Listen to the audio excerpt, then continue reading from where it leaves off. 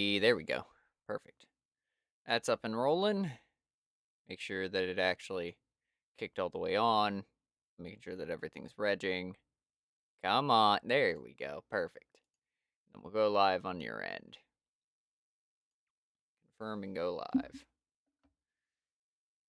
All right. Is that working? Everything going well? It seems like it. Hey, let's go. Perfect. Perfect. Pop Rimworld and get right back into it. So, couple of things. If come on, really? Armory crate, get out of here. Don't tell me that crashed Rimworld, I swear to gosh. Okay, I don't think so. Cool. Getting everything up and rolling. Do. Come on, you can do it. There we go.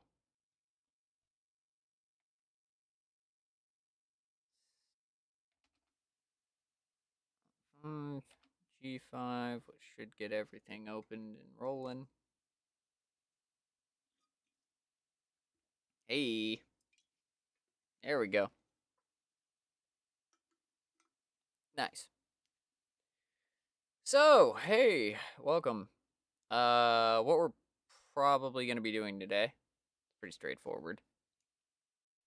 We're probably going to be trying to build up and go for the ship launch ending. Now, with any luck,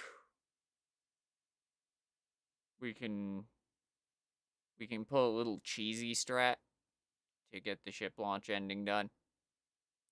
I'll be the first to admit I'm more than willing to cheese this a little bit. So we're probably going to be trying to do that one. Hey, how you going?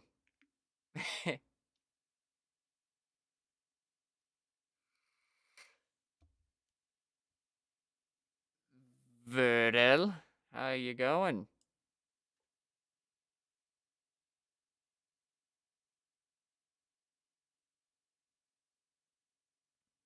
Oh yeah, I mean, look, it's really just getting the reactor up and online, armoring it into oblivion, and just hoping that they don't do something like artillery bombard it or it doesn't get hit by a random meteorite, which I've had happen before, and that's no fun. So that's going to be our main goal, is trying to find one of the persona cores, or get up to a point where we get offered one, so we can get the RimResearch Institute up and going. Because we got our dinghies, we've done a little bit of ocean travel. Sadly, I didn't install the right mods to really make an ocean research group, but it is what it is. This was really experimenting with Vanilla Expanded. We'll probably at some point do a deserter set, and heck, maybe even a waster set. But for now, this will probably be a little cap off on what we're doing in the way of Rimworld right now. However, I did a little looking into SCP-5000. Yeah, if I could get some high projectile shields, that'd be nice. But I have to get mechanoids to drop in the right spot, because it doesn't seem like I can uninstall them and reinstall them. If I could, that'd make my life so much easier. I could probably make some of the shields if I did the research for it, but dedicating the power to running those shields and the fact that they'll block a lot of my own shots too are two things that end up dissuading me from using them a lot of the time. It's just really hardening up in the corner, building a bunch of coastal batteries, producing a crap ton of barrels, and bombarding anything that touches the edges of the map with overwhelming, unyielding firepower.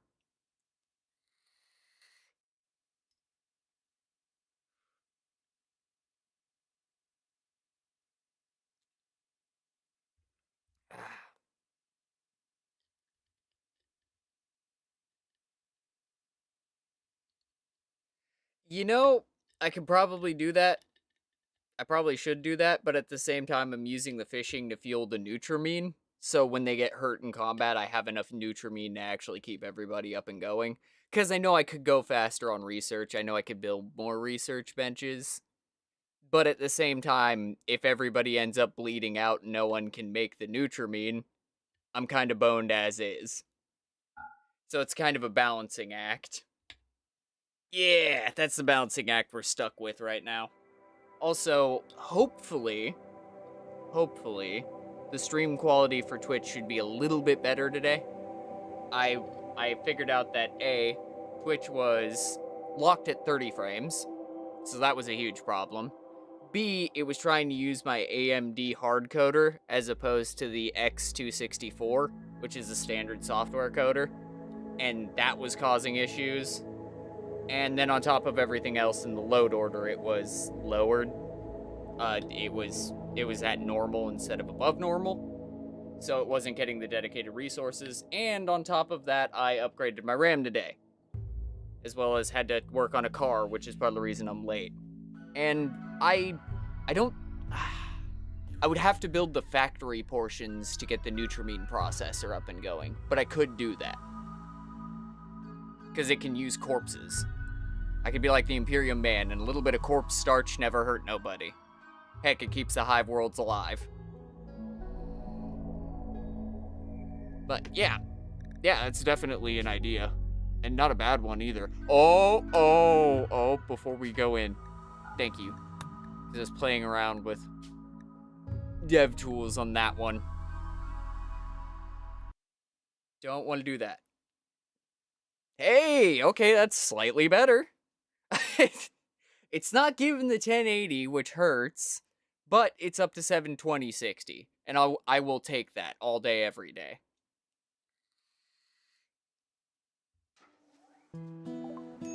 I mean, you're right, yeah. Frame drop really kicks you in the nuggets. And an immediate Black Hive attack. Oh! So, we might not, oh god, oh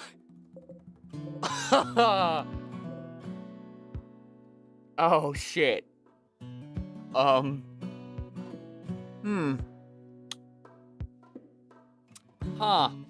so you know all that Ishta was talking about getting things up and going for an ending? We might be reaching that ending a lot quicker than I thought. Ooh.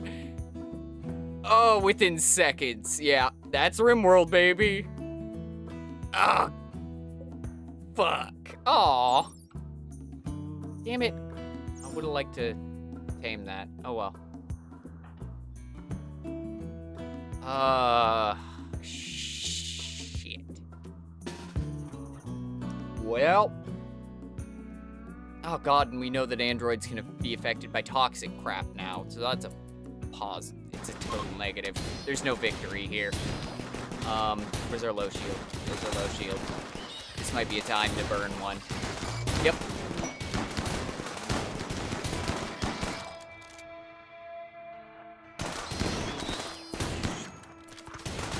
There we go. Big brain plays. How long do we have till burnout? 17 seconds. A lot of time.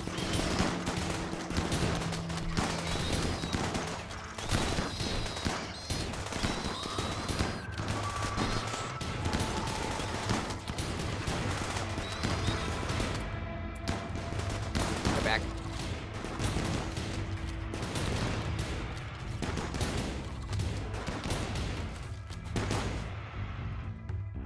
Okay.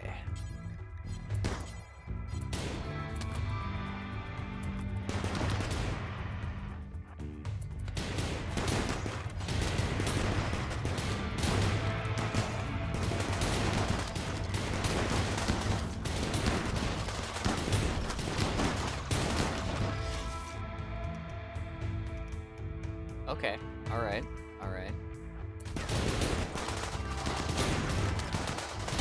Put you up and forward because they'll aim at you and you have a shield, which will give us some benefit.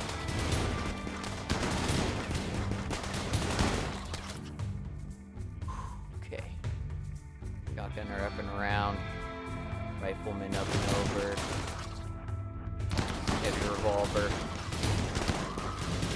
Okay, yeah. By all means.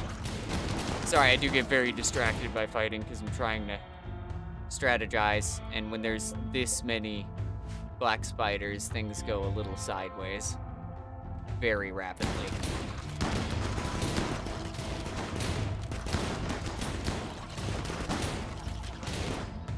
Okay. Yeah. Let's get our SMG boy up and over here. Machine pistoler up and in here. Shotgunner and over here. Astrid up and over here. Heavy revolver up and in here. And you two can actually hit him from where you are already. Iris can't hit him, and I want that lever action to work, because I know she can decimate. She's already proven that. Held this colony together more than once.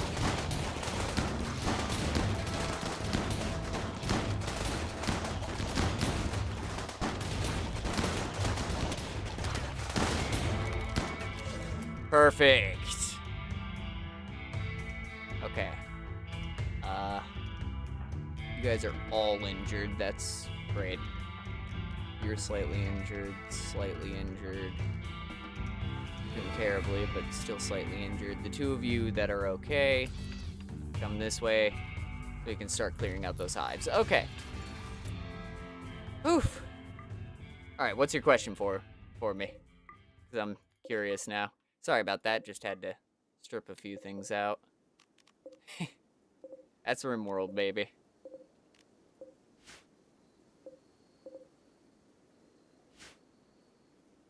Yeah. I did a little bit of looky-loo.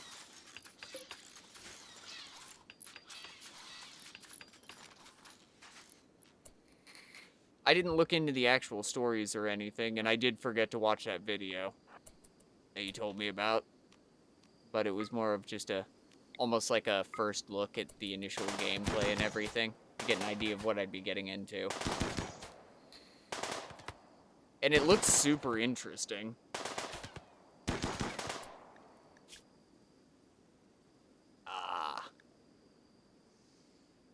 Yeah, I could use the shooting expertise.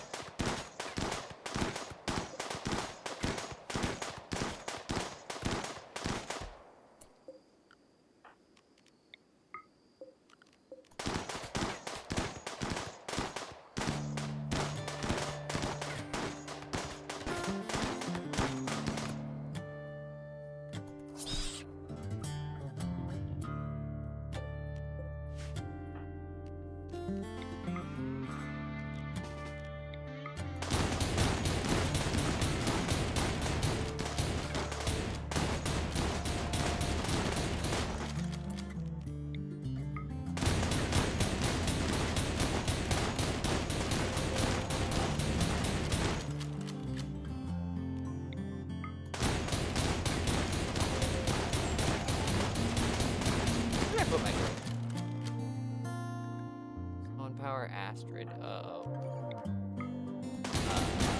I think I'm short on uranium.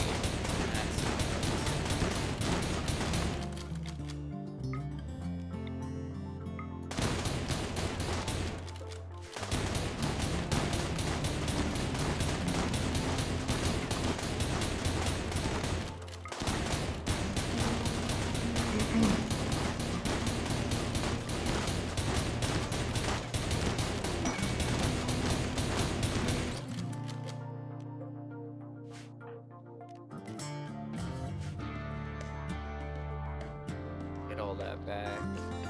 Stuff. Is that a reactor? Yes. Astrid. Oh, operations. Give her a new reactor.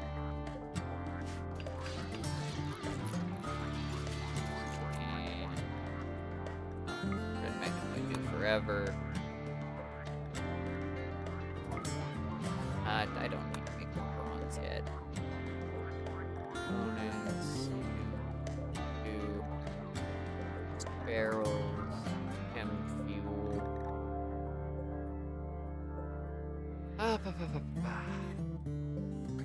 Yeah, I had looked a little bit in SCP-5000 because I'm thinking that via your recommendation, it's probably the next thing that I'm gonna dive into.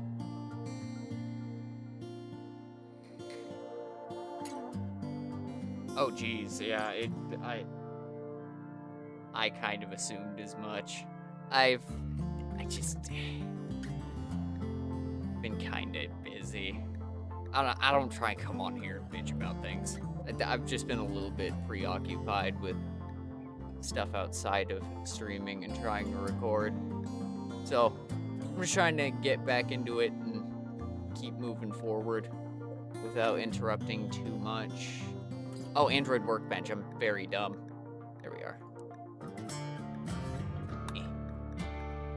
Don't let that be a dissuasion, though. Like, I am definitely into it. And, as I said, probably looking at it as the next thing on the list to get done. Because it looks fun. It looks very interesting. And just the right gradient of terrifying. That's true. But I don't know, something about getting it on the cutting edge definitely hits my brain right. And with it still being in development and everything, really getting in on the ground floor, as it were.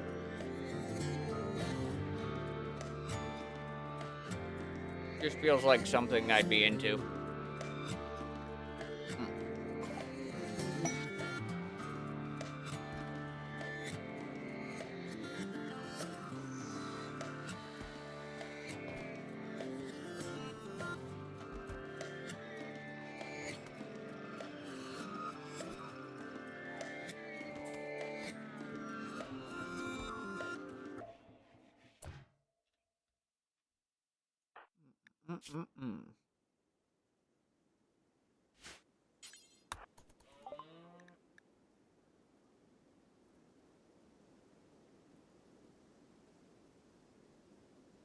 Shit.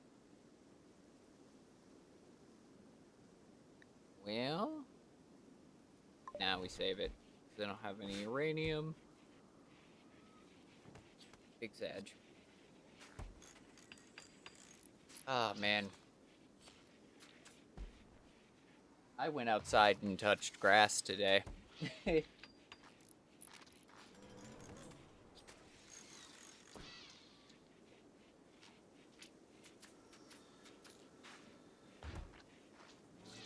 was a fun time. Getting to see the state that I live in full fall dress is just, it's beautiful.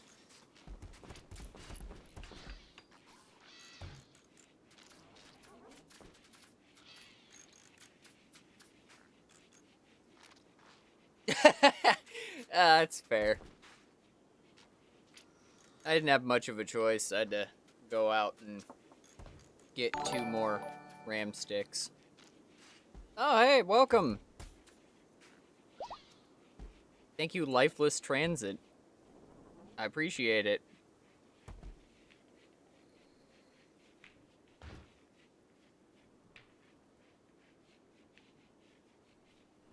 Oh, man.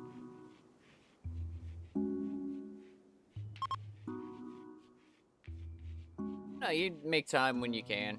And sometimes I really do just need space away from people out in the woods. And I think it's just partially because I grew up there. Well, I spent a lot of the first part of my life there, I should say. Didn't technically grow all the way up in it.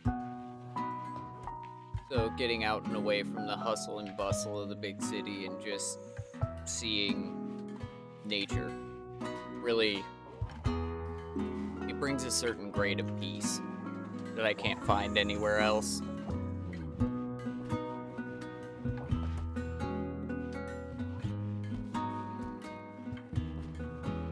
Plus, with everything in its beautiful red and gold, I can't help it. It's finally cooling off, because I am built for cold climates. I suck during the summer. Best way I had it described to me is, in the cold, you can just put more clothes on. Oh, you're still cold? Start a fire. Oh, you're still cold? Get a blanket. Oh, you're still cold? There's still more you can do. When it's hot, you can go inside where it's air conditioned. If you don't have inside where it's air conditioned, you can take off all your clothes. If you're still hot, you can try and get in the water. If you're still hot, you're boned. There's nothing more you can really do. You could just try and get away from the heat. And I suck at dealing with it. I'm not built for it. Exactly. Can't exactly run around being in public stark naked as much as I would want to. And that isn't because I'm a nudist or anything, it's just simply, it gets too hot, and I suck at dealing with it.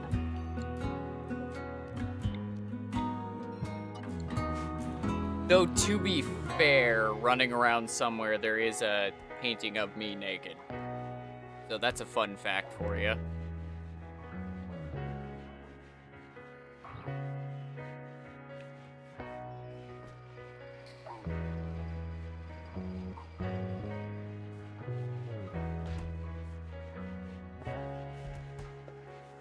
When I was 18, I worked out a lot, so I was actually in pretty good shape.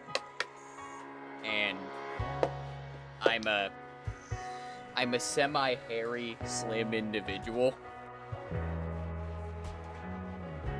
And I was asked if I would be willing to be a participant as a model for an art class. Which was fun. But I didn't know till I got there I was going to be naked. And then they had me sign a waiver.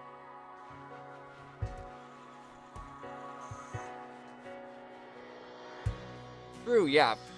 Feet and getting your hair in cold water. Both, because you vent most of the heat from your body through your feet and the top of your head.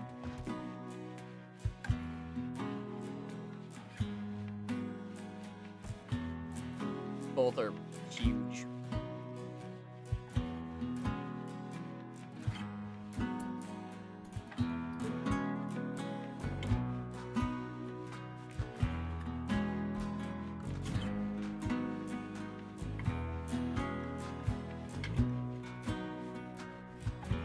Oh, I need an ENIAC for that. Oh, okay.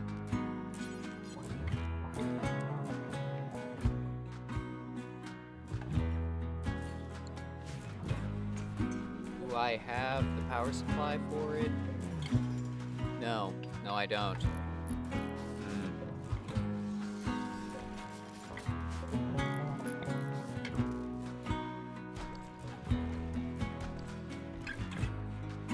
Yeah, does it get hot? I genuinely don't know enough to say yes or no. I just gonna be very honest in that. No, I've always favored the winter.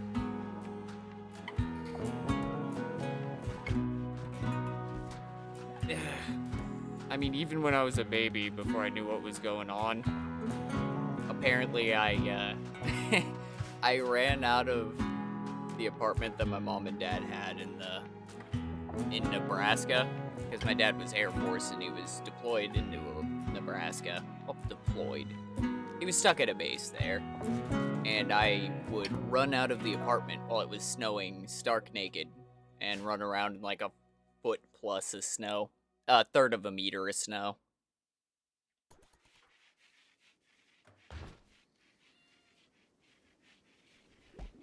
Oh man, I'm sorry to hear it. It's been heating up here too.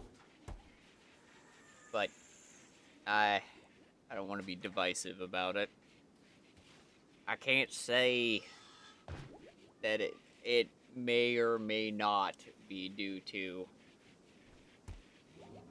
certain things having an influence on the environment.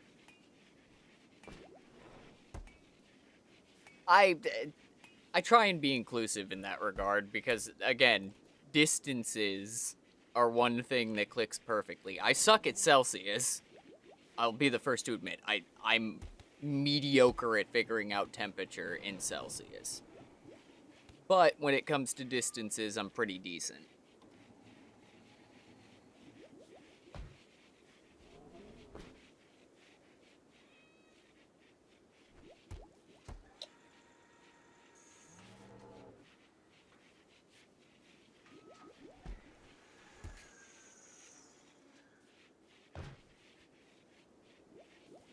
And besides, I like the metric system for measuring distances because it's very straightforward.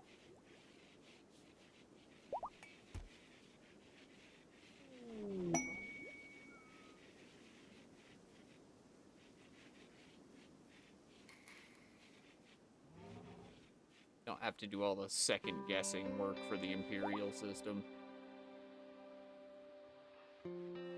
Okay, this is 12 inches, which is a foot. There are 3 feet in a yard. Now, how many yards are there in a mile? It's like 1,200 and something. 1,260, if I remember right. But genuinely, I don't remember.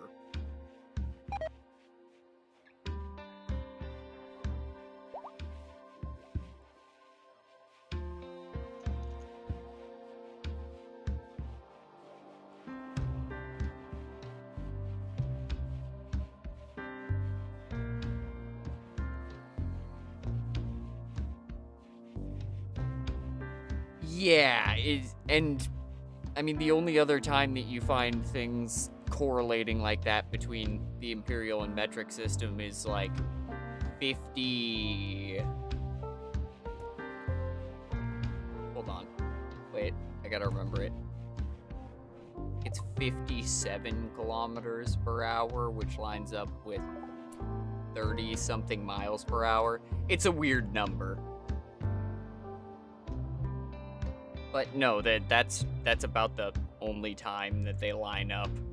-40 and -40.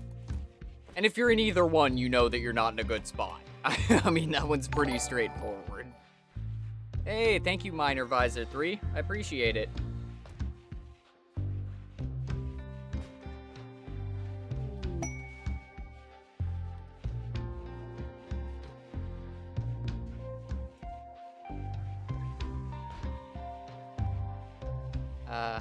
Oh. No, thank you. I appreciate it, but no, thank you.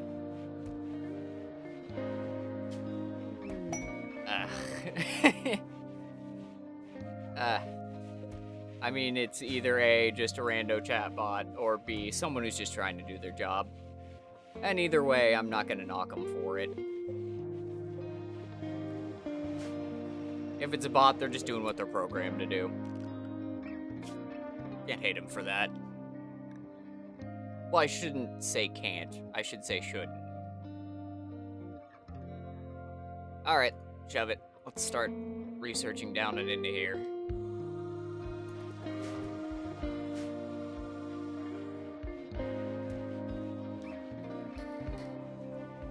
That's happening. Unsuspend that being suspended. Unsuspend that. And those two, I have no. Oh, probably stop me from fueling things, huh? Hey, man, if it's a chatbot, it is what it is. It means that I'm starting to pop up enough that chatbots are finding me. And that's how I look at it. You want to deal with a sanguiphage? I can't even make a sanguiphage. I have a bunch of robots. What happens if I try and turn an android into a sanguiphage? Does that work? Wait. Now hold on a damn minute.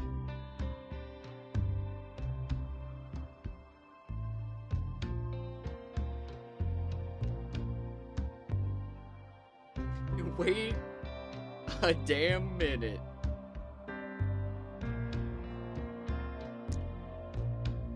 I might have just found some cheese. I don't know. Yeah, that's exactly what I'm thinking. If this works, I'm going to be elated. If it doesn't, oh well. Actually, let's wait until we get some more up and online. I have a little bit of time. Just a little bit. So while that's going, we'll actually see if we can... How much plasteel? I do not have enough plasteel for that. Shit.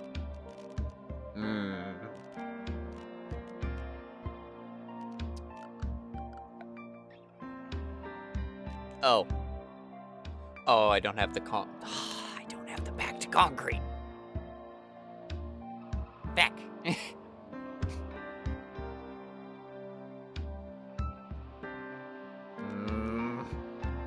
If you have fortifications, industrial citadel, never build any artillery but the coastal batteries. Unless you're trying to hit things on, like, other tiles of the map with your artillery.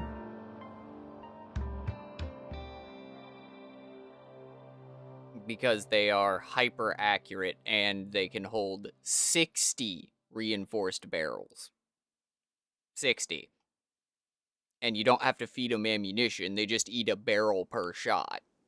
And that, in tandem with the electric lathe, which lets you produce barrels, means that you can just have one hanging out. And making barrels is just cheaper than constantly producing explosive ammunition. And the artillery piece is way more effective. So, solid 10 out of 10. Definitely recommend building way too many coastal batteries.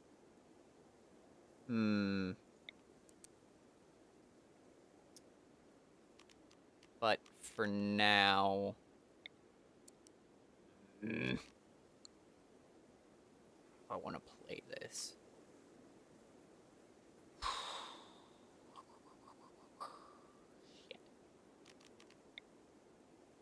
I'd like a couple of autocannons, to be honest.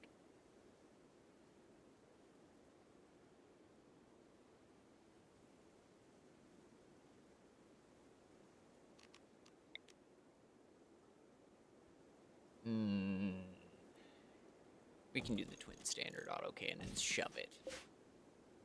Shouldn't be too long until I find some more plasteel anyways, unless I already have some on the map, which I might, and I just might not have noticed. Steel, silver, silver, plasteel, plasteel. Okay, so the plasteel is just up in the cliffs. Okay, fair enough.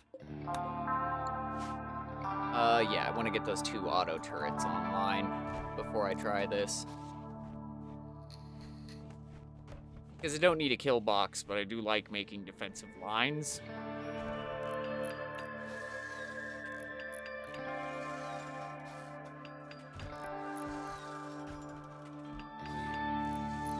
I think the whole buy followers thing is from people who are trying to push towards making more money off of doing, well, making money off of doing Twitch and stuff, so it can more rapidly press them towards affiliate and then forward into partner. So they're just trying to artificially push their way up in the company. I'd rather do it naturally than artificially anyways. Because if I can't do it on my own merit, why would I want to do it? Like, it's all fun and good being a streamer with, you know, 1,000 followers, 2,000 followers, but if you have 1 or 2 people that show up every stream, you're still not making anything. So you've spent money to not make money, to run yourself out of the possibility of making money. It just doesn't make sense to me. Plus, I don't know, I like the idea of building things under my own merit.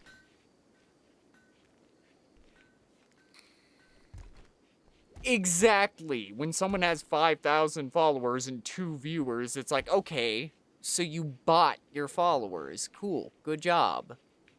Do you feel achieved? Did that get you anywhere? No, it just artificially inflated it and gives you a very slightly higher chance of being seen on Twitch. But it's so minor that it's not worth it to me.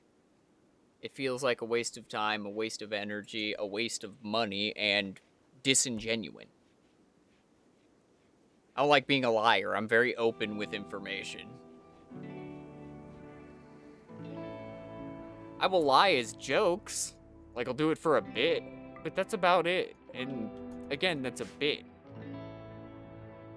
I never mean it to cause any actual harm, and at any point where it does cause harm, I feel terrible, because it's not the intention behind it. I want to make jokes. Kick the wall and laugh at the funny man. Not actually cause injury. You gotta be butt-fucking me.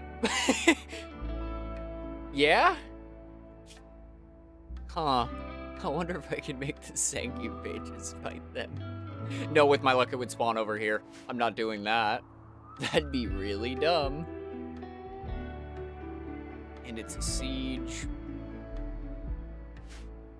Shit, I have to go out and meet him.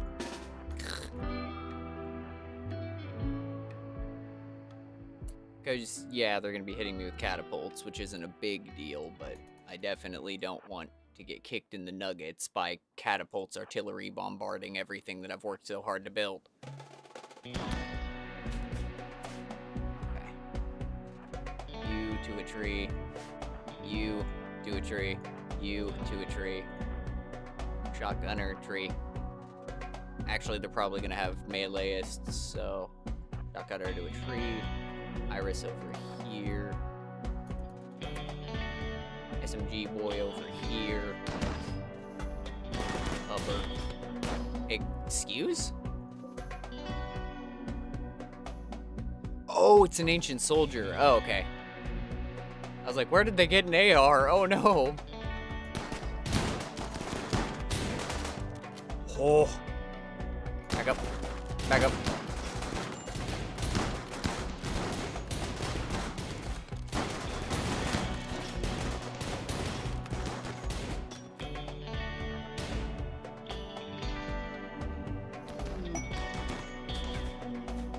Don't give me the hunted android in the middle of dealing with this.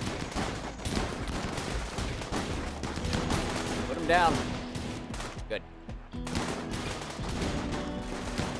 Just trying to interrupt them getting their siege set up.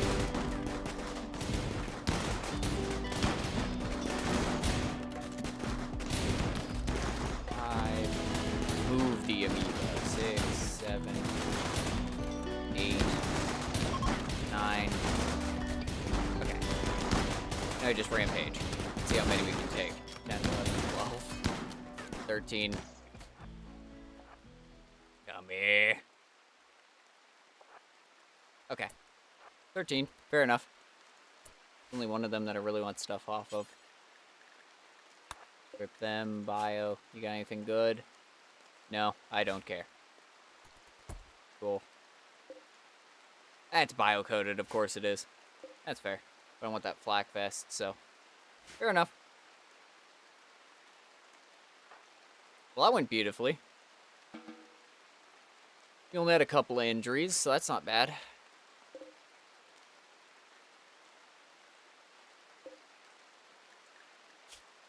A chitin? Ooh. Nah.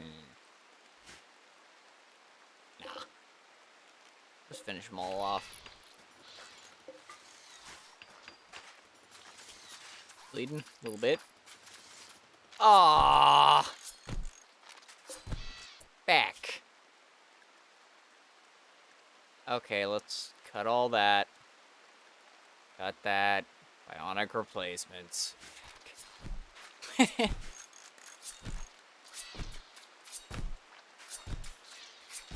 But yeah, no, I agree completely. It is very odd to see people who have a pretty darn good number of followers and just nobody watching. It's like, I understand that, you know, your numbers might be around, let's say 10 or 20, having even like 5,000 followers. But still, having it as low as 2 and having it consistently that low is really worrying.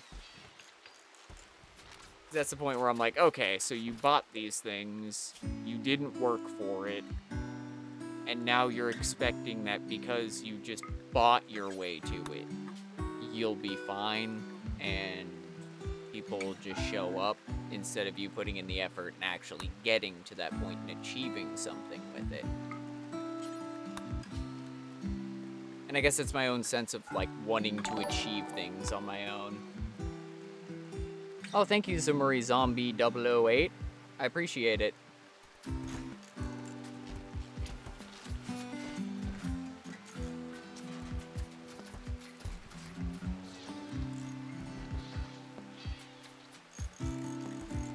Lots of new people popping in. That's good. I'm glad to see it.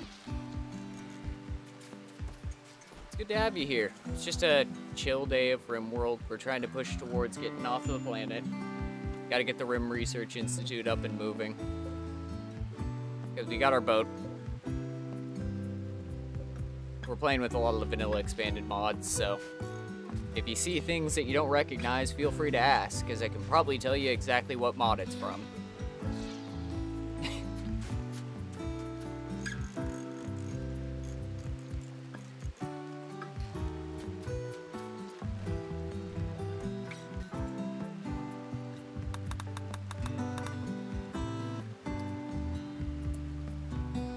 Okay, let's pop the Crimson Wreck then. See how that goes over. Crash shuttle. Get the draftees up and rolling. That is actually a terrible spot for them to drop at. Hey, I'm doing well. How are you doing, Zamuri? The start was the new Utopia, so we're running full androids. That's the way that the colony's been running. And we are also running on... Again. Come on, pop the storyteller. Man, my brain just spaces out sometimes. We're running... Ariadne? Archduchess? Yeah. On losing is fun. Didn't decide to go with the 500% because still kind of experimenting with the androids. They're interesting. We started at, I believe, an industrial tech. Because if we pop this open. Yeah, we started with the android tech. And otherwise, we've had to work our way up. But we had the baselines for android tech, which means I think we started with electricity and smithing. So yeah, it's just quietly working our way up the tech tree. Because we still got a whole lot in here that hasn't been researched. But most of the gear that we have, we stole. So, they're gonna destroy our boat. No, no, no, no, no, no, no. No, no, no, no, no. Not my boat. Not my boat. Get away from my boat. No! No!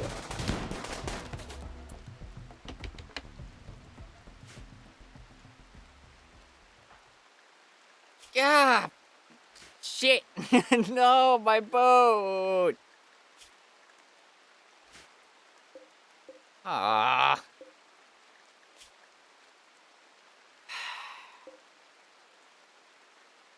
Oh, tribal starts are fun. Don't get me wrong. I do enjoy a tribal start. But for this one, New Utopia just started on the higher tech, and again, it was just playing around with the androids and then, well, building out with the boats and vehicles, which are interesting. I believe I do, yeah. Yep, boat went. It is what it is. I was trying. Oh well, we'll just have to build another one. Which will take a little bit. But as it goes, can't do much. There's no way I can actively do this. confirm. Isabel, go ahead and just get those jeans, please. I swear, if this works, I'm gonna be flabbergasted.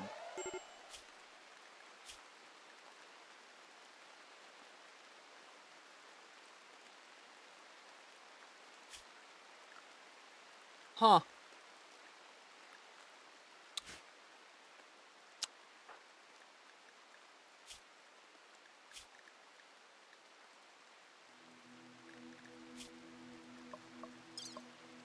Huh.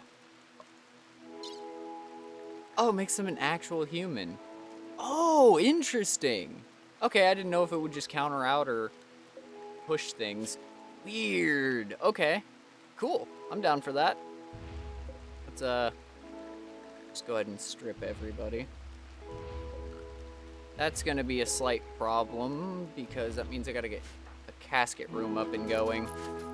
It's gonna take a minute, but can be done. Grab the hemogen packs and grab the rolling blowback rifle. Okay, cool.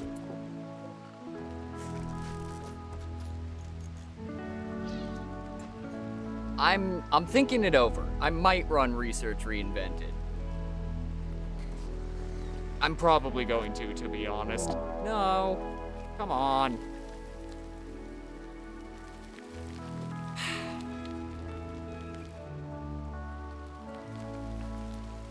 Okay.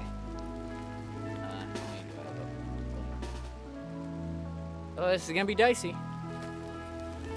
Game real mad at me. Oh, man.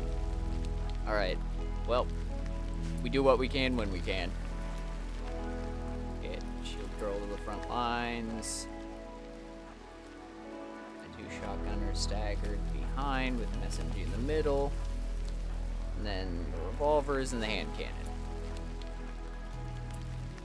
Well, handgun. Here's to hoping.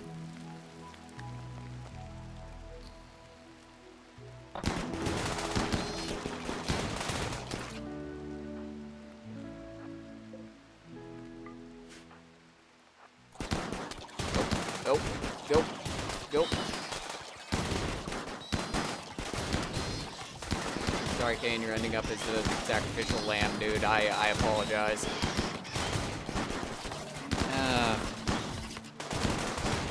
Was it Kane or was it Abel who got betrayed? I don't remember. No. Or, well, not betrayed, but died. Oh, you gotta be kidding me. Oh, is it because I didn't kill the Sanguiphage? No, they're gone. Oh, you gotta be joking me. Uh-oh. This is bad. Oh. Never mind. They decided dropping in the middle of the defense. Good idea. Which is great. The cat is killing them. No, not my cat! Come on, man!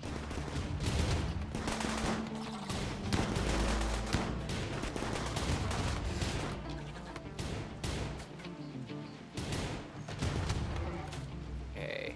Is that all of them? No. Come on. Do the last one. Is that all of them? Okay. Whew. That got dicey for a second. Hopefully things hold together well.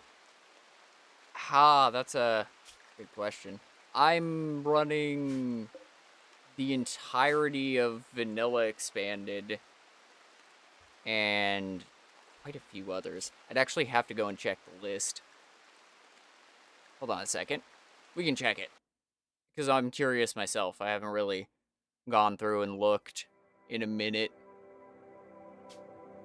I am running...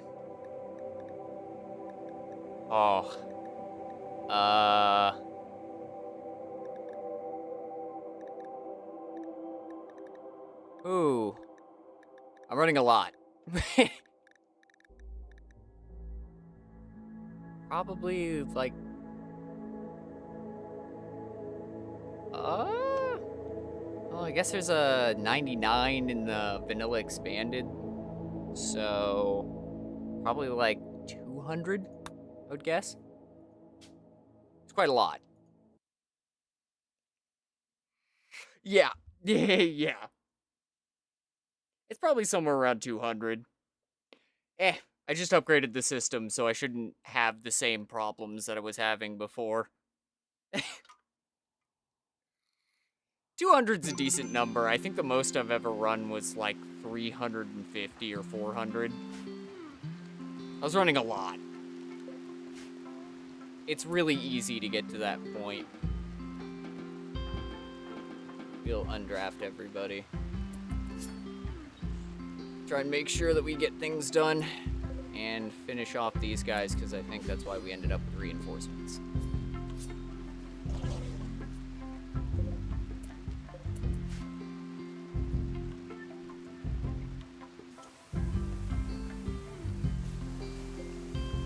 Did someone rescue the cat? Oh, you are. Okay, good. What's the cat doing?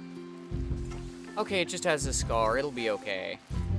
Oh, you died before I could get your flak jacket. Oh well.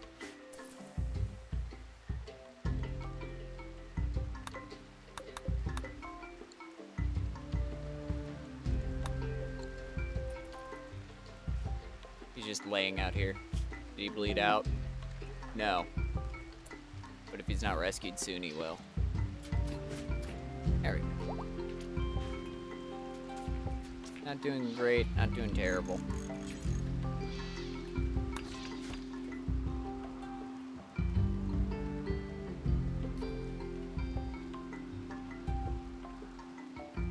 Oh, and the annual expo. Okay, let's go.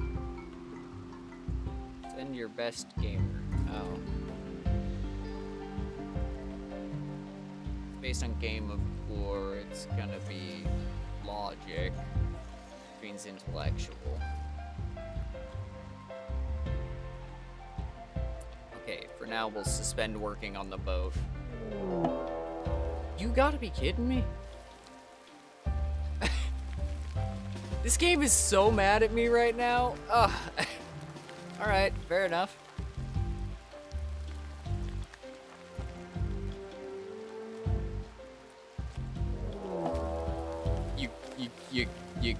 You gotta be kidding me, Yugs. What is happening?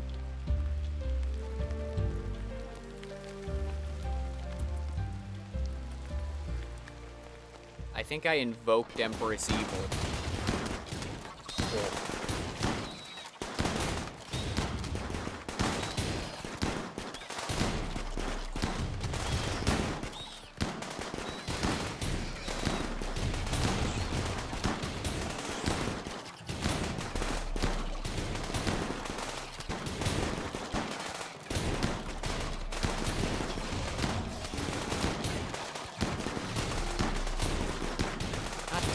She's delicate. No.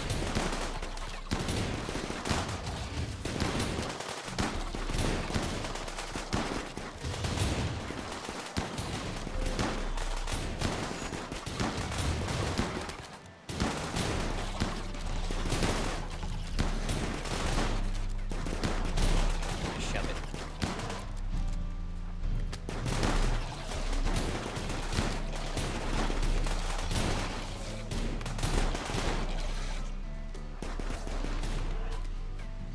Okay.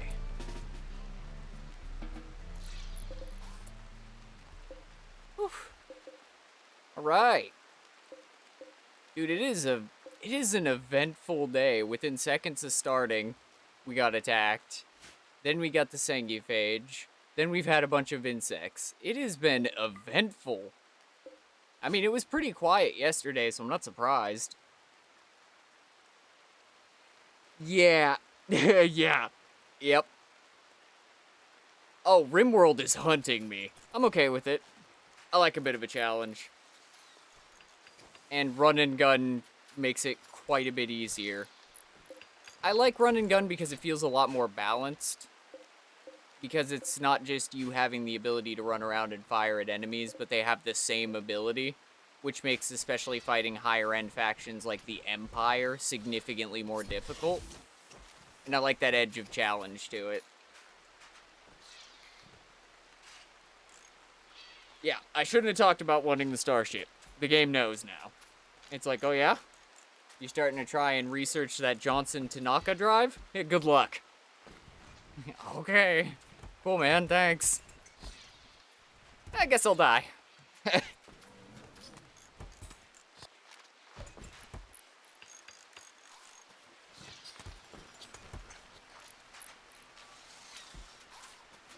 Yep. Chopper bleed out. Yep. Okay. That's fine. Just means we gotta wait till we produce more Nutrimine, which is one of the major benefits for androids. Well, one of two major benefits. A, they can just simply be blowtorched back into full health, which is really nice. And then B, they don't actually bleed out, they just shut down when they run out of Nutrimine. And it seems like the only way that they can actually be killed completely is the same way that with the Sanguiphage, you have to take their head off or destroy the brain. So they're pretty interesting. Let's actually set owner, unassign. Oh, I guess Skagheady and her can lay together. Cool.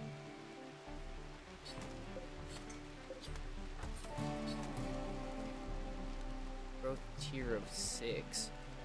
You're a child? You're 11?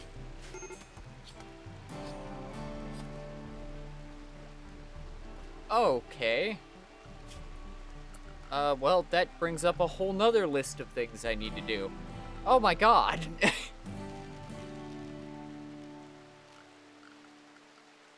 Oh god. Oh. Yeah.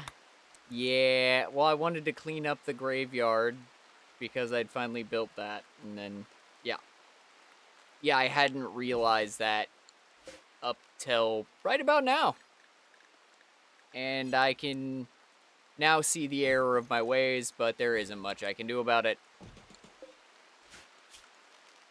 So, we're going to try and get this online so we can educate Isabel and kick the growth tier, because while she's great at a bunch of things already, if we can kick that growth tier up, we can get further bonuses, which is kind of what I'm hunting for.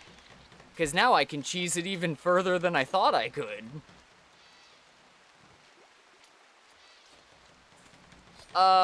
Well, that 11-year-old, used to be our best combatant in the colony. So, she was an android, but apparently you can implant them with Sanguiphage, which changes them over, and I think that the Ekiman comes from the expanded Sanguiphages, which is one of the vanilla expanded races. So, yeah. She had been a full-grown android, and now she is, she's an 11-year-old vampire girl. And she's still by far our best fighter, because, you know, double burning passion in shooting. And with the extra skills, the specialities installed, she has sharpshooter aiming and reloading, which means she is still superior to pretty much everyone else in this colony.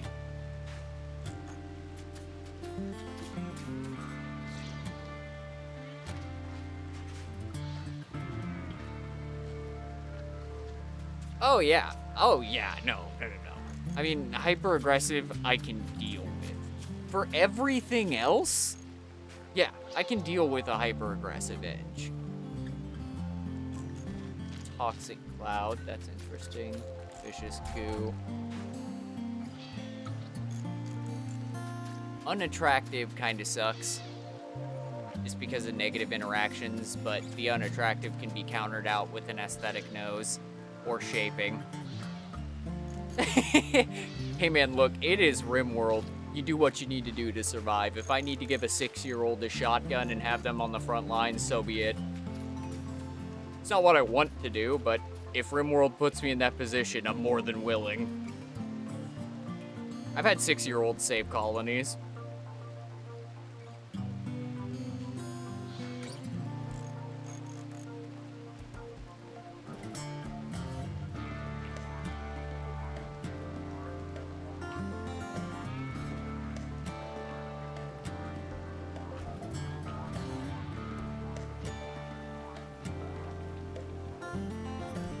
Oh my, dude, yeah.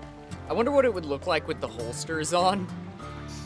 You got this tiny little child and the massive minigun hanging over their back. That'd be great.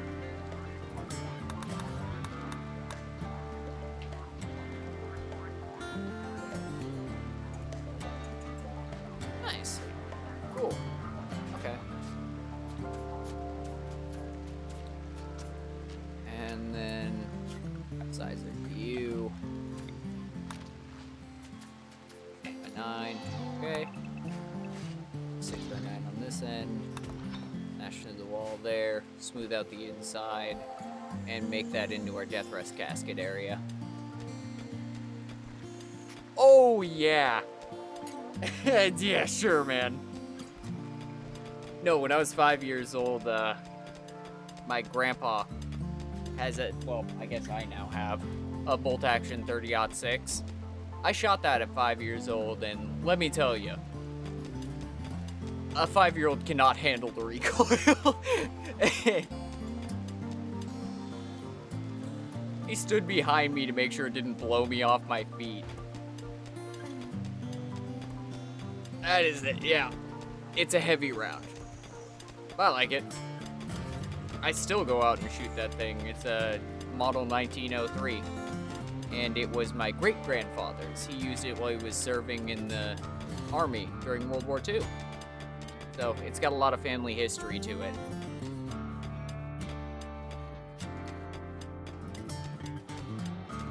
I love that rifle. And yeah, it's knocked me off my feet. It has bruised and battered me, but I would trust nothing more than that.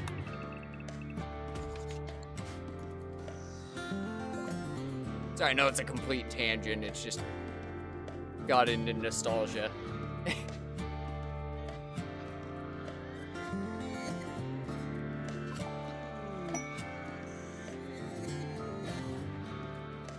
Looking at. Oh, from Braga. Okay. What do you guys got? No, terrible. You're terrible. You're mediocre. You're pretty good. Astrid, go talk to them. Any uranium? Any uranium? No, of course not. Fudge. Alright, cool. Oh, we'll have to figure that one out. Oh, knives are fun, don't get me wrong. Knives, somebody who's good with a knife is scary. I like knives, I like firearms. I have a couple of swords. I got a lot of stuff. Just looking around my room at everything hanging out. Like, yeah. Yep. Well, oh yeah, knives are, whew. They're scary. A man with a knife is just as terrifying as a man with a gun.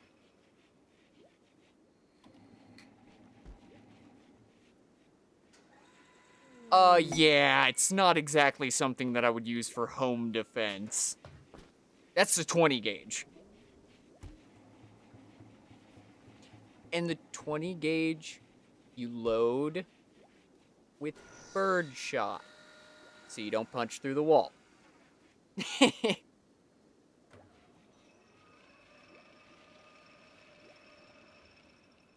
Buckshots if you're worried about the person behind them. Birdshots if you want to make sure you don't hit the person behind them. But honestly, it'd probably be just as terrifying if I came out of my room buck naked with a katana in my hands.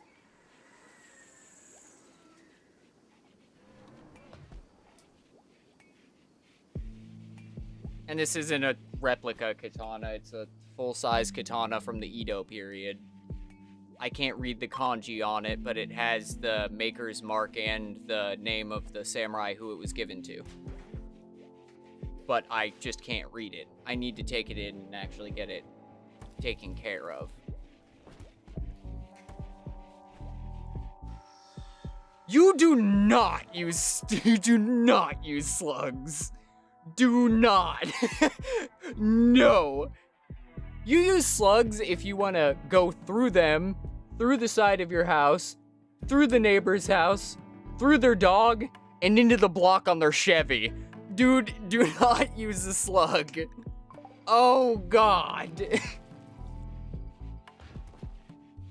No, I think the coolest round that I fired was probably Dragon's Breath. That was cool. I fired 12 gauge Dragon's Breath, and it is a fireball. It's really cool.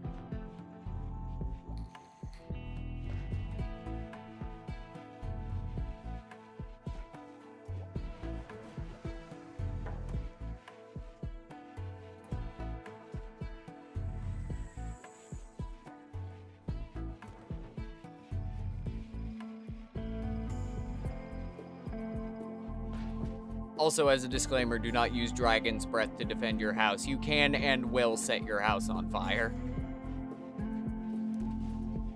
And because most of them are magnesium and phosphorus based, you're not putting it out.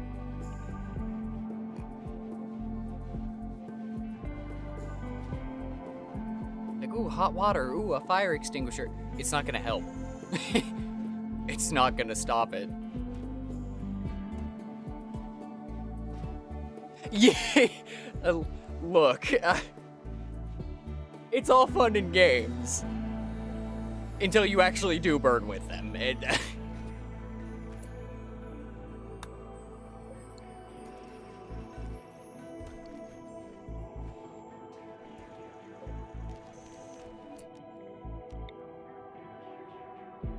no, frankly, if I have to defend the home, I have a Glock 10mm. That's my personal carry. So Dragon's Breath is a 12 gauge shotgun shell. It's normally 2 3/4 to 3.5 inches long. I'm not sure what the millimeter length on the cartridge is. I'm gonna be honest. But it's a pretty decent sized shell, and it's filled with magnesium, phosphorus, and aluminum. So when you fire it, it creates an immediate chemical reaction. So it comes out of the barrel burning with a minor thermobaric reaction. It's kind of like thermite in a shotgun shell that you shoot at people. Really, it would be really bad thermite, but it is a minor thermobaric reaction. So it's a terrible cartridge that was designed for literally lighting targets on fire after you shoot them. Really cool to, go out to a range and fire, but not exactly something that I would ever be okay hitting a human being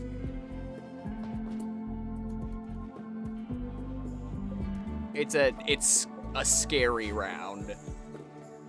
But they're super cool. They look beautiful when they actually fire, and I mean, it's cool.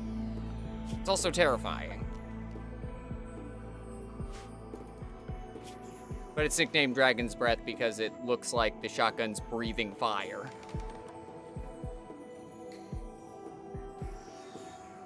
I'm pretty sure it's considered against the Geneva Convention to shoot someone with Dragon's Breath. I'm pretty sure. But I don't remember.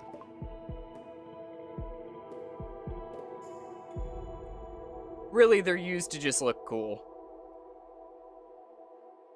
Oh man, yeah, taking out someone's neck.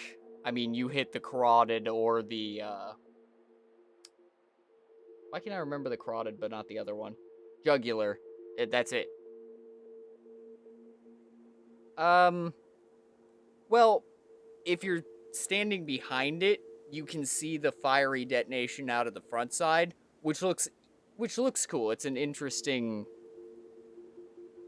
yeah, pretty close to using a flamethrower. It creates this beautiful, almost flowered pattern out of the front of the shotgun. And then from either of the sides, if you're looking at the person shooting it, it's really interesting. If you're on the receiving end of it, you're pretty sure that Smaug just breathed at you. Smaug's the big dragon from Lord of the Rings. You're pretty sure that you're just looking at a dragon that's literally breathing death in your face. So from the front side, it's one of the most terrifying things you could ever see, and probably the last thing you'll ever see. And if you're lucky, all you'll see is the flash. If you're unlucky, you get to burn afterwards. With a fire that you can't put out, even if you submerge yourself in water. Really scary round.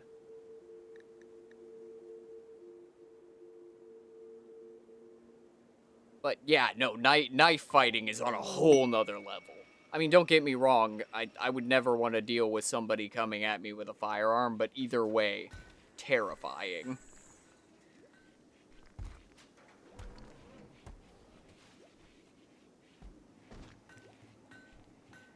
Yeah, bottom line, be careful with any weapon. Don't play around with it. Things can go very wrong very quick.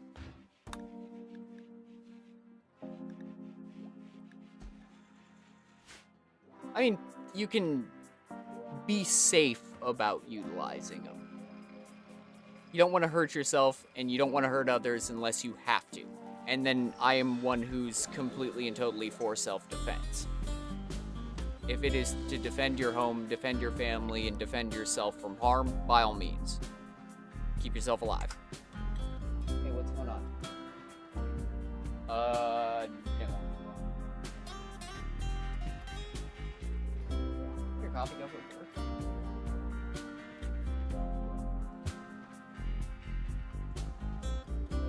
Well, it's definitely not in here. Give me half a second.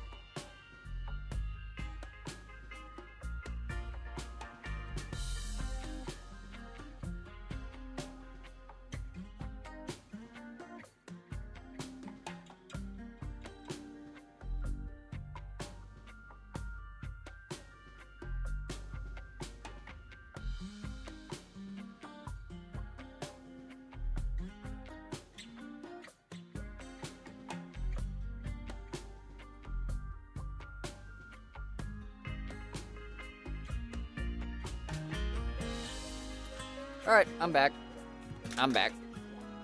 Eh.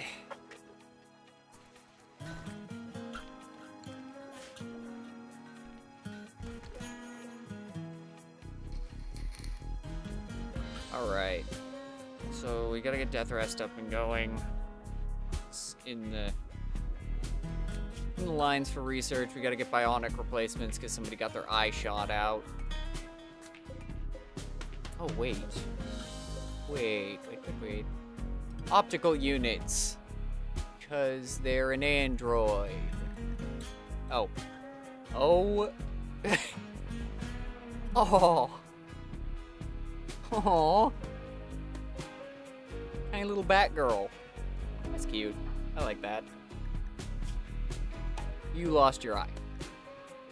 Okay. Yep. Optical unit replacement. And I think that's it. As long as androids don't completely lose a limb, you can just repair them, but if they're completely gone, you gotta replace them. And Astrid. I'm in trade with him. Oh. I don't care. You don't get money from me.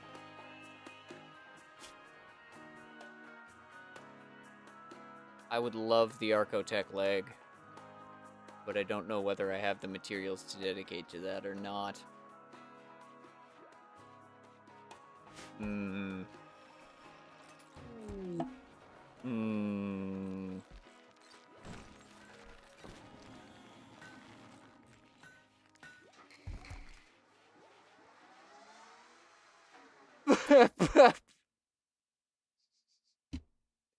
Your average person can build one. Catapults are actually not too difficult to build, just like trebuchets. they're relatively easy to build. It's actually harder, in my opinion, to build a ballista than a catapult.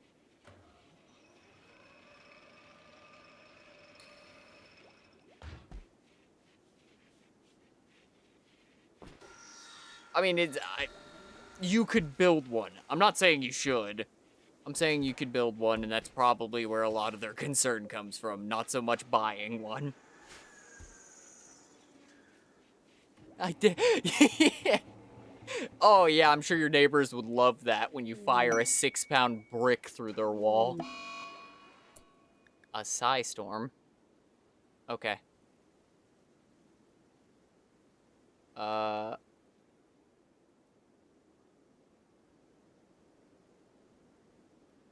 Interesting.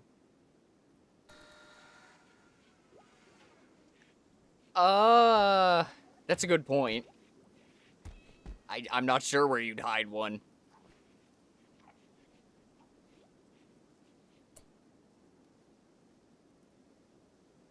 Oh, yeah. That's... Bury it. You'd have to bury it.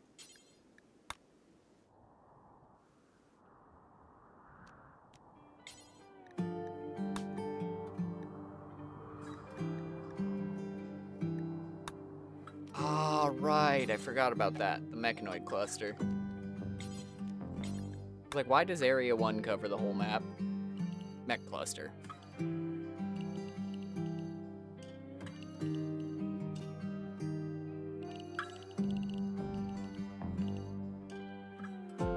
are the only areas I want you guys in for right now. Because I'm very concerned with the psionic storm and what it's gonna do.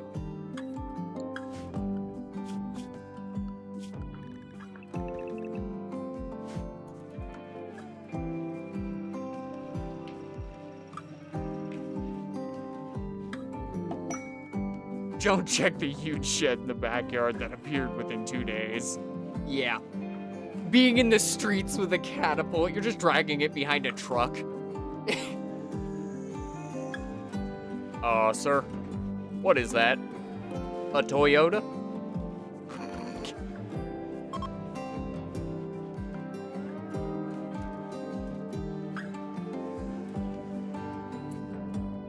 Change of interest. Oh, weird. Oh, that wasn't even my person, so why do I care? And...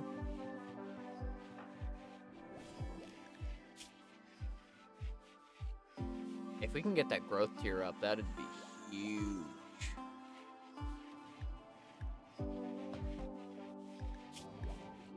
Sure that you're actually still aging.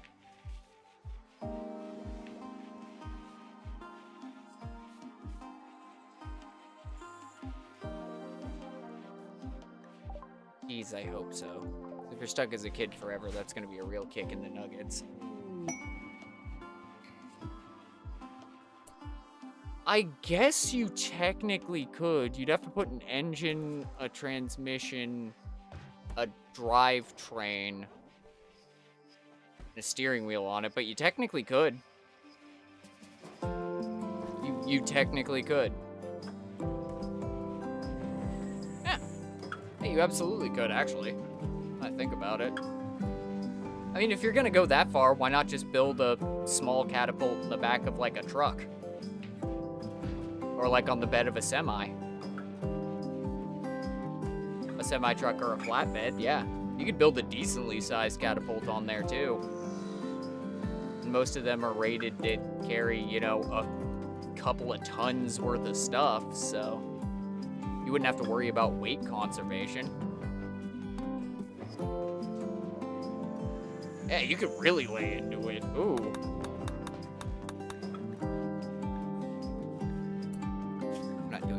I completely spaced on that. Busy thinking about other stuff. Okay, we've got that done, so let's start pushing for those. And while we're doing that, let's also get our death rest casket up in case we need it before we leave. And then Emogen Vat. Drain. Tap. And for the next couple of unlucky prisoners. A couple of drain caskets. Yeah, that'd be great. I wonder, I'm not sure if it would be considered a war vehicle or not. I guess it would depend on the country's coding for it.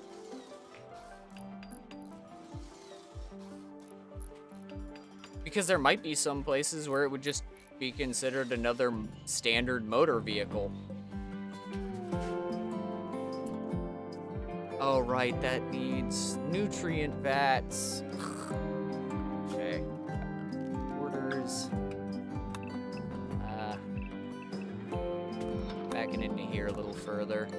We would.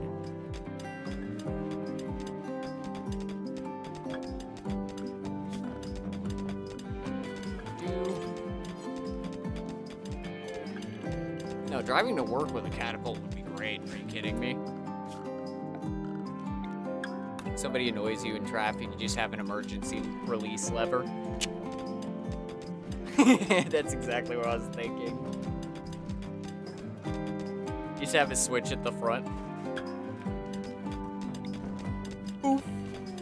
Bye. Fun.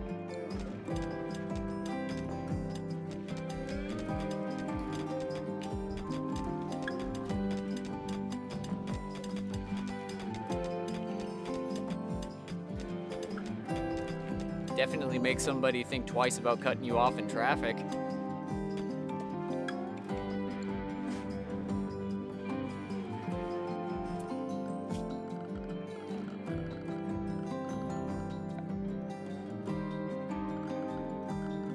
Oh man, oh man.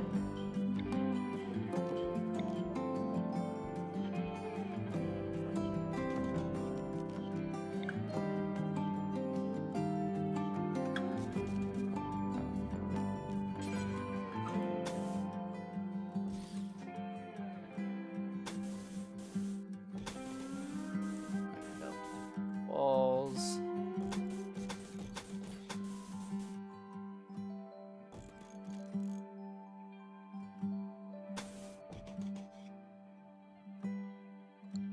Okay, and then I need the hopper. I have the hopper. Gosh darn it. There it is.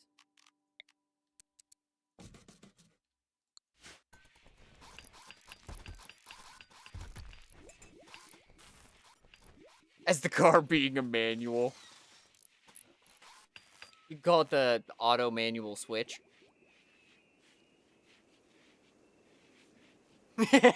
Your car being decommissioned because it's a war vehicle. That'd be great. Go to the bar. I'll give you $50 if you got a cooler story than me. No one would ever. You would pay no one. You would have the coolest story in that bar. I guarantee it.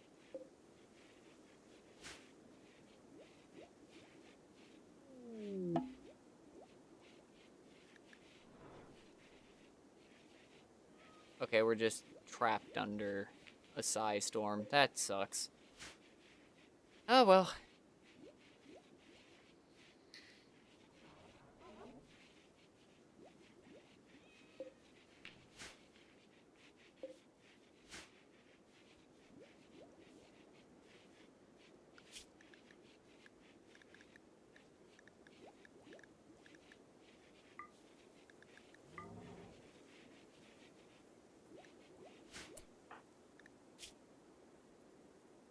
You want to chat on the radio, you can do that, and you want to go out into the world and do nature running.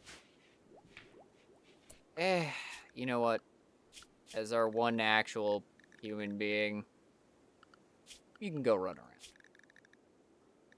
I trust you enough. Go have fun. Well, actual human being, that's loose. As our one vampire, you can go run around and do things.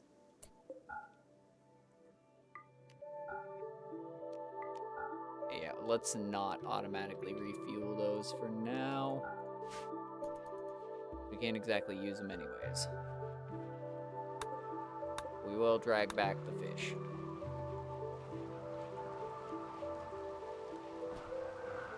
Oh, I could guarantee it would make the news. Person's vehicle impounded for being weapon of war.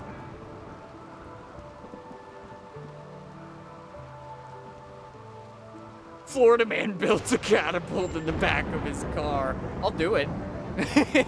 I'll do it. Why not? Mount it in the back of a 96 Accord. It's right through the back windshield. You fit all the other mechanical components in the trunk.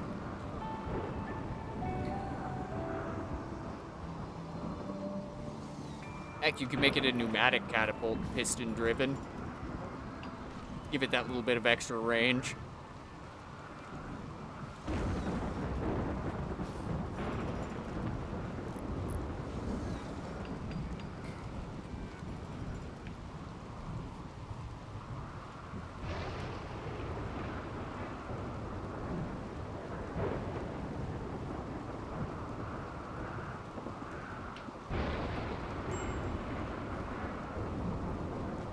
Yeah, road rage to a whole new level. It's all fun and games so you can flatten the house they drive into. Yeah, they'd probably ban it. I'm gonna keep it a stack. That's probably the point where they'd go, no. No, I don't think so. Shove it. If I'm gonna deal with the Psy Storm, I gotta get other things done as is. I don't care. If we end up having problems because of it, so be it. So be it.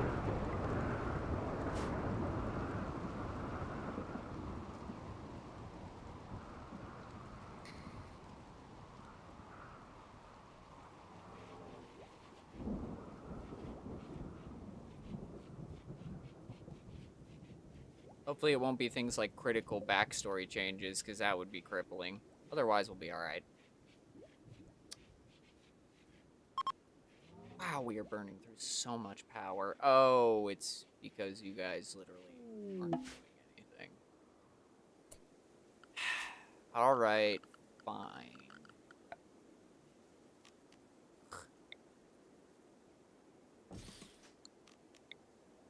Build better power.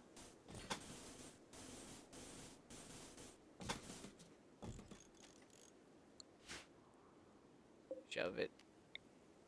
I've been putting it off. Might as well.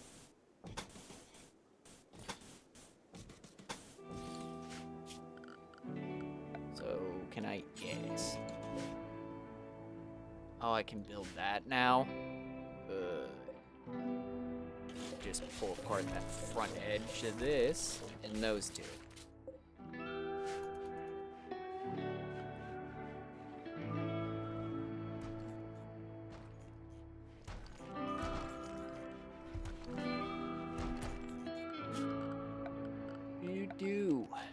Armored walls, because they're hard to breach. The whole point of that front wall. Droid's low on power. Man, that really sucks. I think I have one reactor left, so you can have the one reactor.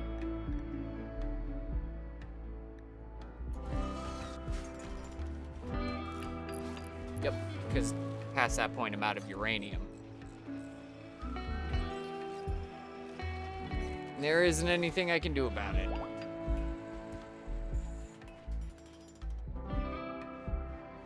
There we go.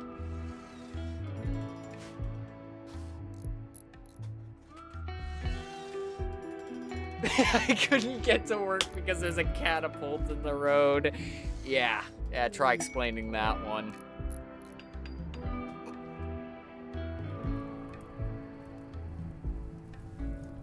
What do you mean there was a catapult in the road? Well, I mean exactly what I said. No one would believe you.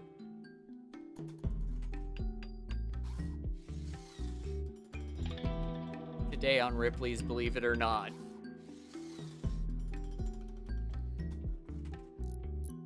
Yeah, exactly. We're gonna need to let you go. Also, here's the number for my therapist. They might be able to help you out with that.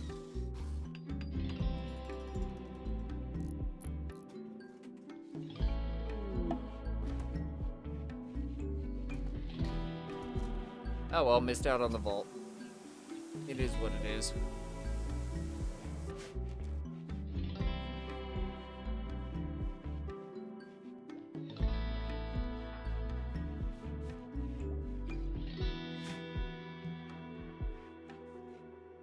Man, after all that excitement, it really died down. I wonder why. Oh, because we had the spike, and then the slump, and then the rollback. Okay. That makes sense.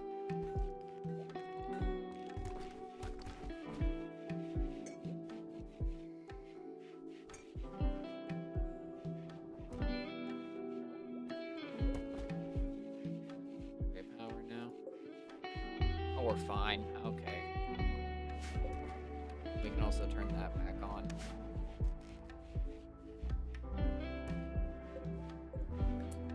Good.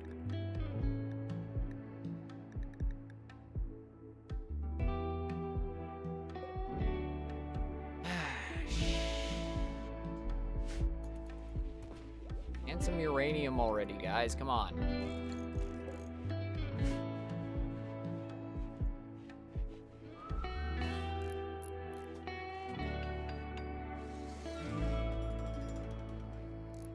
Yeah, when they shut down in the middle of combat, the androids are pain. They're just pain.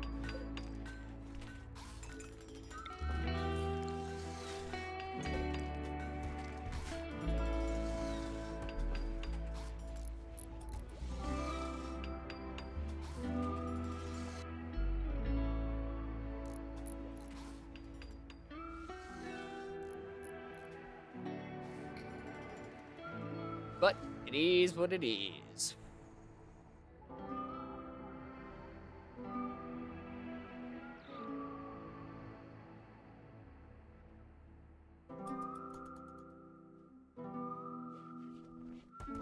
When it happens, it happens. All I can do is shrug my shoulders, look at them, and go, come on.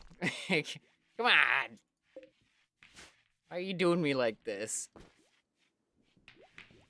The android short circuits in the corner.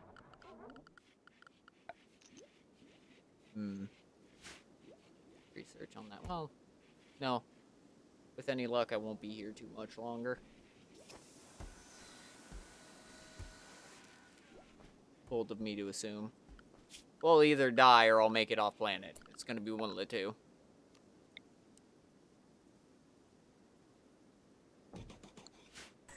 Concrete mixer up and going.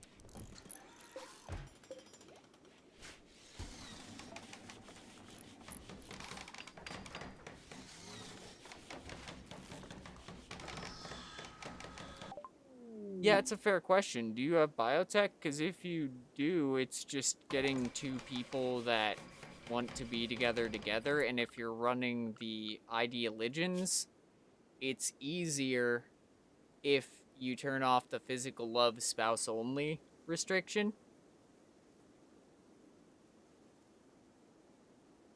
If you have that off and then you have, or well, free. If you have that set as free, and then you have biotech installed, they'll get together and have a kid.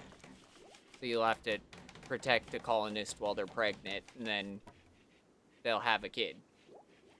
And then you'll have a child running around, which is great, but also sucks.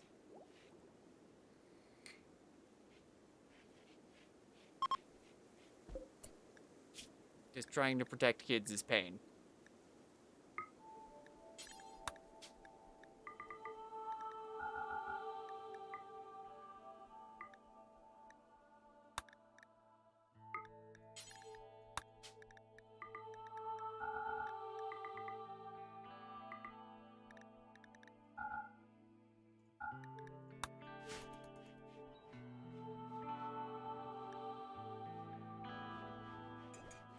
Ha.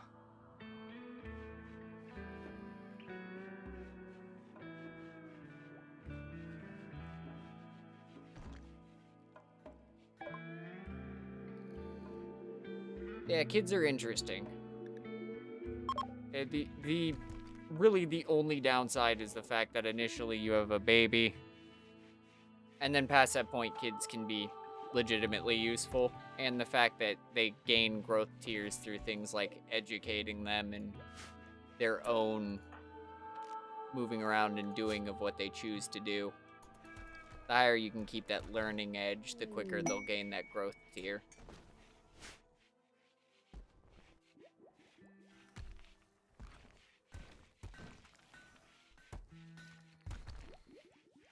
Oh, okay.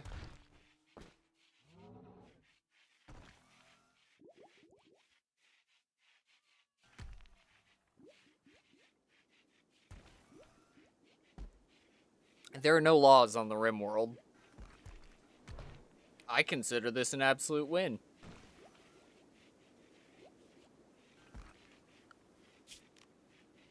Hey man, when the difference is your colony burning to the dirt and you having a child in the mines, I'm probably gonna put a child in the mines.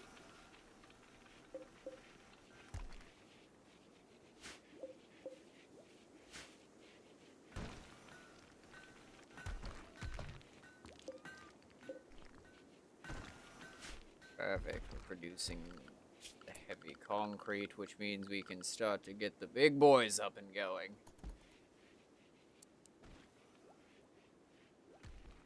Even one of them will make a huge difference.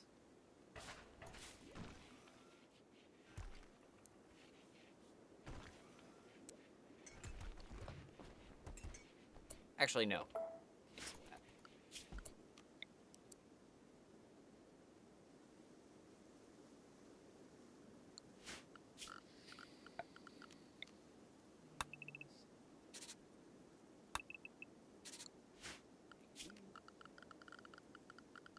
Do.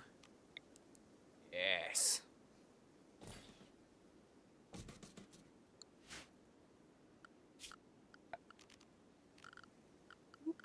Oop. Move the plans. And suspend that one.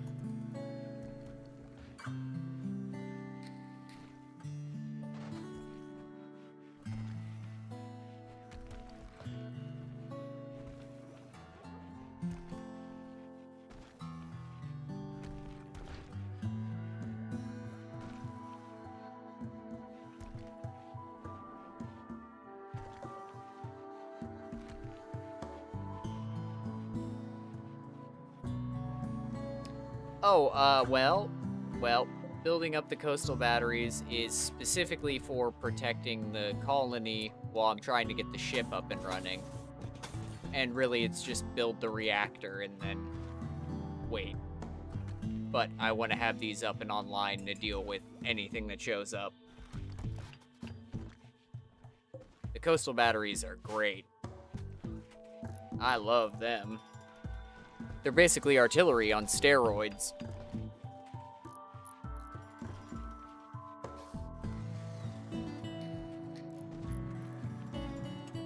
Perfect, we got one online. Let's start making barrels. I'm gonna need them.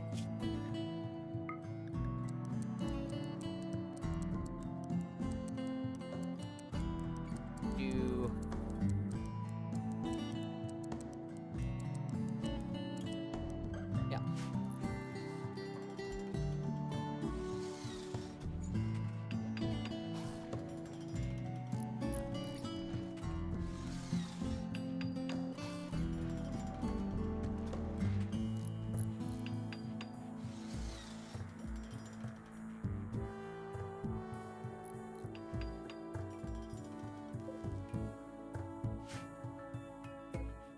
Good.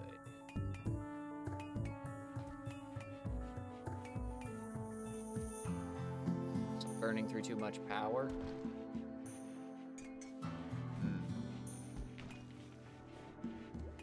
Oh, it's only during the night while the solar isn't running. Okay, that's fair. I can deal with that.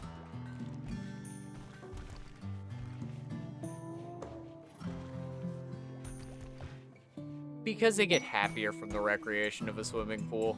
I don't get it either, believe me. Doesn't make any sense. But they enjoy it, so... It's already too cold for those. Oh, man. Okay. Probably do hydroponic growing, but meh.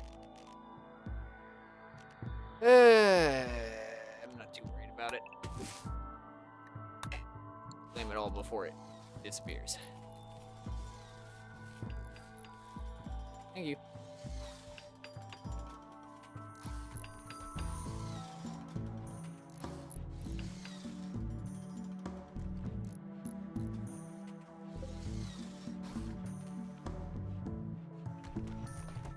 There we go, and that brings it back online every day.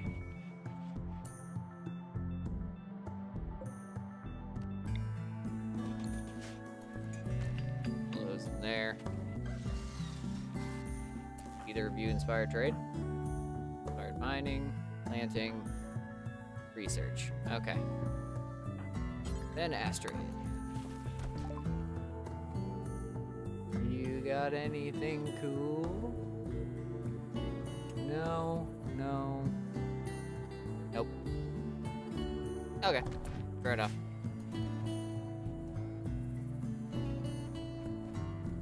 Hey man, I don't know. I would just swim in the ocean, but hey, to each their own, I guess.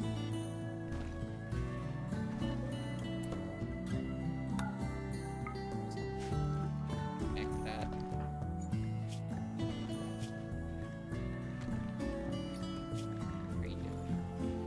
Aw.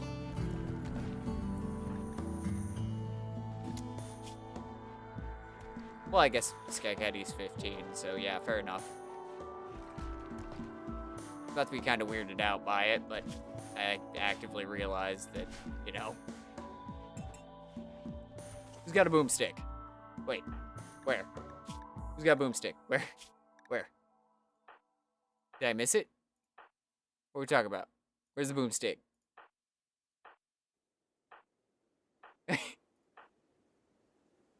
The shotgun? Oh, boom chick, the bug. I misread that. I'm not even gonna lie to you. I don't even remember what the boom ticks do, to be honest. Let's see. Pod. Boom ticks. Exploding chemicals, yeah. They're tiny little suicide bombers.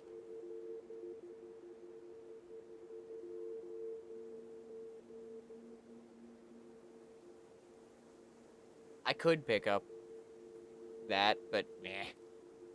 Eh.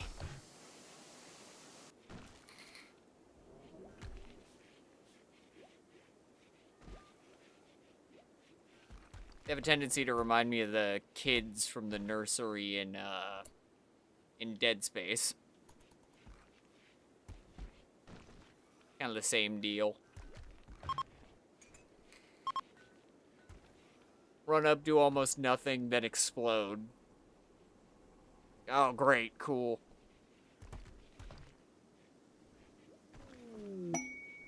Don't need deep chem. What I do need is uranium, please. Stop giving me garbage and give me uranium.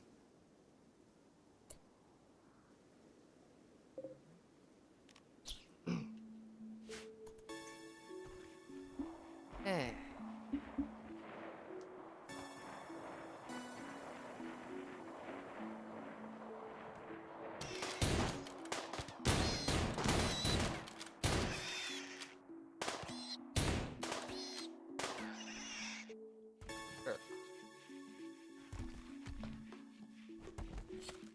Some more meat to turn into Nutrimine to hopefully get this dude back up and running. Kid, what are you doing? Oh, you're synthesizing Nutrimine. Nice.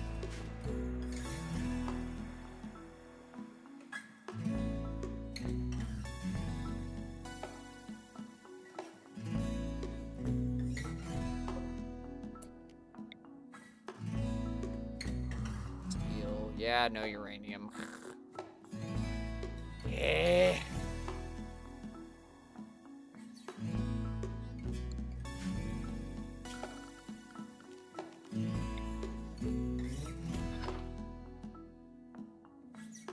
What is that?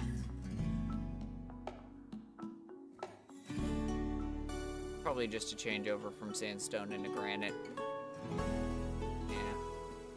Something there, there, and over there. If you want to know a cheap way to figure out where items may or may not be inside of cliff sides, this is a great way to do it, by the way.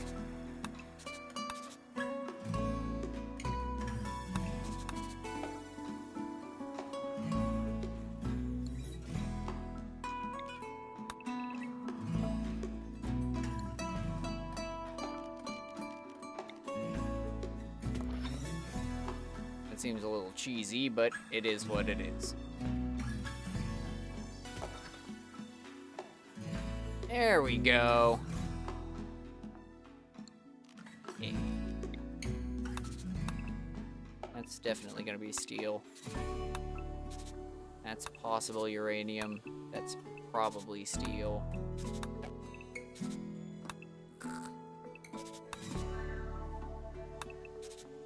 I guess probably gold on that one in the first time.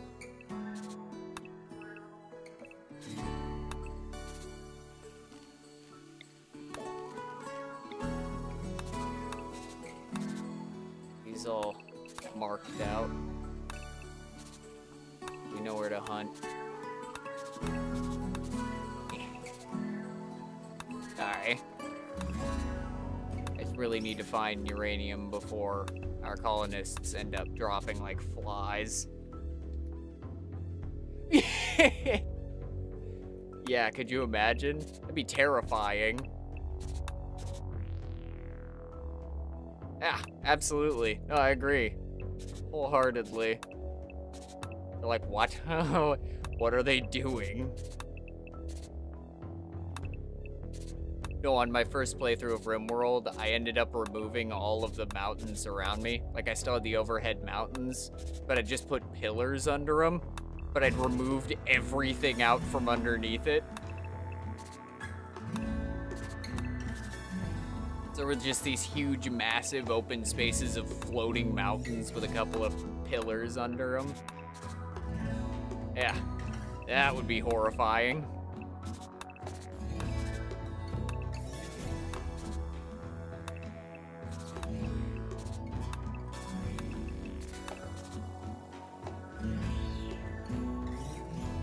Breakover point. That's another breakover point. Okay. Do. Because I want to end up removing the entire mountain. I just want to get what resources I can out of here.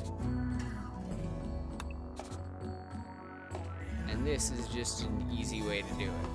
Or an easier way to figure out where they might be at.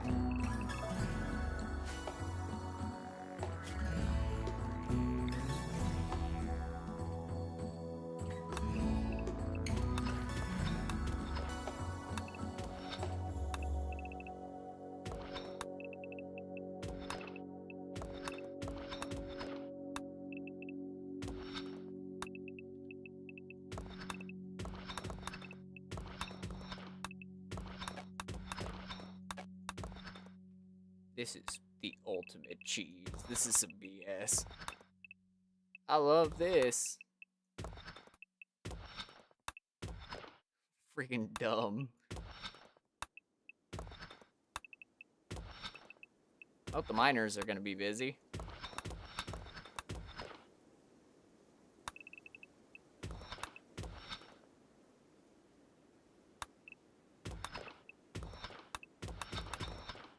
Alright, call it on that for now.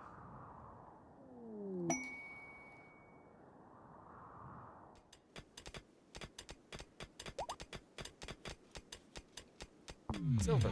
Okay. Hey, and a psychic suit. Nice. I will take it. And a feast. Okay, well, androids can't eat. There's only one of you that actually can eat. That's fantastic.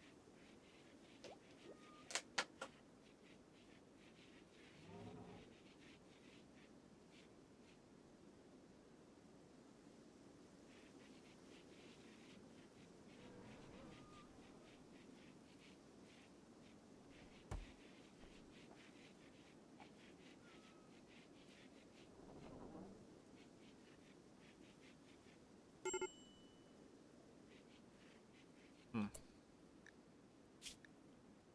Mm-mm. Mm.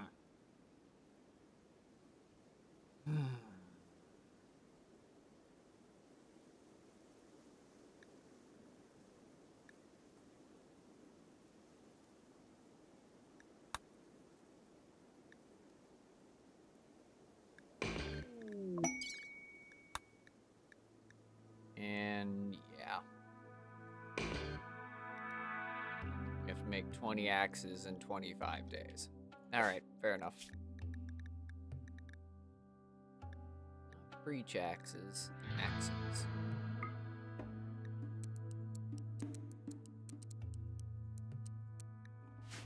I don't care who does it. As long as it gets done.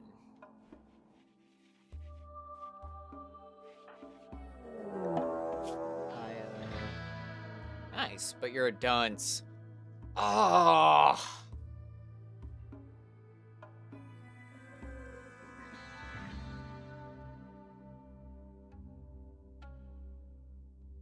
Aw.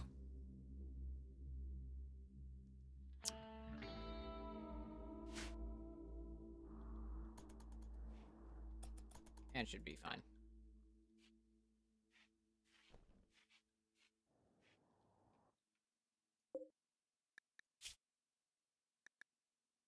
You have nothing I'm worried about. Oh, I forgot I had those on. Huh. Well. Oh, you're a genie. Oh, don't do it. Don't do it, buddy. Don't do it. You're not gonna like what happens. And if you get hit by any of these, you are not gonna have a good time. And there it is. Oof.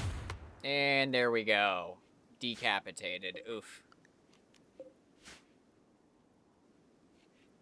Poor little genie. Yeah, that is true. The extra happiness is nice. Aw, poor thing. I just feel for him. Like, the global learning factor hurts. Especially since they have both artistic and crafting. But I can deal with them. Because the natural happiness will help keep other colonists up some. Because they'll tend to hand out things like kind words more often.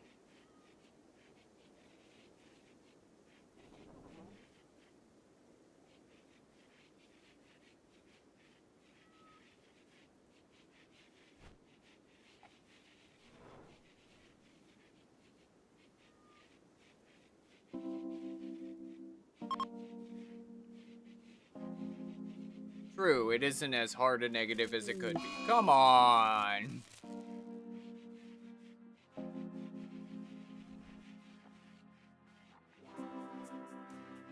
Oh, well. Wish that genie didn't get decapitated. I could have stuck him in the, bleeding caskets. Oh, well.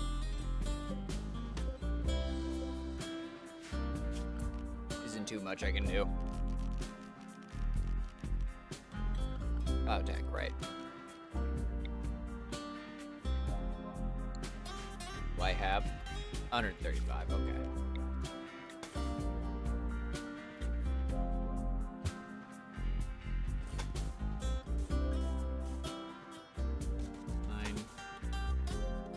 Okay, fair enough. Oh, I could have phrased that better. Yeah, I finally got back into Rimworld, so I'm actually being a lot better about micromanaging all the fights. instead of what had initially been happening, which was me just not remembering how bad it was. At what point did I tell them to do that? Oh, it's probably while I was doing the large-scale breakdown operation. Okay, fair enough. Well, now we have a little more clearance over there for something. Sure, I'll end up sticking something back there.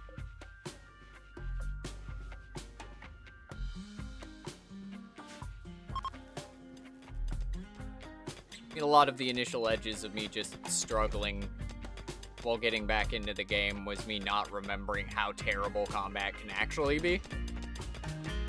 And just kind of throwing my people to the wolves instead of actually taking presence in the fights. And then going, why did they all die? Like, I'm the reason they all died. It's my fault. I'm out here blaming them for it. Designate that closed for the winter, because this little guy should heat it up very slightly in here. Not much, but some. It's 20 degrees instead of 7. Oh.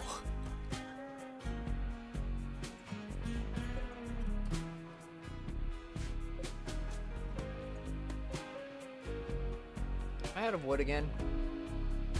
Bruh.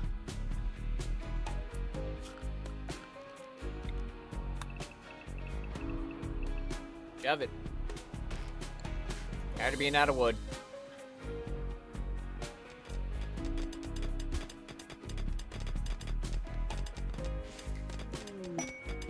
Another android. Really? Is that what we're going with? Another one. Alright. Why not? Welcome to the club.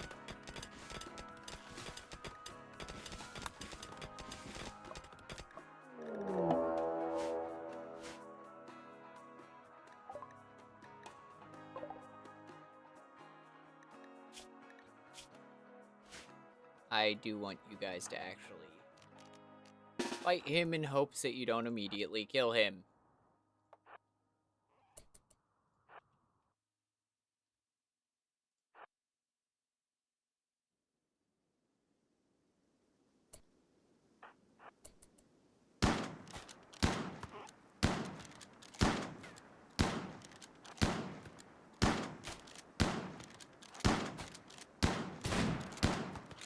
There we go.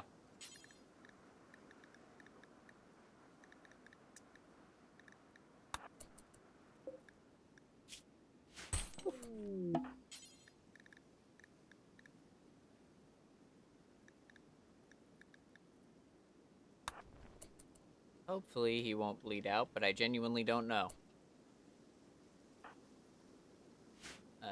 All of you can go back to doing what you were doing, and you guys can go back to doing what you were doing. Perfect. Good. Good, good. Think.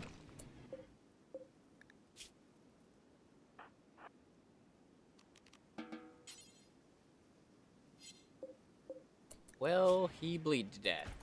I genuinely don't know.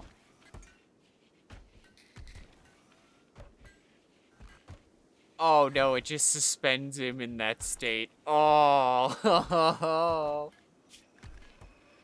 Oh, that's terrible. Oh, that's evil. Oh my god. Oh. Probably help if I close that too. Yeah, crazy. Yeah, weird. Then it starts to warm up in here, huh? My dumbass is hanging the door open.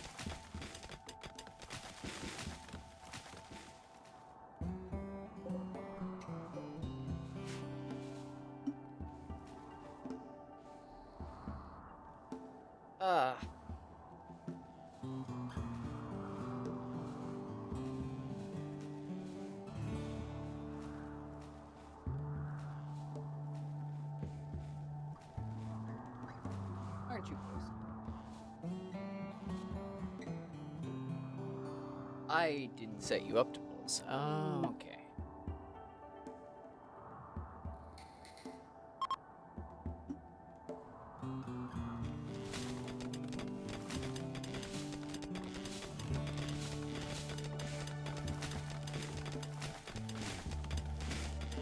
Yep, now it's just the slow progression of acquiring as much resources as I can to try and protect things while I work my way towards popping. Holy crap! Oh, you popped a pour. Okay, so there's one pour. Normals, goods, excellence, and masters. Okay, there's only one pour, so that's perfect. Make another one.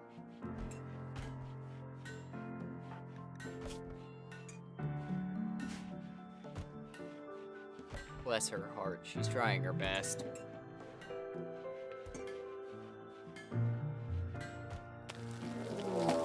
Oh. Fuck.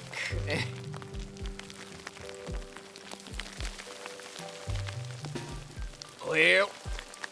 Yep. Oh, yep.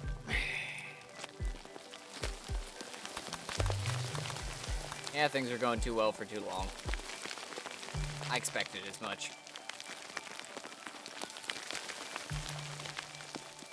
Get to the back of the line. Thank you.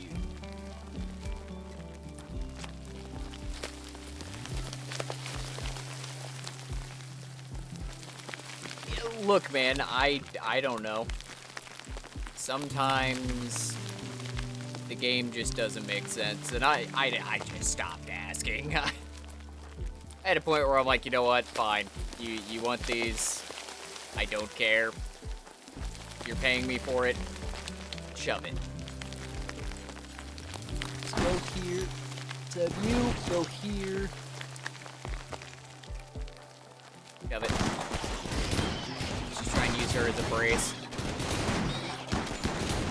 That's so many. Oh man, as long as she doesn't die, we'll be okay.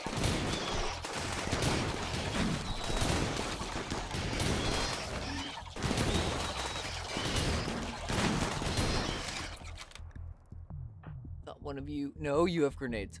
Whoo! You have the sea axe. You retreat. You go there.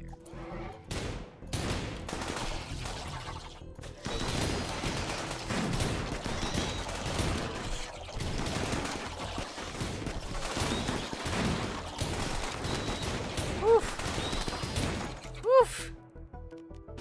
Hey, buddy. Oh, you have an HMG. Oh.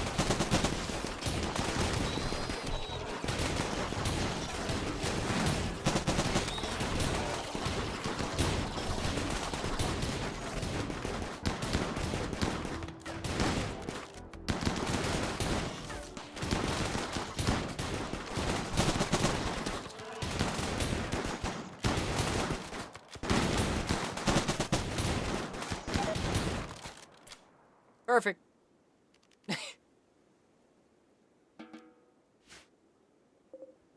maybe those people who are asking for the axes have like a bunch of new meleeists that they picked up,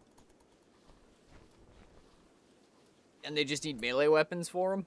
I'm not sure. I try and think over why they'd need things like that, but really, at the end of the day, it just comes down to RNG. Game's like, yeah, this makes sense. Why not? Good enough. Perfect. That room is disgusting, but we lived. Yep. Only thing that went down was a cotton plant.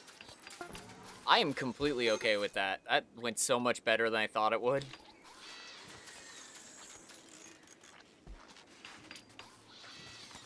I would make more Molotovs for things like that, but frankly, I just don't like having to deal with the fact that a room is 3,000 degrees Fahrenheit.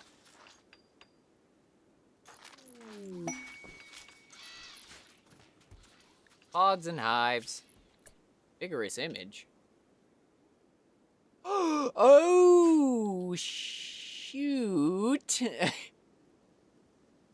Oh, I forgot about that. Whoops. We should probably actually make it up. Well, actually, wait. Can I produce it here? I can. I think.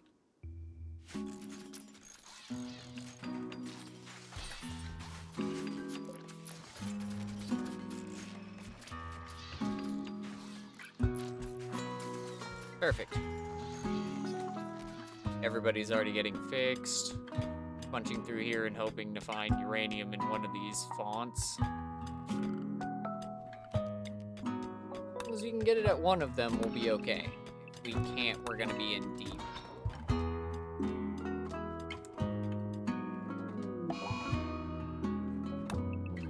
You're a robot.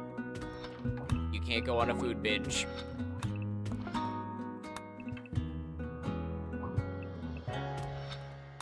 How this works.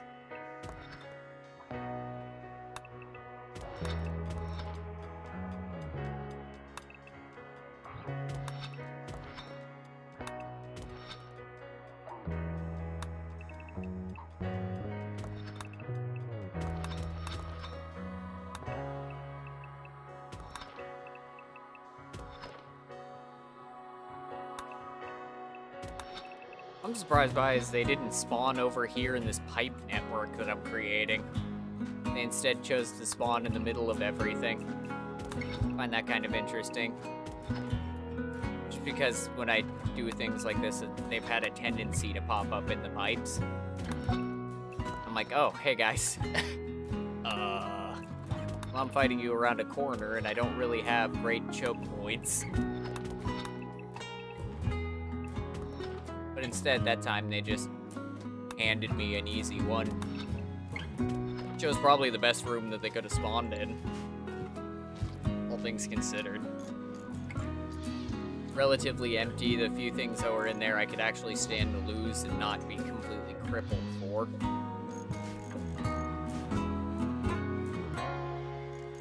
So yeah. I mean, if they spawned in here, I'd be in deep because I don't want to lose any of these major benches because it costs so many resources to rebuild.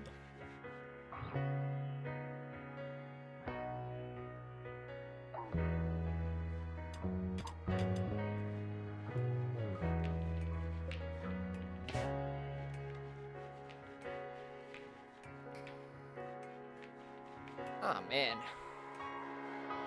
It has been an eventful day. Down for it. Oh, hey. Yeah, this man actually won't die. He's just stuck in constant pain shock being drained. That is horrible. I love it. It's terrible. I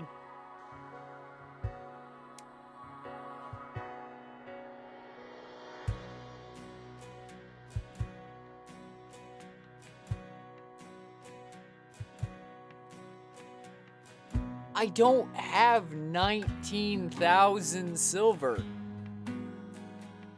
How?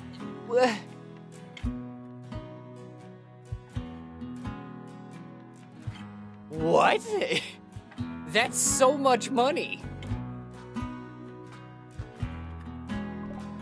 I'm sorry. It'd be nice, but dude, I do not have that much money to just hand out willy-nilly. Well, speaking of, I need to also get a caravan up and going with all the axes.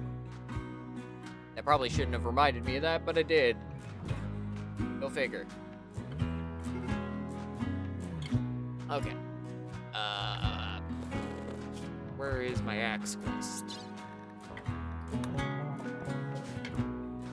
Zuckland. Zucchini Land. Ow. Forgot about that name.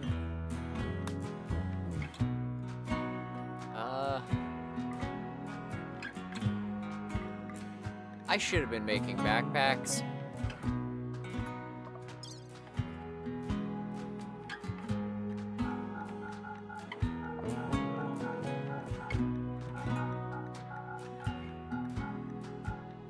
guys go. Send it. It's gonna take them a week to get there and a week to get back, but it is what it is.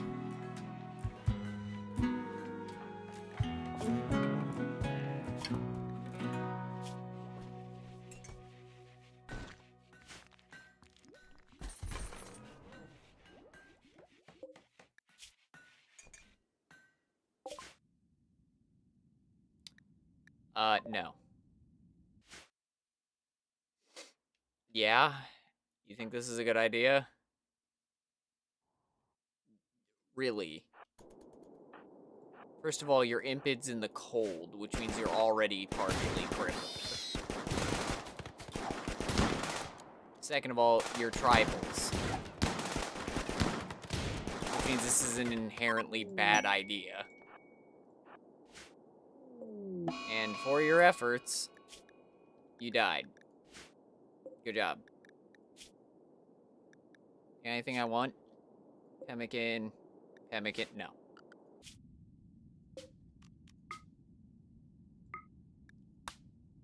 Make them pack mules, but I don't want to feed them. So.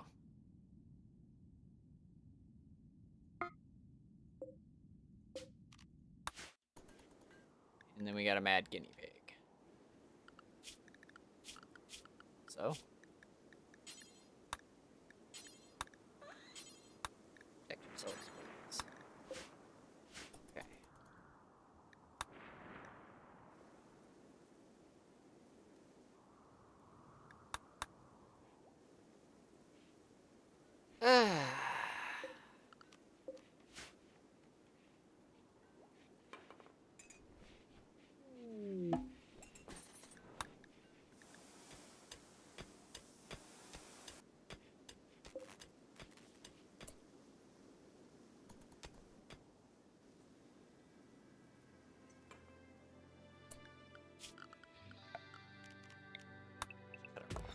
There.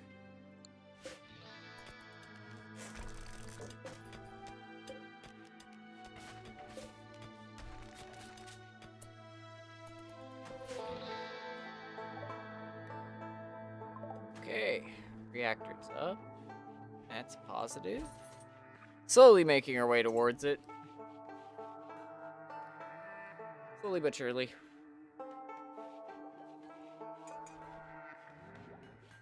Sadly, with everything else going on, not as much has been put towards Nutrimine production.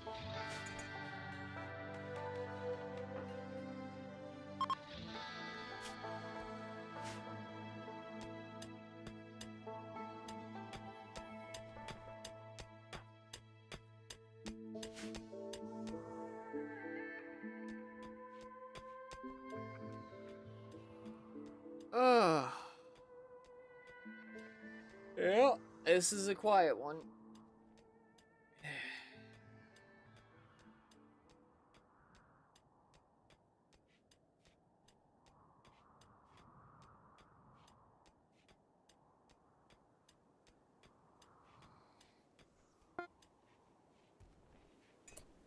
Hey, vigorous image is done. Let's go.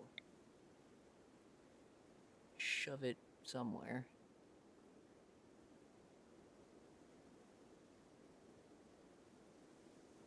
Shove it. I do not care.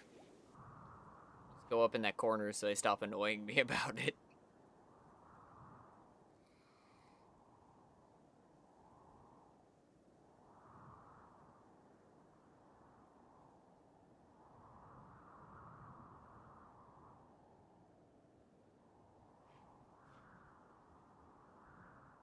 Oh, man.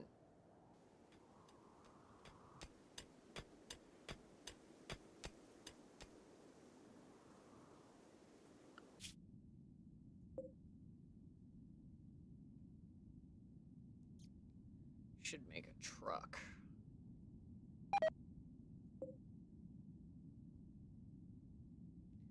Oh, and I need to send someone to that, too. Caravan of one person who has good intellectual. 14, 13,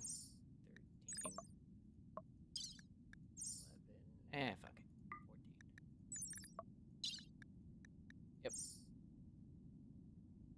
I'll send them. Yeah, we'll just send them. And, well, no, we should send somebody else to help. Shove it. Extra carrying capacity in case they give me stuff. In case I win anything, I should say. Yeah, well, it is what it is. This is what it boils down to. Just quiet research and mining away. A couple of reinforced barrels to fill that thing up.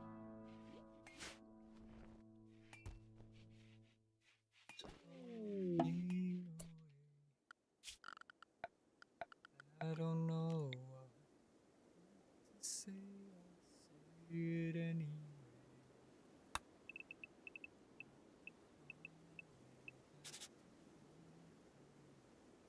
Shine.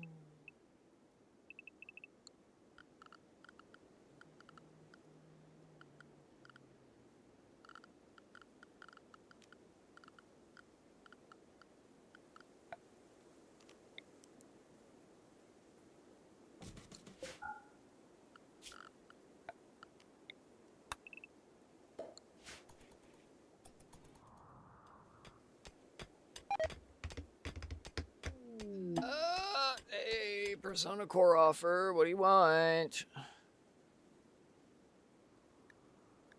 Oh, the Wolf Clan. Okay, I'm good with you guys. It doesn't matter. Wolf Clan. What's going on?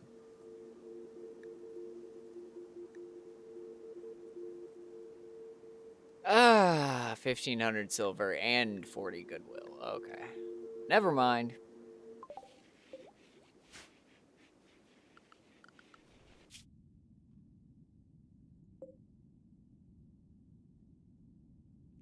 Are they even at in relativity to me?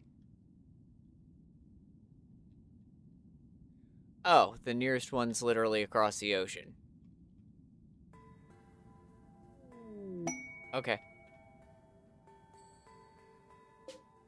Cool. Alright, you guys should all get to your locations on time.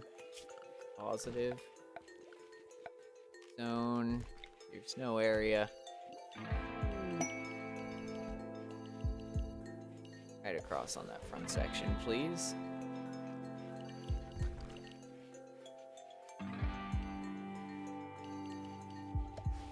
Right up to you.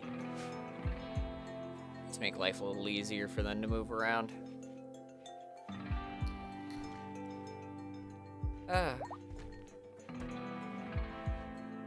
More plasteel, but no uranium.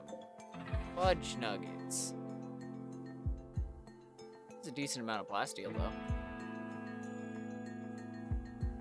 I will take it.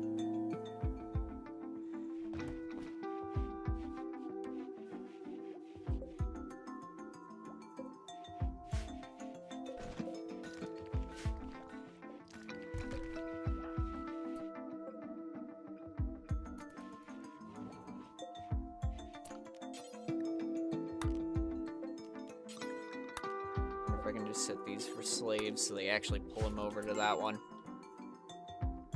But I didn't realize that we actually had one with Nutrient in it. I should have done that a while ago. I hadn't even been thinking about it. Too much other crap going on. Oh well. And there we go, he's back up and running. It's just that easy.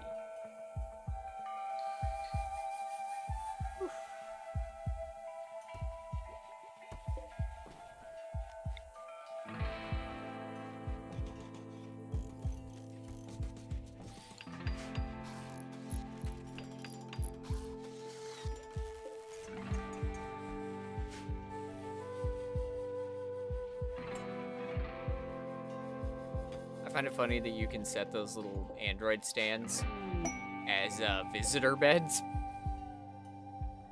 I'm like, cool, yeah, make the visitors stand there for hours on end. I'm sure they'll love us for that.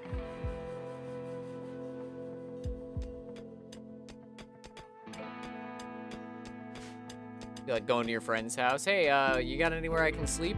Sure, right here. They just pointed a lampshade. There you go.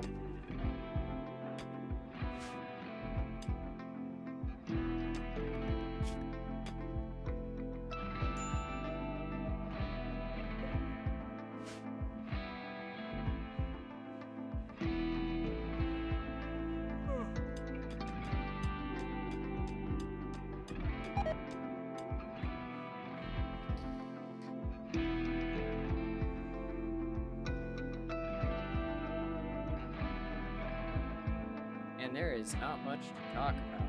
It is quiet.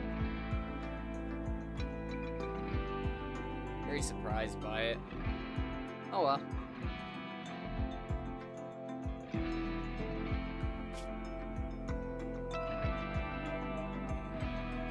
Ah, we had a massive spike and then a slump. Ah, okay. We aren't weird at all. Yeah. Yeah. I guess not.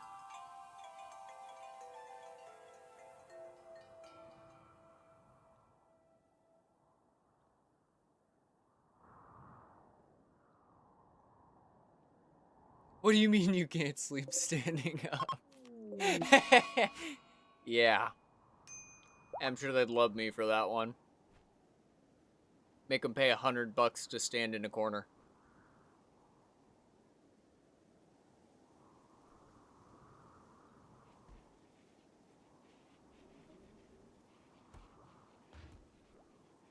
Are the amenities not to your liking? I am doing my best. I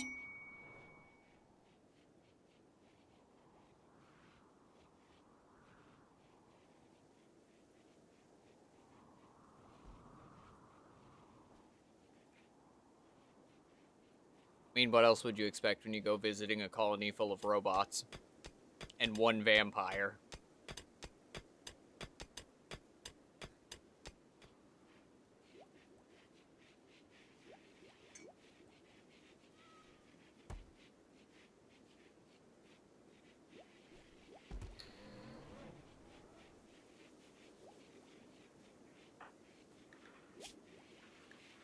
Are you good to be in there?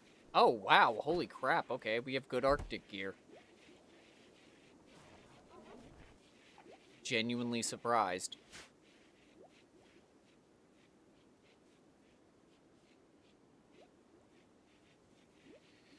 I mean, most of the time I'm not too worried about it because most of the androids are pretty okay with cold and warm temperatures. But she's not an android. She's the only one I actually have to worry about. Even then, it's more of a meh. As long as she's not dying, I don't mind. Oh, we lost our cook.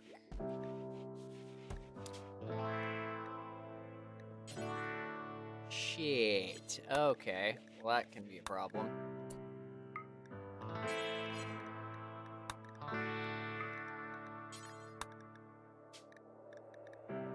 Just do 8. We shouldn't need any more than that. Just need to make sure that we have enough food on the table to keep her from dying.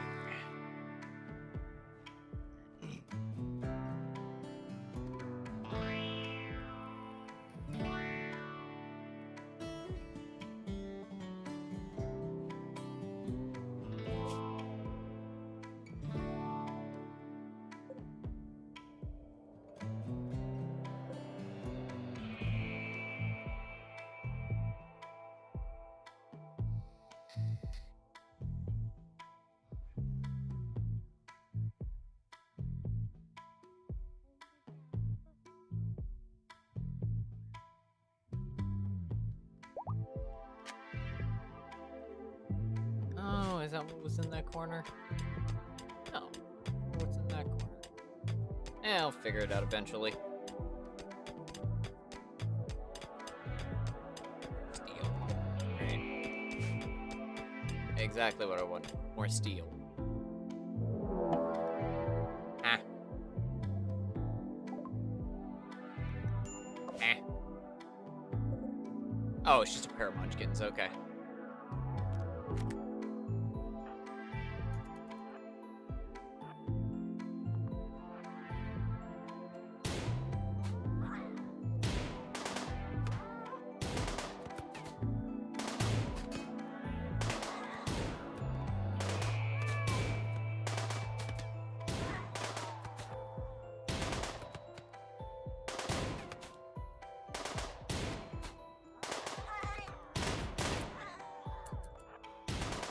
Guys?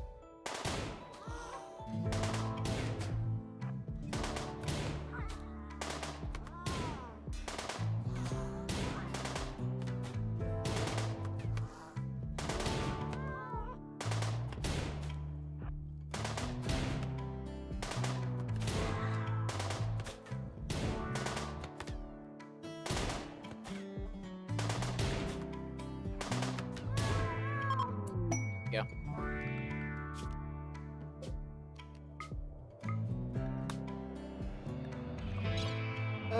Yeah, that's fine. Okay.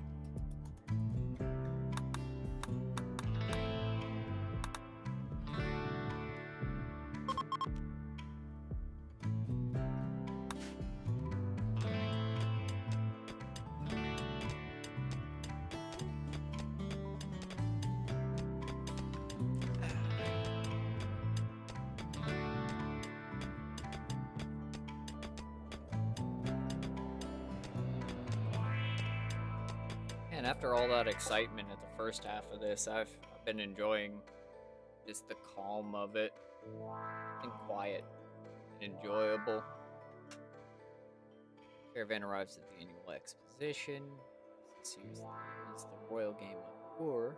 There are many experts on the topic here. Most of them are prepping, while others have already started showing off their skills. The expo is a hodgepodge of stalls, some modest and made of locally sourced materials, while others are high-tech prefabs from the herb worlds. Okay.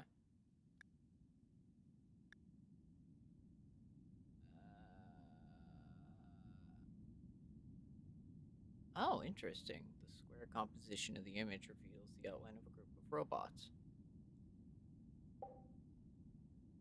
For the tense final round, Marion went head to head with the 5-year reigning champion and lost.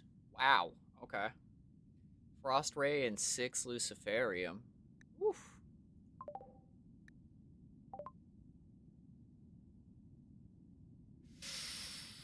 Oh, no. No. I can't. I have been betrayed one too many times, and if that dude stole, like, one of our axes, I wouldn't be able to finish the contract. I'm not trusting the Foresters. I just can't. Not right now. It's too important. Like, I need these barrels, man. I can't risk you stealing my stuff.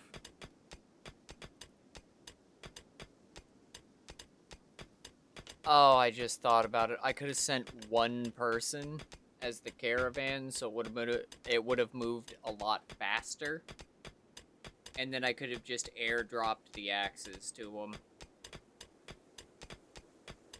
I just thought about that. Oh well. It's far too late at this point.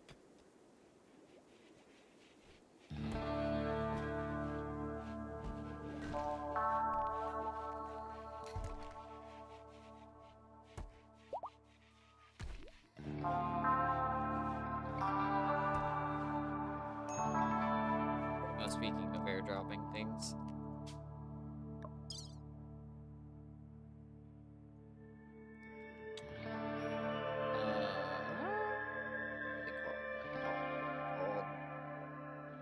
Waste packs. That's what it was.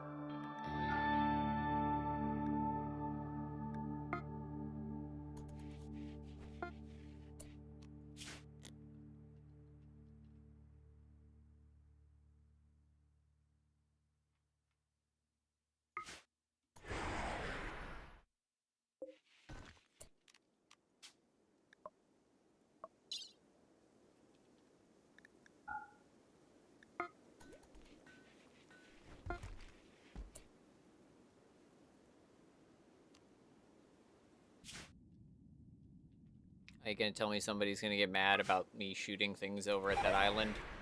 Nope. Good.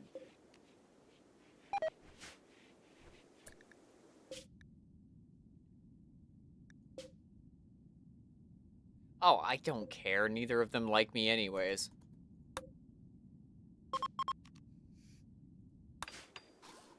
Oh no, I made the Raider factions angrier than they already were with me.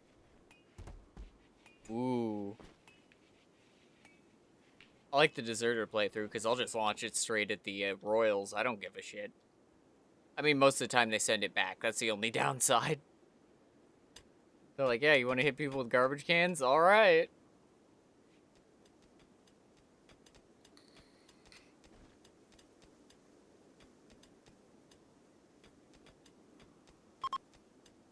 Ugh, slingshot some crap our direction.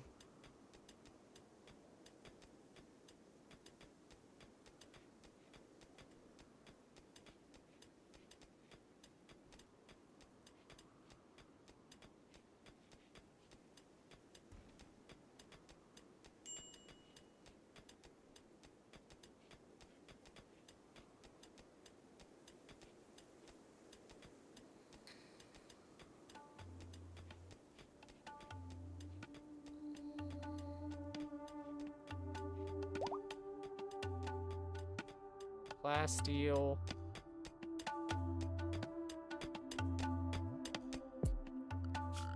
We're gonna cancel that for now, because I know what it is.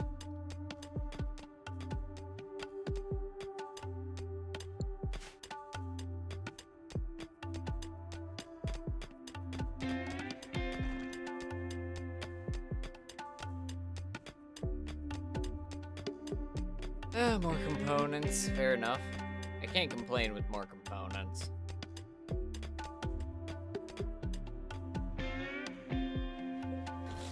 Since I got these up and online, I can now build the bigger ones.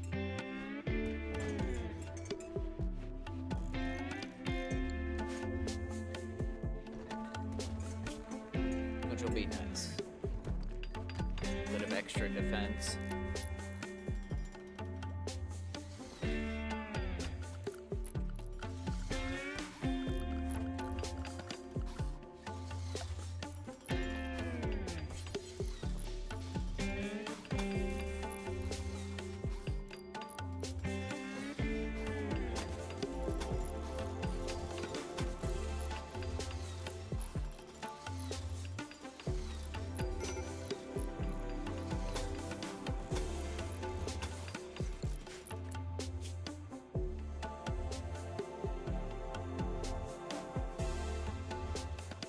No, I don't have enough people here to feasibly fight. Wait! But I need that uranium. Shoot!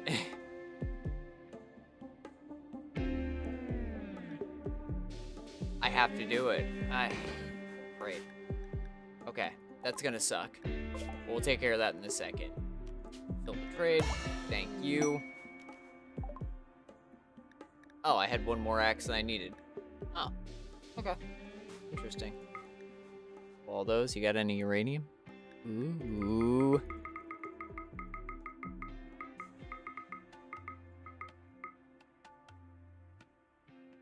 Yeah. Thanks.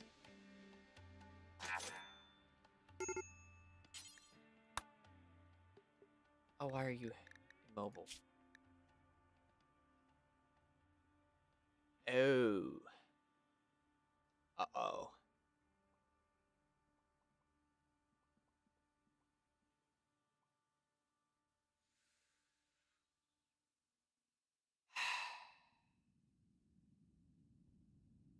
Shoot.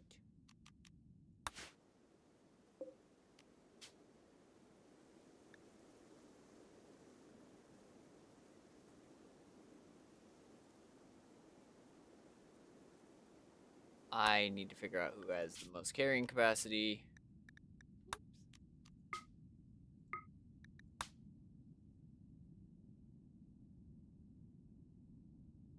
I need to send Ophelion and barren. Which means that for now they're just stuck. Because I need to have them here to deal with the hives.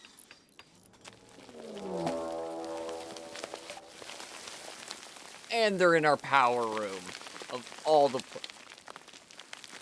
Oh my gosh, of all the places. Oh, power and communications. Oh, good. Okay. This is gonna be terrible. This might legitimately be the end of things. Oh well.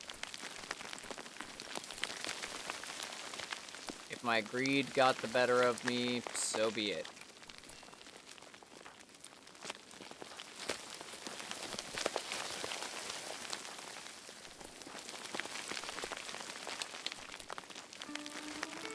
Then I will die fighting.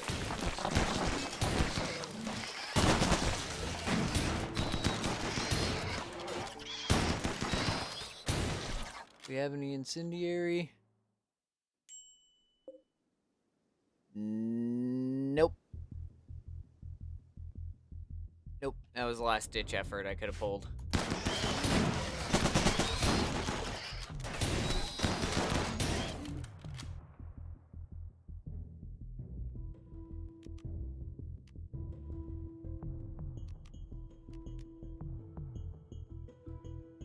Projectile that explodes on impact and creates a large amount of filth that greatly slows down people trying to move through it.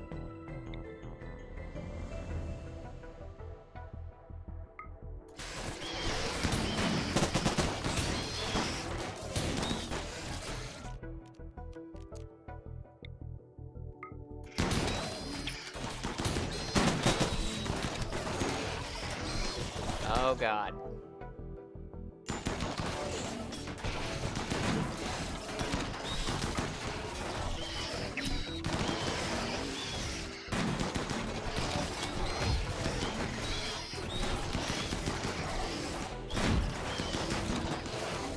Oh god. How did they get up and through? Ow! Oh, they can... Oh, the wayward mobile assembler just opened the door for them. Okay, that makes sense. And they're just over here destroying everything.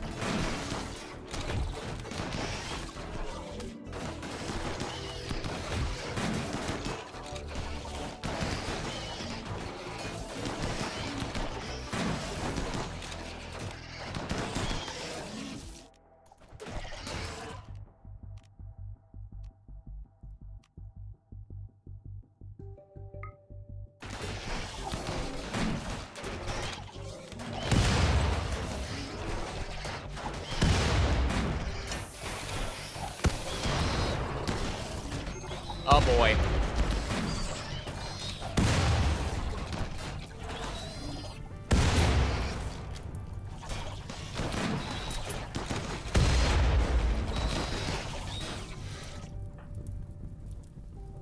Okay. That's a problem. Get into here. Close the vent.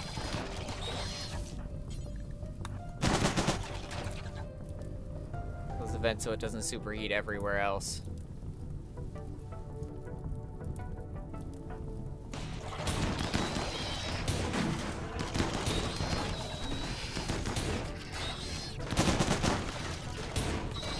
Strip out all of these and frankly just let the inside of there burn. I'm gonna have to.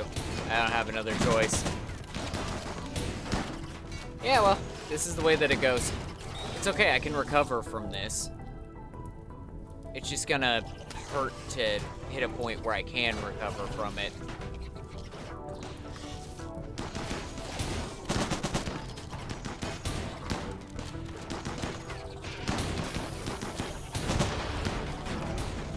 Another one of the tanks that went.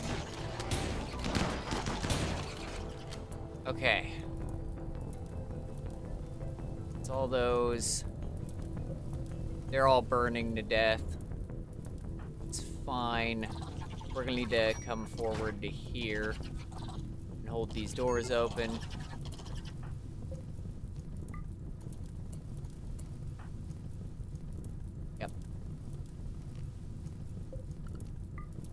those open. Through to here. Pull that open. No. Come through to here. That door's already destroyed. Perfect. Through to here. That open. Through to here. That open. Through to here. Pop vent. Open that. And then they're gonna try and fight the fire. I don't want them to do. But they're going to try. Prioritize extinguishing. There we go. Alright, now for the rest of this, we can try and put it out. Another one that went down. Okay. Treated air is starting to clear some. Shit. Just get outside. We're gonna have to just let it burn. We can't try and fight it. That's gonna detonate as well. So, we'll send in 2 of you to get these locked open. And then that locked open, and that locked open. And then get the frick out of there. Because we're gonna need to wait on that to burn out. Because we very literally just can't hold it together. And Iris, go rescue Spaghetti. Thanks. Prioritize extinguishing the fire. Don't let it spread through there, please. Please try not to.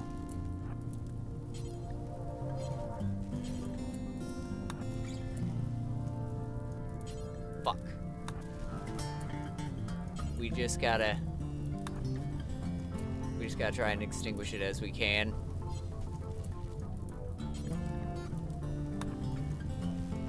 No! No, that's the worst possible time that could happen. Oh god.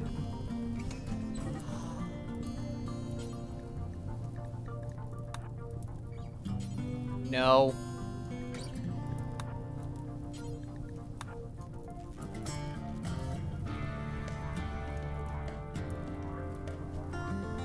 Why is that on fire?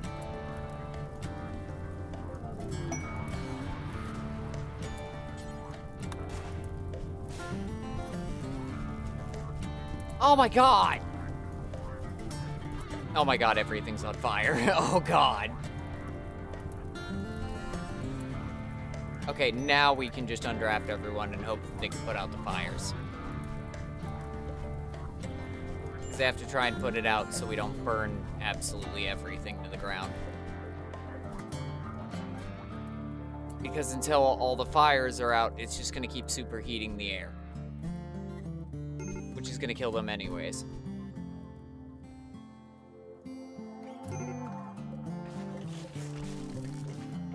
Okay.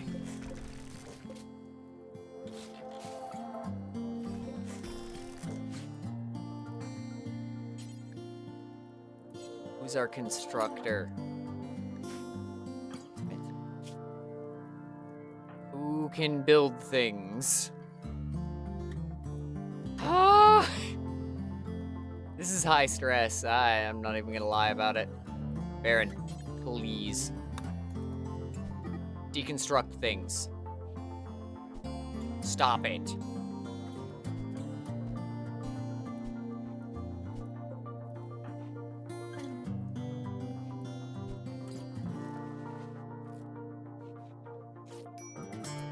Oh my god, Baron, please.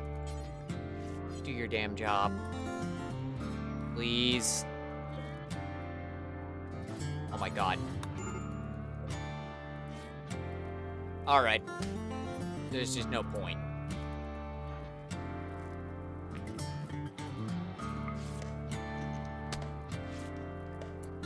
Get out of the superheated air, you stupid bitch. Oh my god, and This is back on fire again. Oh my god. What else is on fire now, huh?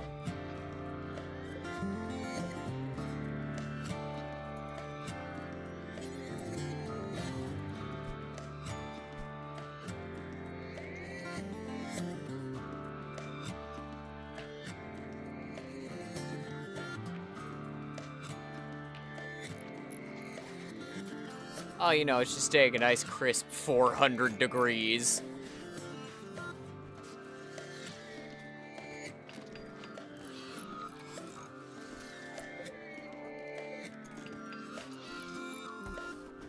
Okay.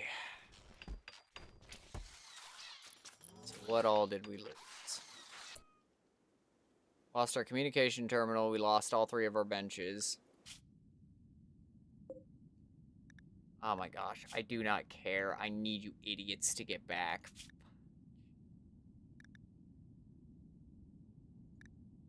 Shove it.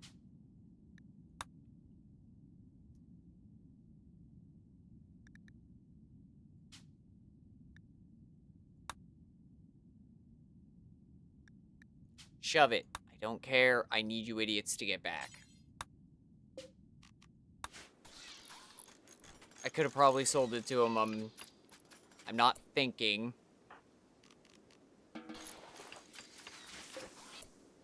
Get that stuff inside, please. Oh boy.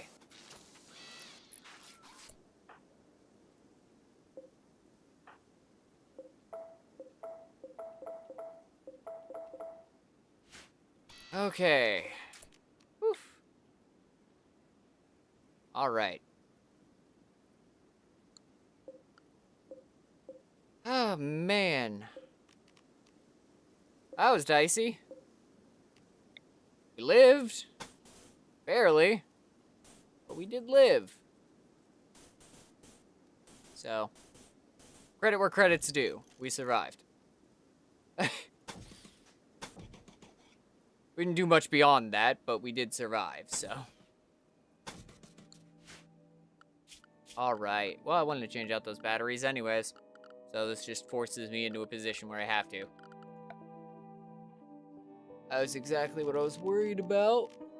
But we didn't die. So I will take that. It's not an unrecoverable loss. It's painful, but not something that we can't recover from.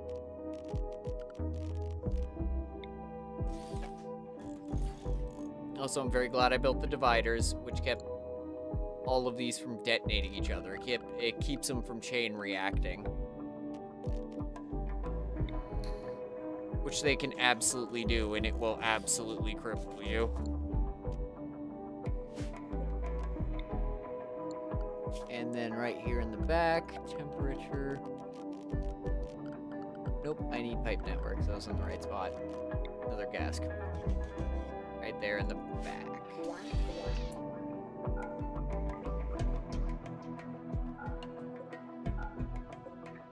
Another one of these, please.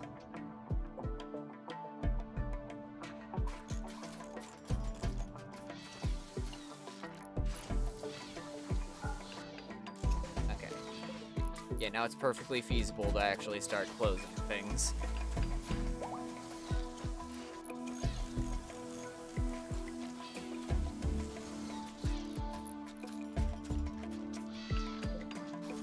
Okay, well, dang, alright. We lived. We lived! Whew. Yeah, it took a lot. How are you holding up there? You're starving. Don't eat food. We have food. Go eat. Why won't you eat? Get food. Is it because you don't want to eat without a table? Is that what this is? Really? You're gonna concern yourself with something that pedantic at a point like this? Cool.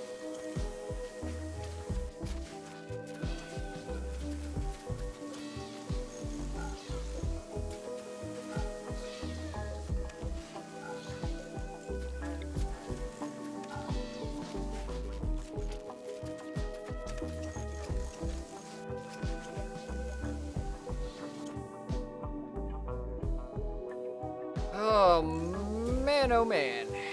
Well, we lived. We got some more uranium. So, why not? Get it. Oh, you're our constructor. Fun. Of course, the man who dies is our constructor. Well, not dies. The man who ends up cripplingly close to death. This is the guy who also builds all of our stuff. Good. Yeah, good.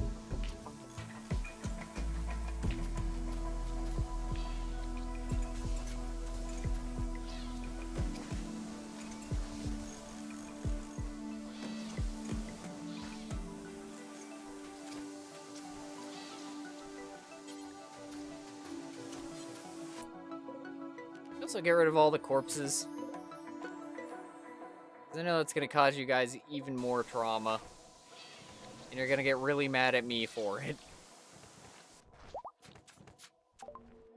Ah, jeez Louise. Yeah, pass on through.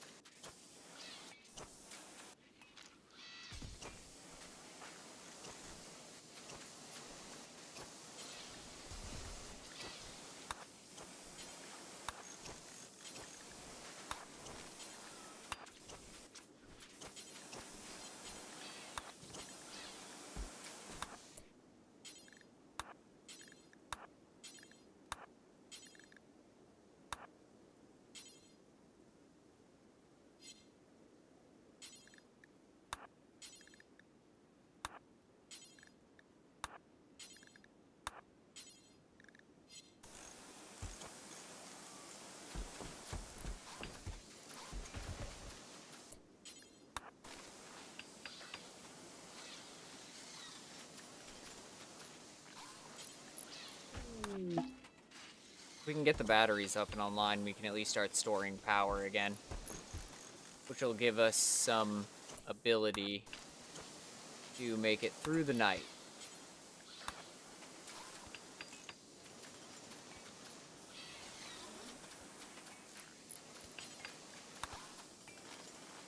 These ones were the ones that really hurt to lose, because it burns a component on each of them. So, yeah.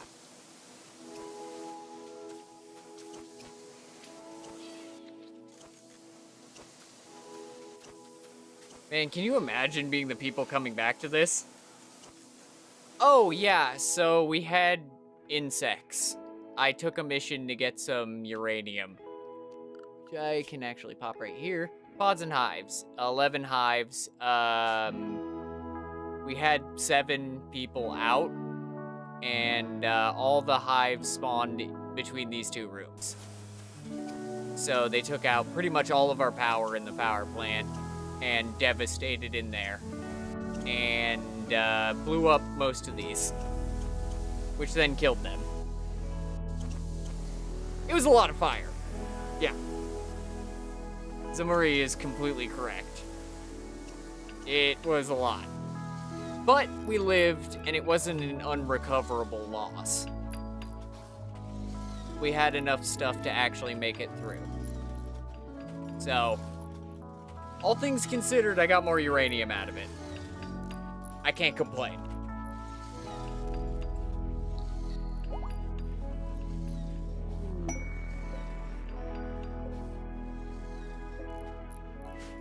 And I've never been happier that I actually built the dividers, because it kept it from chain reacting through everything.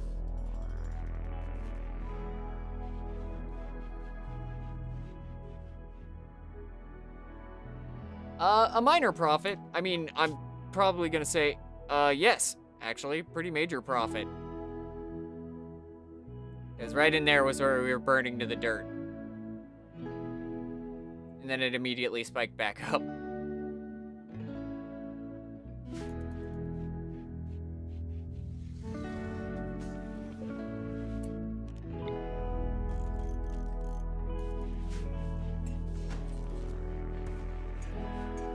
Also think I'm probably gonna replace the wooden walls and floors in here.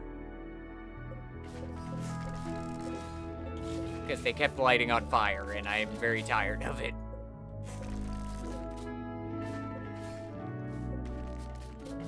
We're gonna go ahead and replace our wooden items.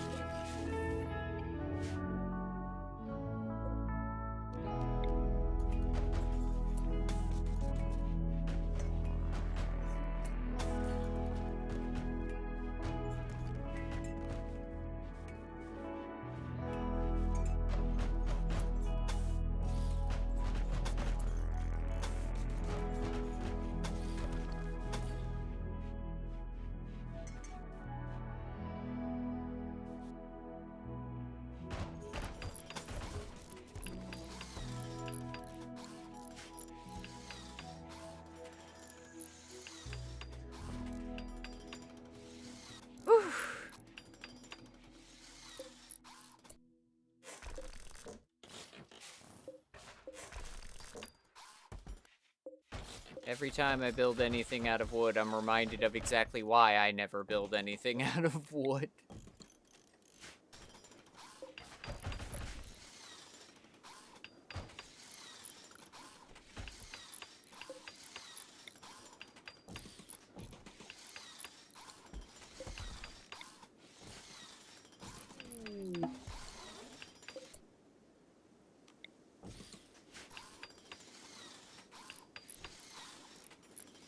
Good now? Cool, okay.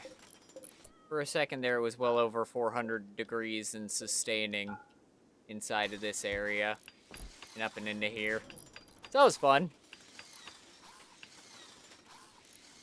And what I found interesting is our little sanguiphage actually didn't panic. There was never a point they panicked and ran from the fire.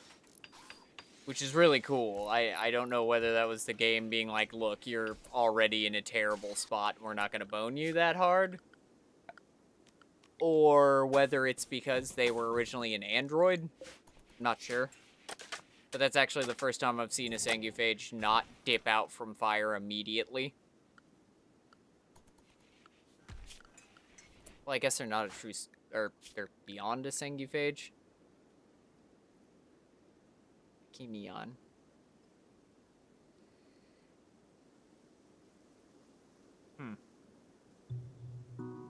Oh, okay. So, what I'm getting from that is the last couple of sanguiphages that I've had are just pansies. Because they ran from fire every time. Which is fine, I get it.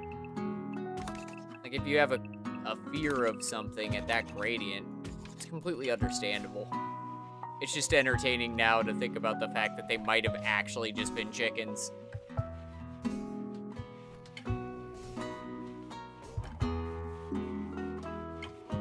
But we lived! Man, we lived. Ugh.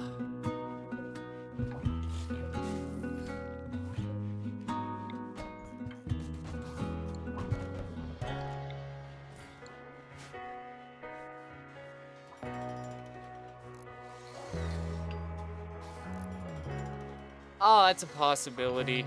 I mean, she charged into this room when it was 99% fire and well over 1,400 degrees, so I mean... If there was any point in time where she could have panicked, or I would expect her to panic, that would have been it. And instead, she's just like, oh, gotta put the fire out. Like, okay, dang. But it's also Isabel, who's been our main combatant for the whole game, so I think at this point she just might have some gradient of PTSD. And just doesn't run, because she doesn't expect to make it if she runs. So she's just like, I might as well accept my fate.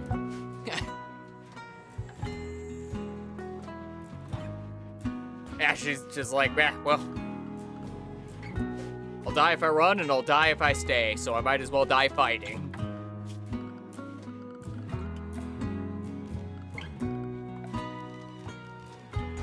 Actually do a wall lamp in here. Clear up more space on the floor. Cargo rain. Okay, we'll take care of that in just a second. Where is it? My brain is short-circuiting. There.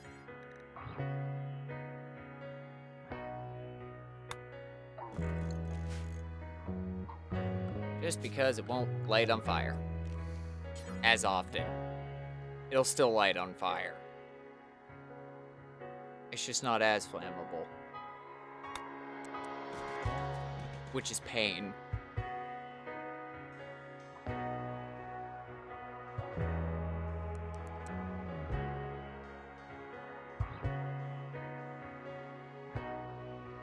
Oh, dude, yeah. If you're joining in on a stream where people can cause events, it's definitely the better part of Valor to get a fire foam pack.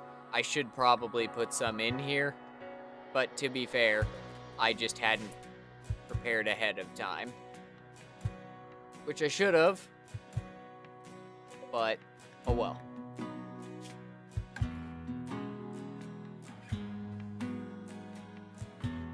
Wow. That's some good melee skill you got there, buddy. But frankly, I just can't deal with having another person right now. So. Gourmet bakes.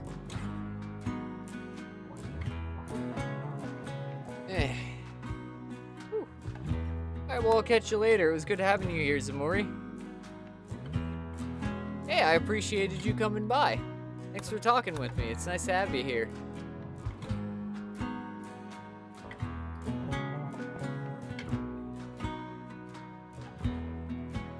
Hey, slowly getting more. That's all we can do.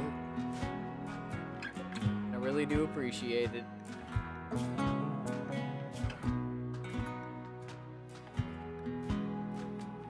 Oh, shoot. It'd actually be in my better interest to rescue you. It is too late. Well, adios.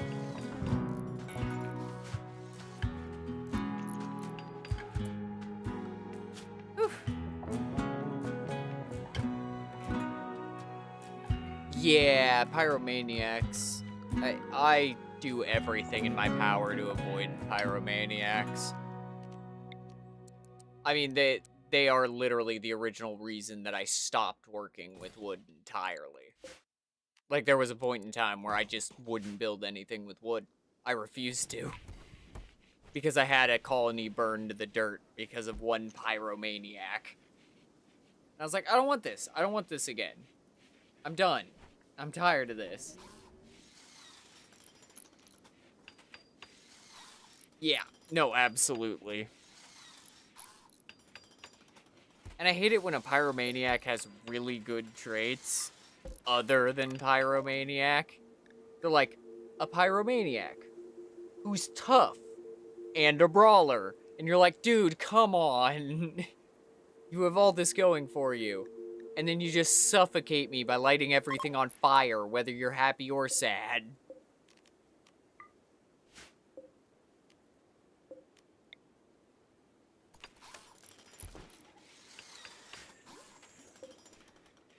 Ooh.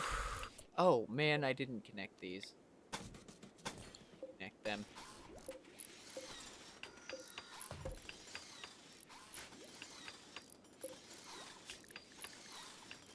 And then make a couple more reactors. Good stuff. Oh, you're gonna hand me another android for surviving?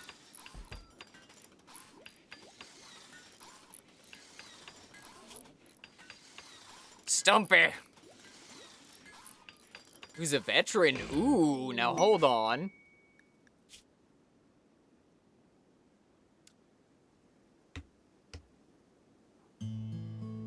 Oh. Oh, but you're unhygienic and you have chemical interest?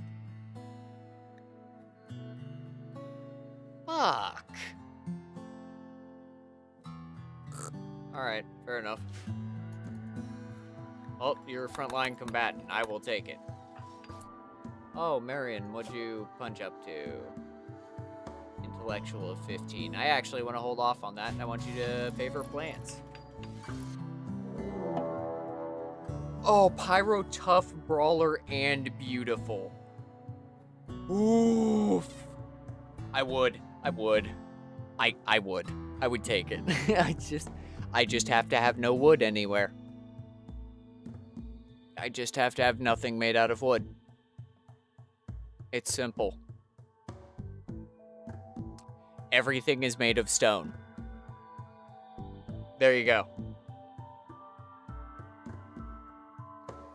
And you give them, and pretty much every other colonist, the fire foam packs. So they pack them around with them. Because after a point, you just need something like that to deal with them. Oh, hey. You know what we can do? Go ahead and showcase how dumb this is.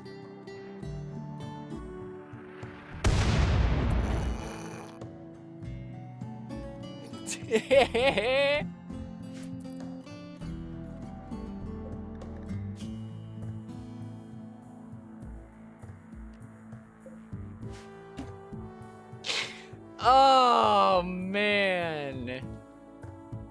The worst pawns for the Rim Connect add-on? How terrible can you get? Oh, dude, I love the coastal batteries so much. They are so dumb. So dumb.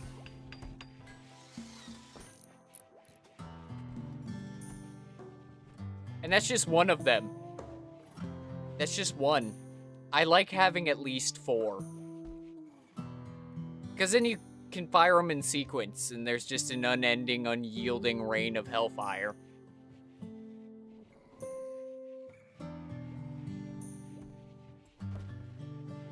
Like, do you guys hear a horn? Yeah, it's Ezekiel's horn.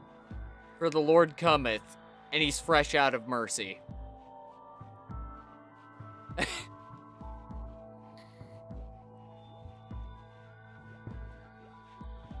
I love these things so much.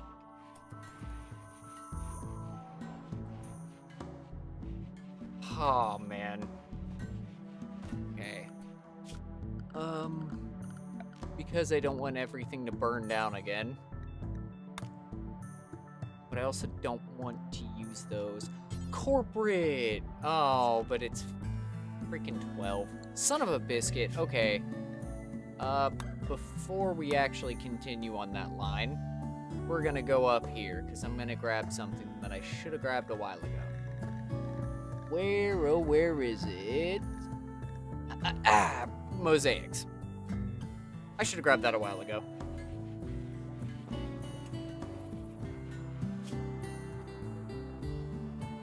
No. No, they don't. No. You can't do that.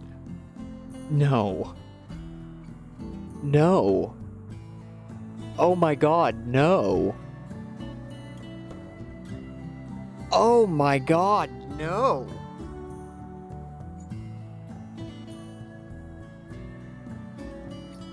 Why? Why would you do that? Why would you ever do that? That's so freaking evil. Oh my god. Oh my god.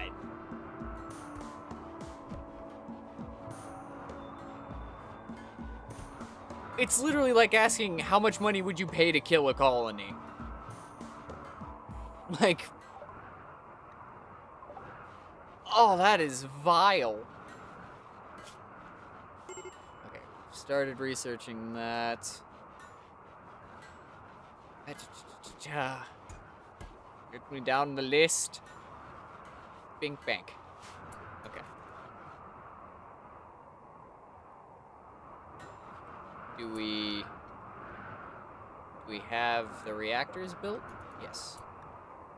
And that is why I wanted more uranium, because I knew we would start running low on power soon. 0 skills and passions. Oh, wait, do they get negative passions? Because I would assume so. The, let's see if I have anybody with one. I think I do. fudge nuggets. I do not. Well, they're already dead. Never mind. Oh, wait. Oh, wait, do you have one? Bio. Nope. You actually have a critical passion, and you're naturally good at social.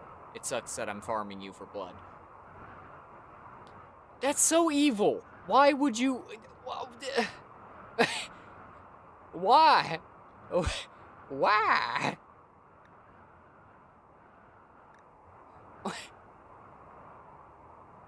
That's so painful. That hurts to think about. Oh, God. I'd make them try and put out a fire in a room that I'm constantly throwing Molotovs into. Not dealing with that. Oh, God, that's terrible. You can't survive with it. I don't care how optimistic you are. That is horrid. What a challenge. You can only use the worst pawns in the game. You have to try and win. That's a challenge. Oh, are we having a party? Yay, yay. Okay. They just needed social. Fair enough. I mean, after the BS they've just gone through, I can completely understand. Not gonna fault them for it. Oh, God. It.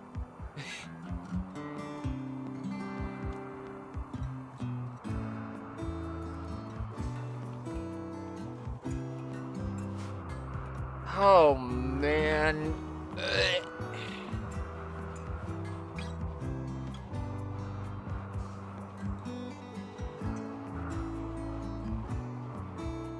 I mean, that's about all you can do. Really, man? Do you want to do this? Do you really want to do this? Are you sure?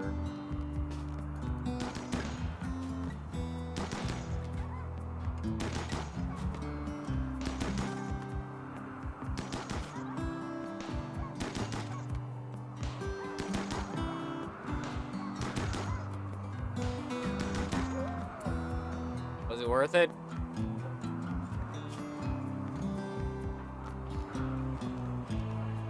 Like, of all the people you could have gone after, you go after her. That's just a bad idea.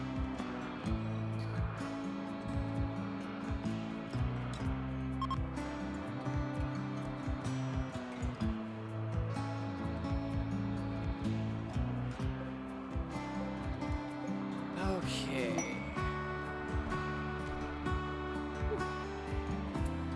I think so. Yeah. Leg sweep, roundhouse, knee strike, phantom punch, and discombobulate. It's because while she has a 17 in shooting, she also has an 11 with a burning passion for melee, or minor passion for melee too.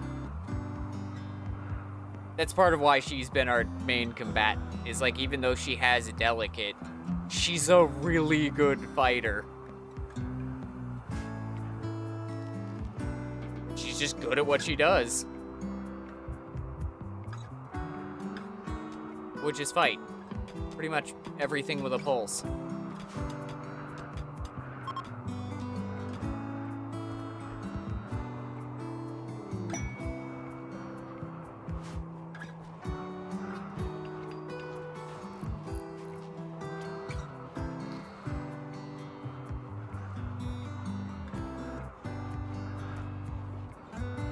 Stumpy have vitiligo? Oh. Interesting.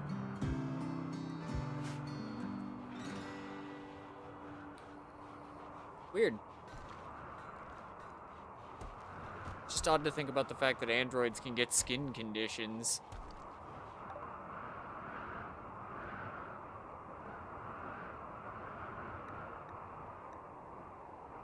Well, I guess it's not technically a skin condition because it's pigmentation. which if you're creating synthetic flesh, you could definitely have issue with the recreation of pigmentation, so yeah, that's fair. Perfect.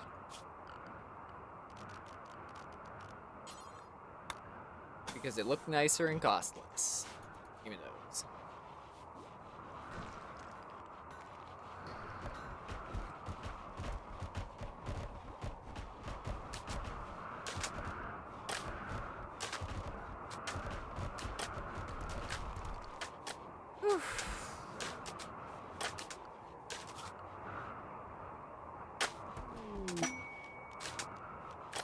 Settler pollution. I just ate my tongue. Settler pollution dump. How much? 393. Well, you know?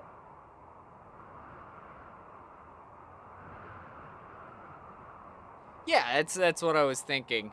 And I was running through how vitiligo operates as a skin condition, and I realized that, yeah, it doesn't just affect people either. Like, it affects animals as well.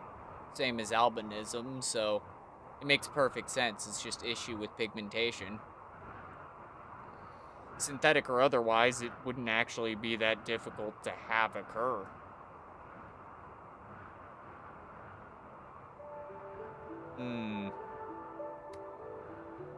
Huh. It would be nice to have the advanced components.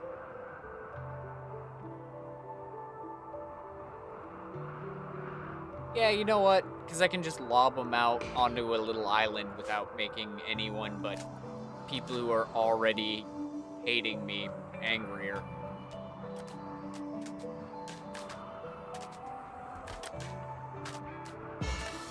I'm gonna bail off of this planet as is, so not my problem. That's not what I meant to do. That's what I meant to do. I really don't want those to break down.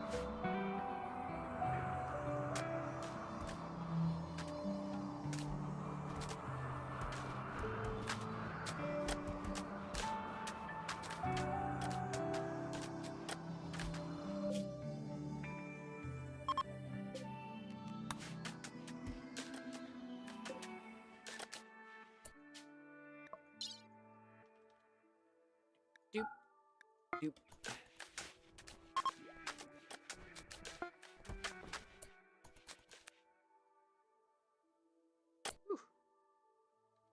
Oh, I was not gonna shoot it at somebody. I got this little island over here that I can dump it on.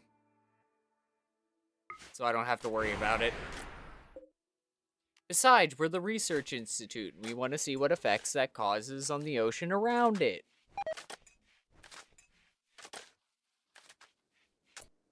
And then it's the Impids who hate us, and Skunktown, who also hates us. So I really don't care. Just keep throwing it out there. I'd shoot it at them, but I don't want to cause fallout around me. I also don't want to play the Russian roulette game of accidentally pissing off somebody like the Empire. Because I've worked to avoid that for this playthrough. I don't feel like dealing with them again. It's nice to have the gear that they constantly drop. It also really sucks dealing with them.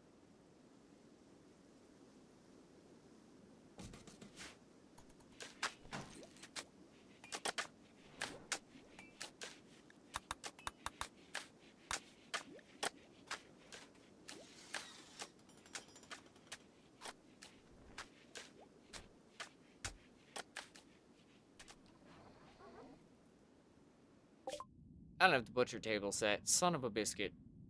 Trade. You guys want some berries? Yeah, have some berries. There you go. Move on.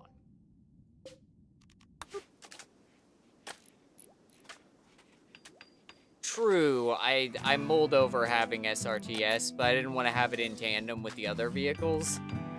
And after experimentation, I would build aircraft through the vehicles expanded.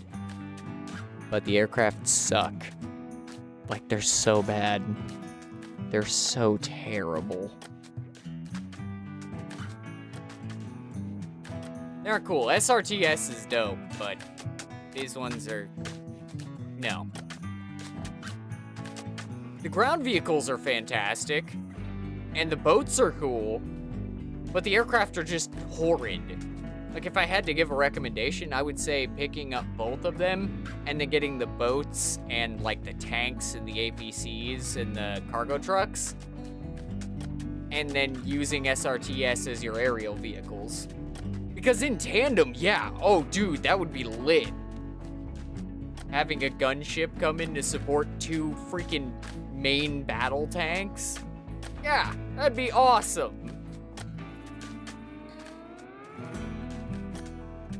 But otherwise, no, it's dog water. They just suck.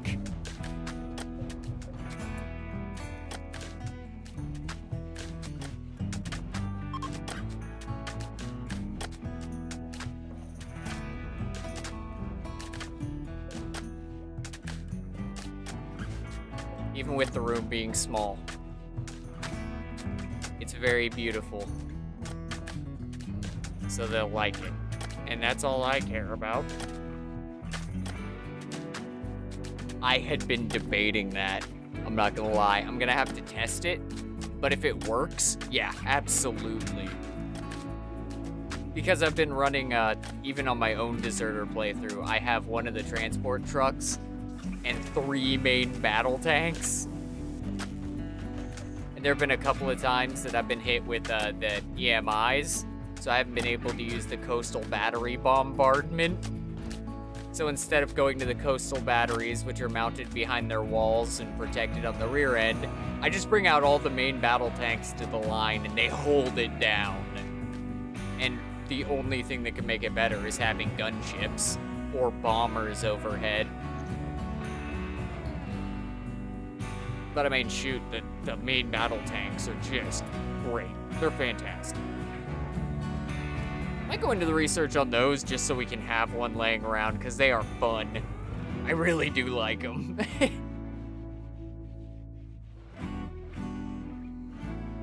I mean, I'm an American. Of course I like tanks. The Brits invented them, and we just made our own. That's really good.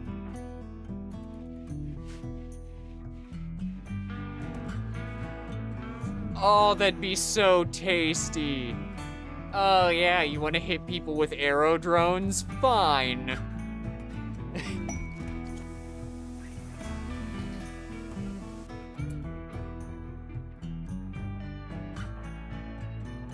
What a power move. Are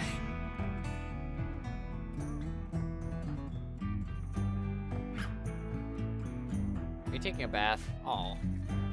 Okay. I'm trying to figure out why none of her gear was rendered. Talk to the exotic goods trader, because they might have Nutrimine, please. Yes! All of it! I don't even care. I'm not making a Luciferium super soldier. I'm not doing it. I won't. Not again. I do it too often. I have a problem.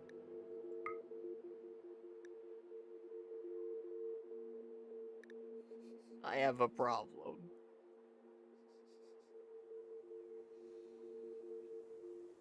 Oh, man. Ooh.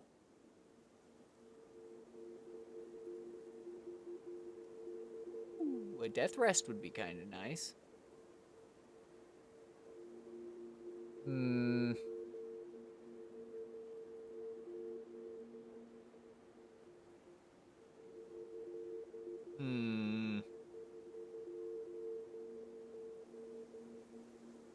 I'm debating. Sorry.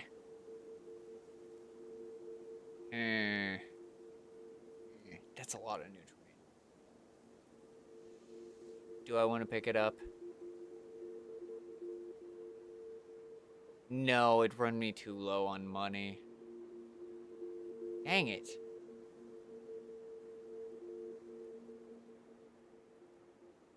Yeah, it'd run me too low on money. Alright, Fair enough.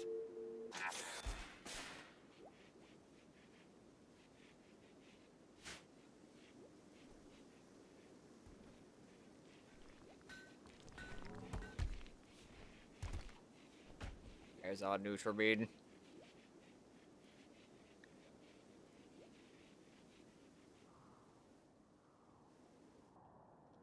I seriously actually missed where it landed.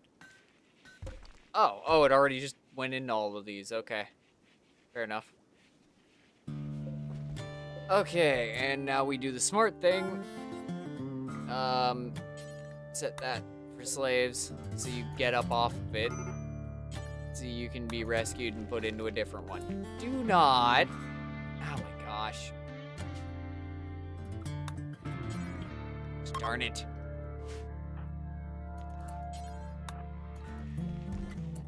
Why are you like this? Why?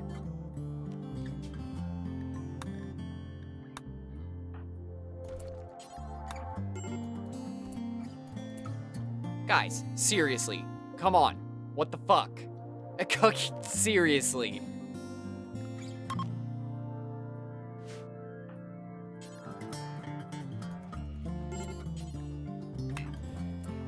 Seriously.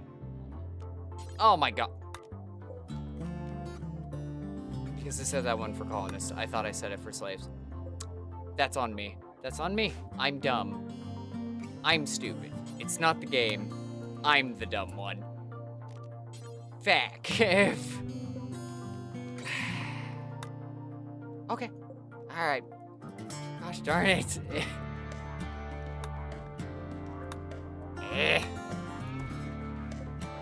That's all I wanted. So you would actually stand up. I'm kind of sitting on him for a second. Because I'm mulling over who I want to give it to.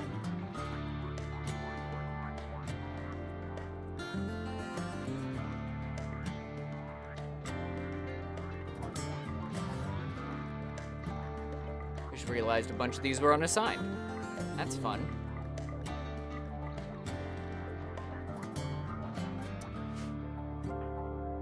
Actually, I should probably hand that out to somebody. Iris is open for it. And Iris has slow learner. Don't want to do that. You're already our shooter. I can't give you another one. You're plants. Okay. You're our constructor. You're either another constructor or another plant set. Medical. You can't do nothing, really. You're a dunce. Wow, okay, so all of our crafters kind of suck. All of our dedicated crafters kind of suck.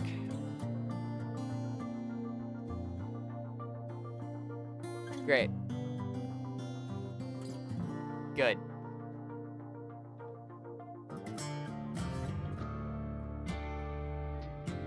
Great.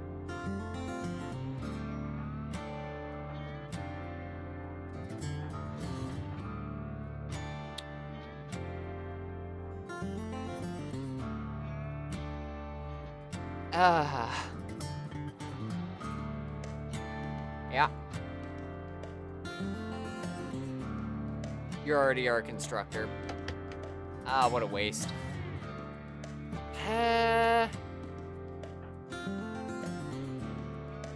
Shit.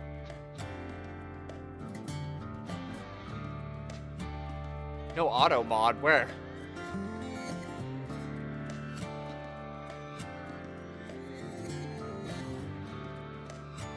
What?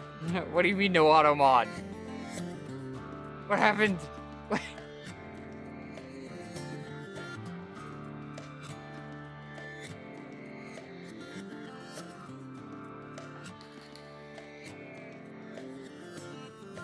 Oh. Oh, I'm sorry. Why would it auto mod you for something? What happened? What did you say? What'd you do? Uh-oh.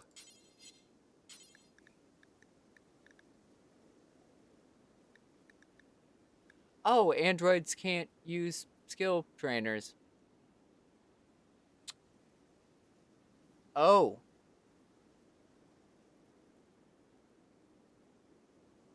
Oh.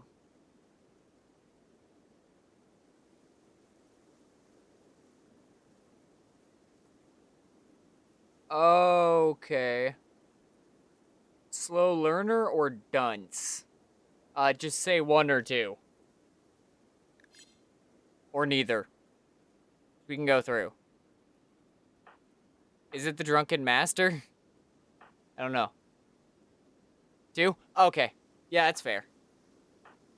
I guess it would interpret that as trying to make fun of someone. That's really dumb. I don't get that. There are certain things where I'm like, yeah, no, you absolutely should not be saying that. But that one doesn't make as much sense. I don't believe so. I think once they're awakened, they don't allow you to reprogram them. Yeah.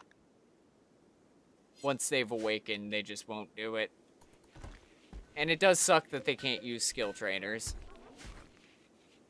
But I mean, Isabel can. I mean... I can't get her boosted in it, but I can definitely boost her. And she's the only one who can use it, so... Why not? Shove it. Yeah!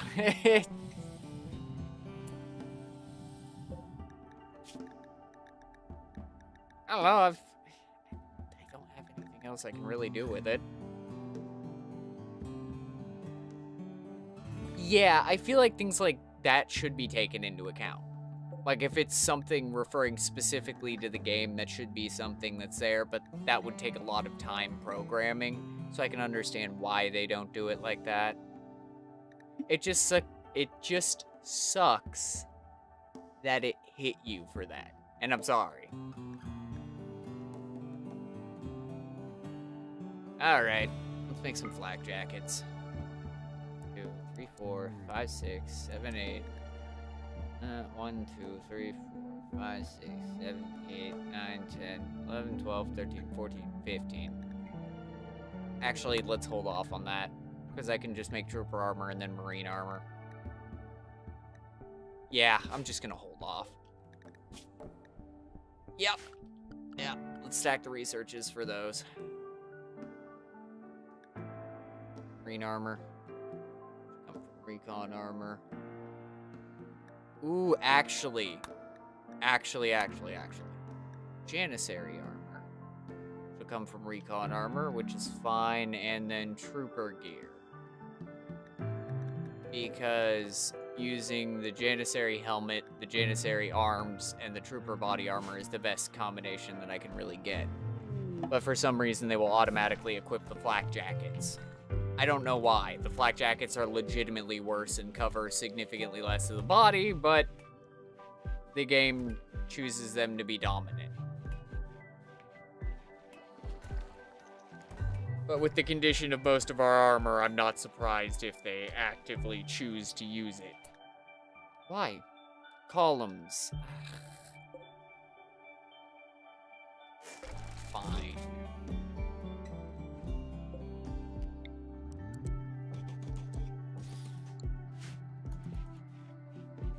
Come on. Do your jobs. Thank you. Put that up and in the corner. Yeah. Got that. Structure. Column. Actually. Column.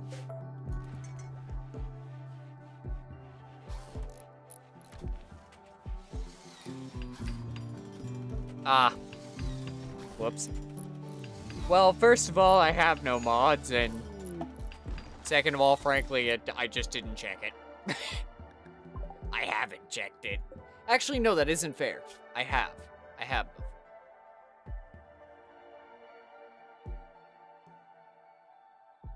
That's... Don't piss off the Empire. Don't piss off the Empire. Don't piss off the Empire. I almost made a terrible mistake. Don't piss off the Empire. You're gonna die way too fast, so we're gonna go ahead and burn one of your abilities, please. Thank you. And rescue them.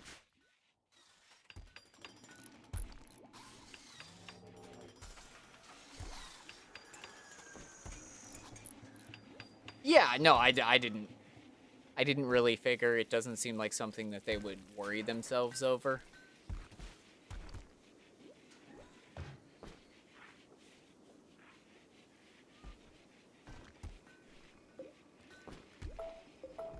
They're more concerned about whether somebody gets kissed on stream or not.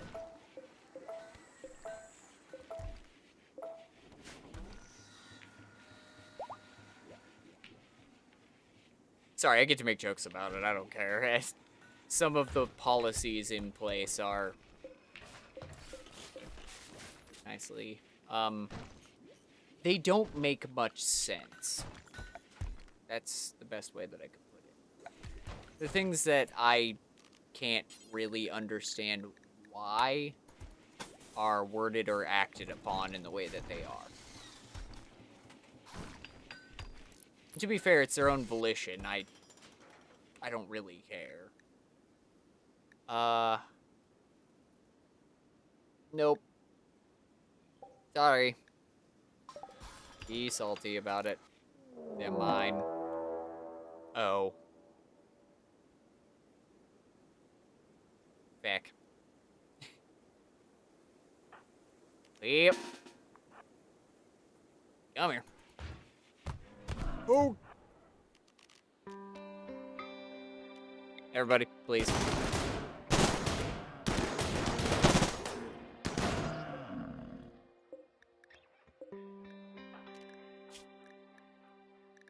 Okay. I don't know what happens if they get bit or not. I don't know why every time I see one of those things, my brain automatically goes, uh-oh. Yeah, well, you win some, you lose some. Sometimes you save somebody and get a little bit of good relations for it, and other times they turn into a horrible abomination that tries to rip everyone apart. Comme c'est, comme ça.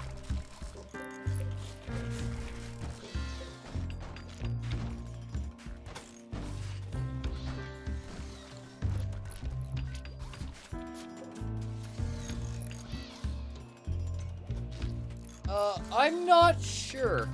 I'm genuinely not sure what mod causes that.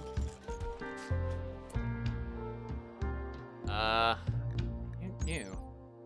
Mo events. That's what causes it, yeah. Because I have Mo events and Events Plus both on.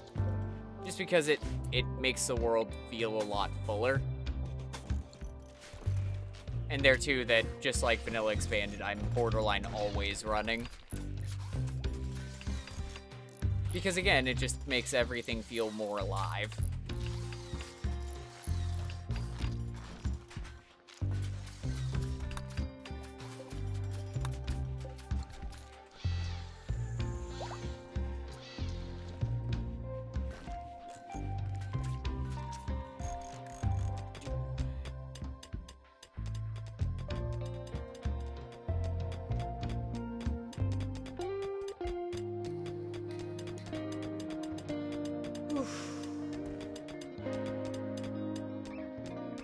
Alright, I have more stuff to launch.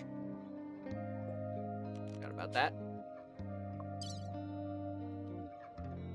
I think.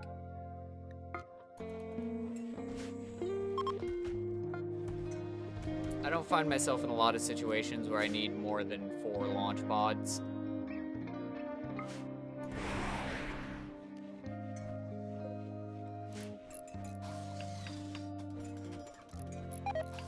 I mean, there have been some points, but it's almost always when I'm trying to do things like dump a couple of war caskets onto somebody. And then I'm like, yeah, it makes sense that just based on weight, I would need more. Them boys are heavy.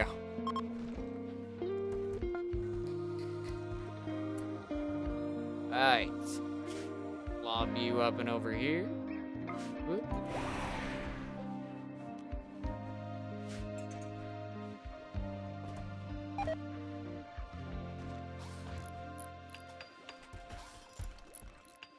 Interesting. So they'll turn dead bodies into more abominations.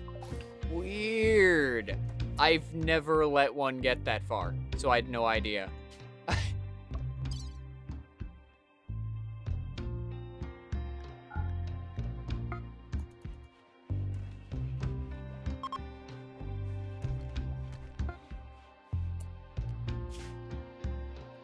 And back out and onto the lot. There you go. Go hang out with Epstein and his friends. Yeah, I forgot I need to, this a bunch of creatures again. Can I make that joke?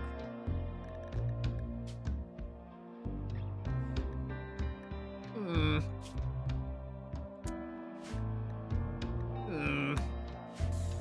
don't know about that one. A little dicier than I want.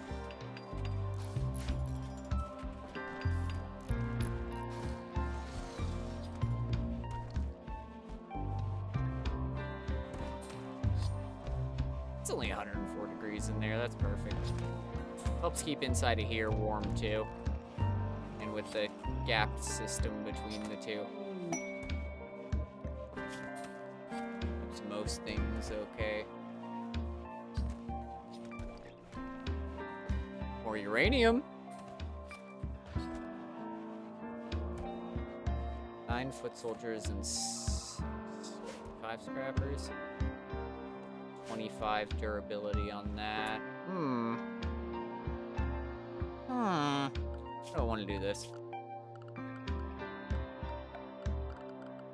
You know, I've been thinking about this for a while, but I realized that while we were discussing, like, people buying subs and everything on Twitch, it also seemed like Twitch was pushing the channel more because we had that huge influx of followers and people actually popping in. And I don't know whether that was like a short span of time thing or like because the viewer count went up. But it was really interesting because I was like, huh, weird. After talking about, you know, being affiliate and everything and pushing towards all of the betterments that can come from going further with Twitch, Twitch just so happens to push the channel more. I thought that was intriguing. I don't have any actual proof that that's what occurred, but it's simply just odd that it happened in the time frame that it did. I find interest in it.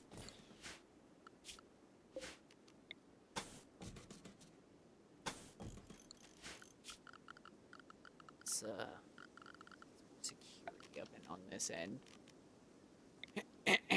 Achoo. Achoo. Yeah, it's just, it seemed like there was more of a push towards people in that moment, and I found it really intriguing.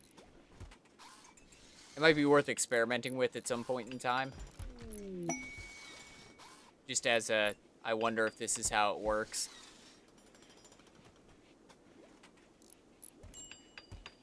Because if so, maybe I'd have to shill a little more often.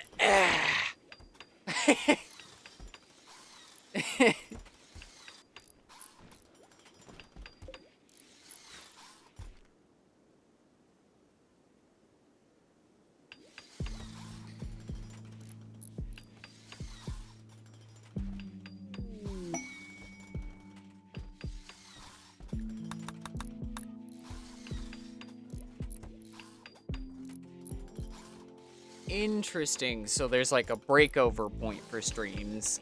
Once you have a certain number of people in there, it'll start to press it a lot more. That's intriguing. I wonder if it's like a certain requirement to get on the front page for here are these smaller communities. Because it very well could be, and I've seen a couple in there where it's like 4 people watching somebody, or 2 people watching somebody. So it's actually possible, which would be intriguing. I'd find some interest in that. Worth experimenting with eventually. But for now, I'm just not gonna put the effort towards it.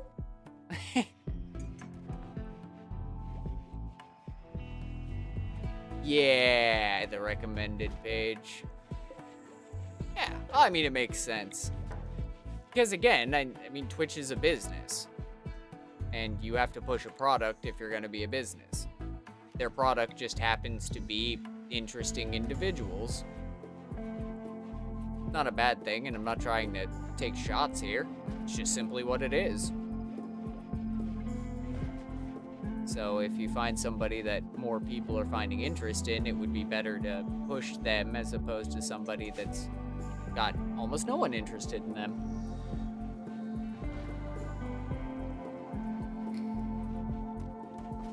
Oh, man. Intriguing. I'm always interested in talking about things like this.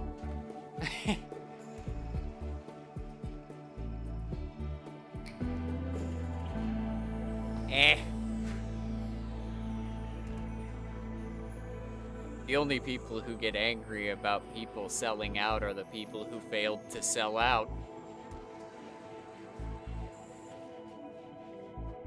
Ever notice that one? I'd never sell out, man. They'd sell out in a compound nanosecond if they were given the option. They are the first to sell out. But it's just what it is. I'd sell out. I don't give a shit. Look, I love making art. I love making streams. I love making things that are beautiful. But making things that are beautiful doesn't feed me or pay for a house. Or my education, okay? If you can find a point where you can make money doing that, that's the goal. Like really, at the end of the day, that's what my hope is.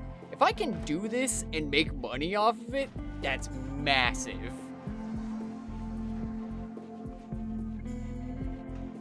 Oh my god, yeah. I don't like when people sell out. Yeah, and it's like, dude, it's not selling out. Because gaining that interaction makes sure that they can put food on their plate and make sure that they can keep interacting with that community. Make sure that they can make better things. You gotta push a product. You have to. That's just part of business.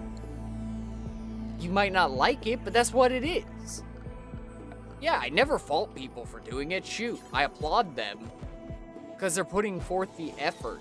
They're trying. At the end of the day, how can you hate someone for trying?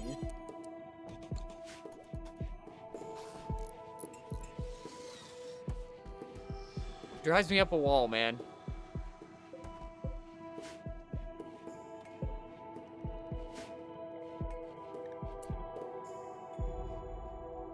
I don't like when people sell out. 5 minutes later, check out my OnlyFans. Like, okay, what was that? Wait, what's that? You're selling out. You're selling your likeness. Same deal. It's the same deal. You know?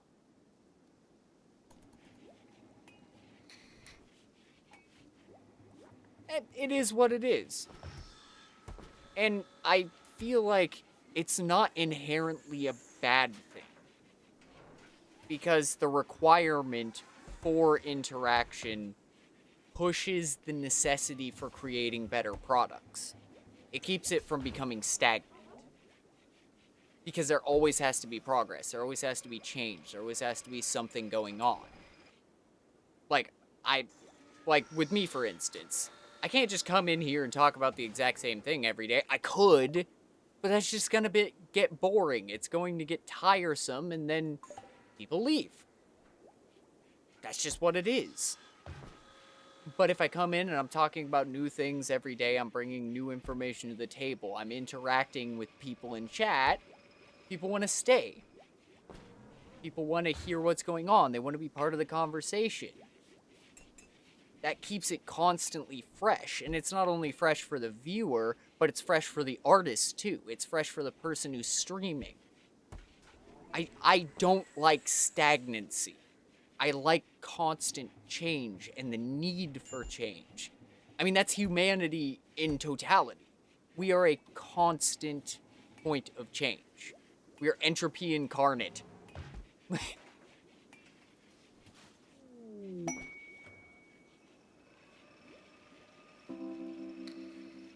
I mean, yeah, and I feel like some of the larger streamers hit a point where it's really difficult for them to get consistent interaction with the chat, and I'm not faulting them for it, because after a point, there really is a criticality. There are 1,000 people in chat. It's really hard to try and talk with each and every individual person on each and every comment. So I don't fault those people. But what I get really sad over is the people who have like 3 or 4 viewers or 3 or 4 people actually in their chat and are trying to talk with them and trying to interact and have that immediate reaction of like, hey, don't backseat. Hey, I don't want, I'm busy. I'm doing stuff. I'm gonna do me. It's like, okay, well, that's fine. That's who you are. That's how you're pressing yourself. But that presentation can drive people away from you, and it's like they don't even think about that. And I'm not telling them to be disingenuous, because that might be just who they are. I don't want it to feel like I'm trying to tell them to fake it. But it feels sad to me knowing that they may or may not drive away people who could be lifelong viewers by just telling them off within the first minute of being there. Before they even know how the streamer works, they're like, no, I'm not about that. And it's like, okay, but they didn't know. They couldn't know. And now they don't want to stay and don't want to come back because you've kind of slighted them. I don't want to create that idea. I personally don't want to create that idea. Because I love interacting with people in general. Like, I'm a semi-antisocial individual, and I'm completely fine being alone for large periods of time, but I like talking with people.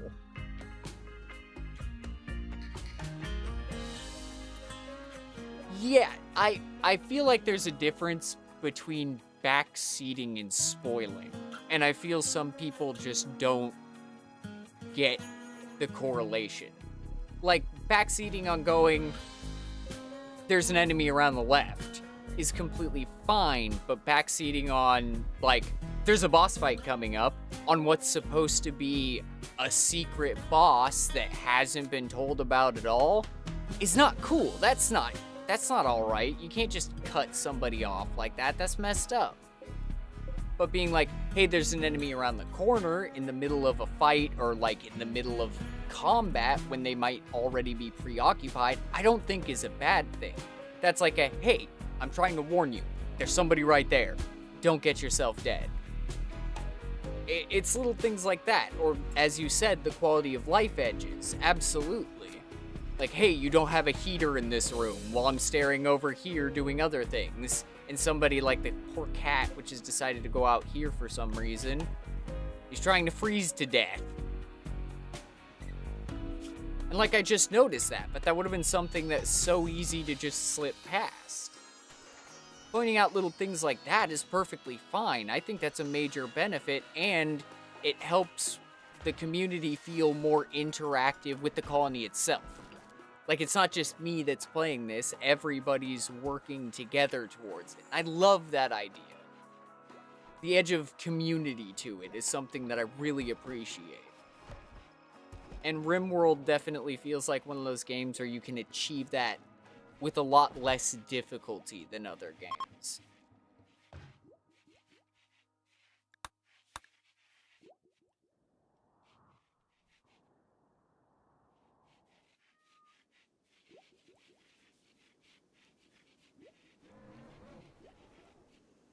Oh, man.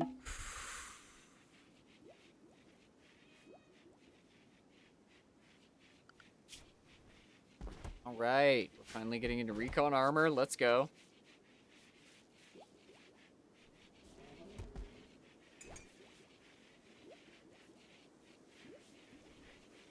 Oh my god, yeah.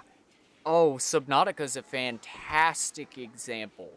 Because in, like, below zero, if they're going down in the caves and they have their pressure suit and everything, you don't want to ruin the fact that they're going to run into the ghost leviathans.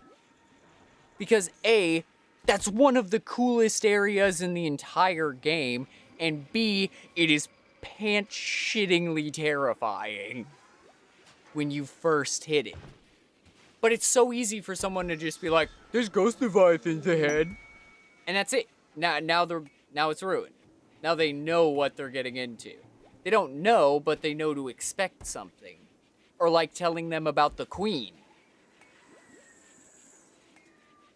Like, you just burn it.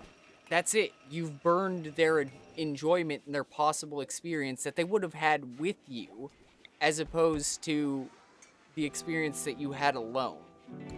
Which I think a lot of people don't understand. Is it's almost like they've removed that person's experience. I don't like that. I don't like burning things like that.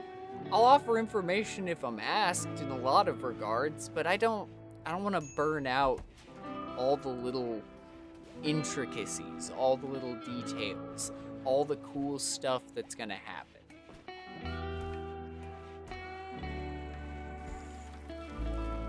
Because I think a good portion of it is just I find intrigue in it myself. And I don't want to take that experience from someone else. Because it's really easy to cause what was beforehand a majorly positive experience to become something that's now looked upon in a negative light. I don't want that. And I don't want to create the idea that I'm someone who wants to cause that. Because it can leave a permanent bad taste in someone's mouth. And then even if you become like a lifelong chatter and a lifelong stream viewer, they won't enjoy that.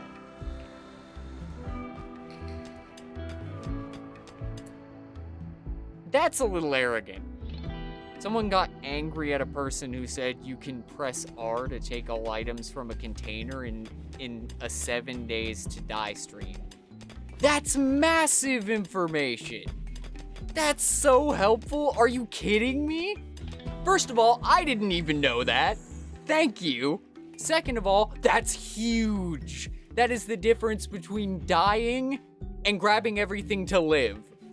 That's major. Information like that is huge. That is nothing but beneficial. Oh man. I'm sorry, I get super passionate about things like this. I don't mean to get all excited. I go on tangents. I get like this. I don't know if you can hear it, but I've got a massive smile on my face. I look doofy as shit. I already know. It's just, I don't know. I get this. I get really excited. I don't have a better way to put it.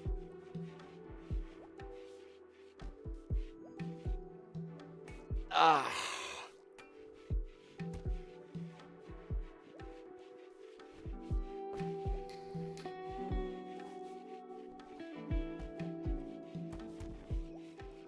Oh, shoot, not to change the subject, but, my brother passed all of his tests, so he's coming home tomorrow. Which means at about 8 o'clock here, I'm probably gonna pop off stream, because I'm gonna go catch him at the airport. But yeah, he actually passed all of his tests, and, from what he told me when he's on ship, he's going from making about $2,500 a month on ship to making about $4,000 a month on ship. So he just went massively up in pay grade. I'm super happy for him. I can't help it, I gotta talk about it. And yeah, now I know that info for the next time I play, which would be really fun. I should probably play some 7 Days to Die. Yeah, it's been a while. But 7 Days to Die, I like playing with other people. Because there's nothing like hearing their struggled screams. I don't know. I've been trying to get more people to play with. I've been trying to get more people to play with. Ooh, she gets a new trait? Oh, nimble? Are you kidding me? Oh, dude, yes. Oh. Oh, yeah. That's dumb as shit. Oh, dude, yeah. No, it's massive. And he is elated. I'm so fucking happy for him. I can't lie about it, dude.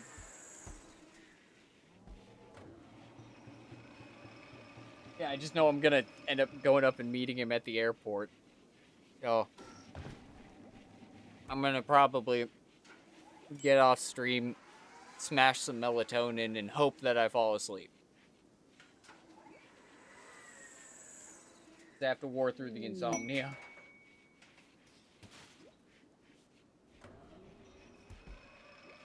But that'll be in like 11 minutes. I just wanted to give some forewarning. I realize I'm really bad about actively giving forewarning. But a lot of the time it's a spur of the moment thing where I'm like, oh yeah, I need to do this. Shit. Okay,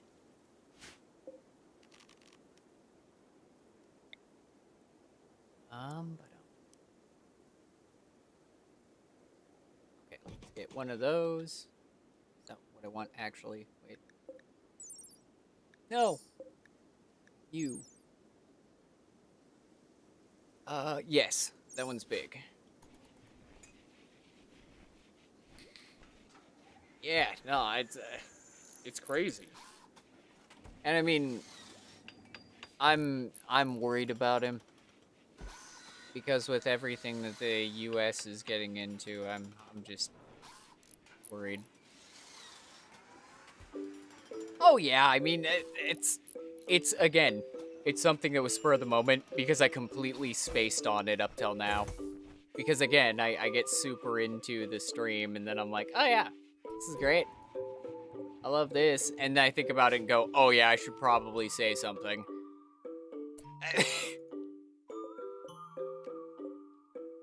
Because every time I start streaming, I get really excited. Because I love coming in here and being able to share my experiences, you know? And it's not just the stream itself, but it's, you know, talking about what I'm doing, what's going on, what I've done, hearing what you've done, and hearing about other people, too. I mean, it's something that I really appreciate. Because it feels almost fleeting. It feels like there's just a moment that's shared and it just slips away into the wind, but that moment is precious to me. And I think it's partially born of just a lot of the loss that I've had in life, where I have a deeper appreciation for the time that I do have. Not to take a dour turn on it, because it's not dour, it's a positive from a negative. Because it's brought me a greater appreciation of everything. Like I was driving today and caught myself just looking at the trees. Just looking at the sky and the water and the river that was passing by and even the buildings, the people walking around on the street, everything. It was just, it was beautiful. And it's something that I can't express any other way. Why did I do that? Oh well. Completely wasted that because I wasn't thinking about it. You are getting plants. You're my other plant guy, and I need you to actually be specialized for plants.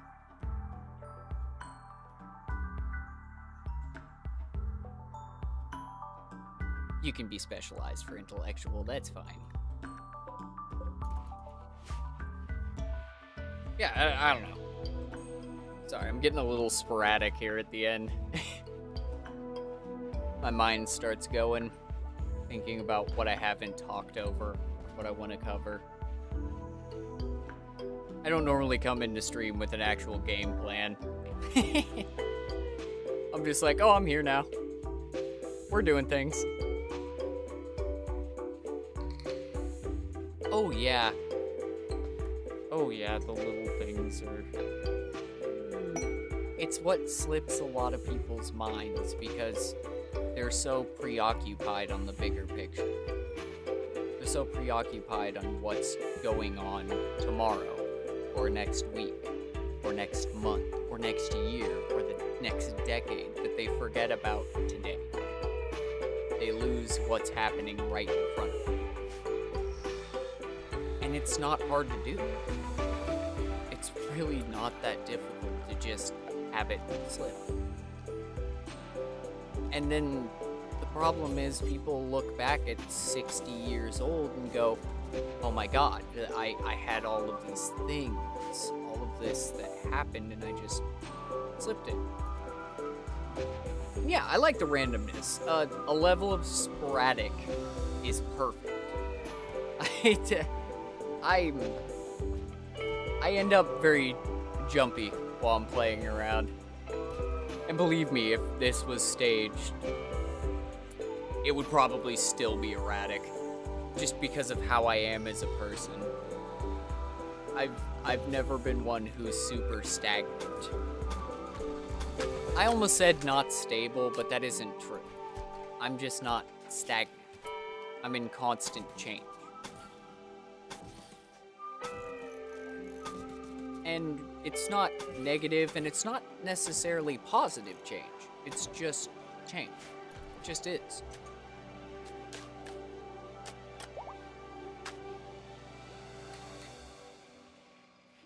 Ooh.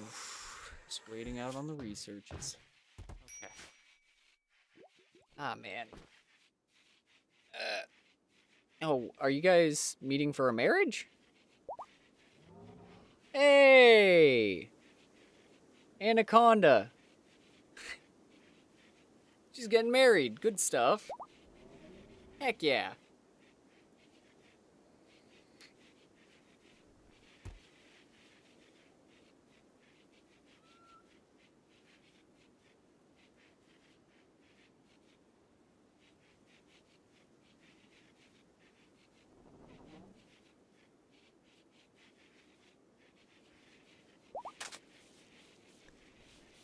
Ah, man.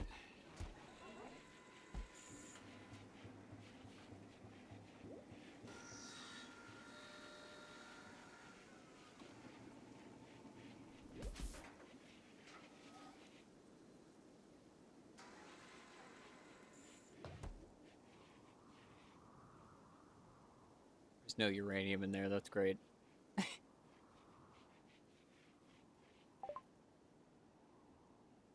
As far as I know, it's probably going to be next Thursday again.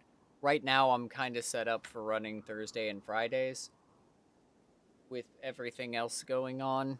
But if I have more time open, I'll try and give give at least a story kick about it on both Twitch and YouTube to let everybody know. Because yeah, it's just more of a time constraint thing on my end right now.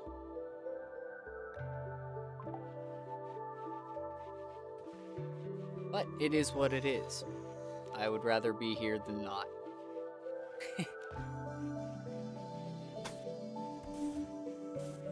Even if I end up being here a little late, I'll still be here. I mean, today was later than I expected, but there wasn't much I could do about it.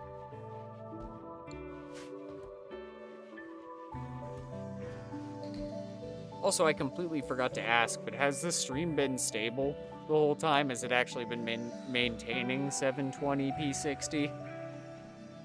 I mean, other than the game having its own frame drops, has it seemed like the stream has actually maintained stability?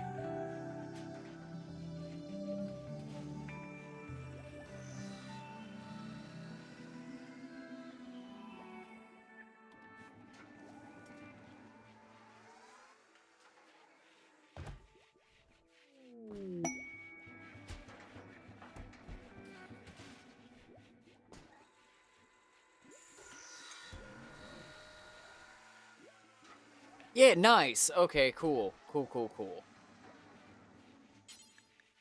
Good. Alright, well, I guess we start her on her death rest. Let it auto-wake her.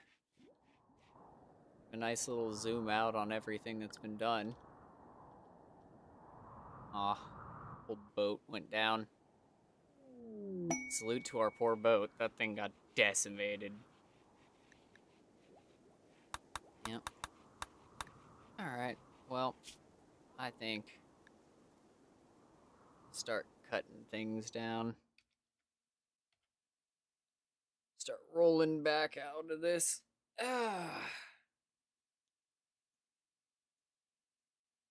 Oh. Oh no. Uh-oh. I hit the wrong thing. That and that. That's what I was going for. Whoops. Yeah, hopefully. As far as I know now, we have all the research done and everything. So, what it's going to be is just rounding out off of the end of it, making sure that we get the persona core, then getting the reactor and everything put together. So, everything should end up working out. Or we die. And either way, it's an ending. Yeah, of course. Hey, I'm always happy to have you here. And I'm happy for everybody who popped by. I'm happy for all the new follows. I'm I'm glad that it seems like things are picking up a little bit. And I do appreciate it every time. It's been good. But as always, thanks you guys. Let me try that one again. As always, thank you for watching. I love you. Stay safe, and I'll catch you guys later. Bye-bye.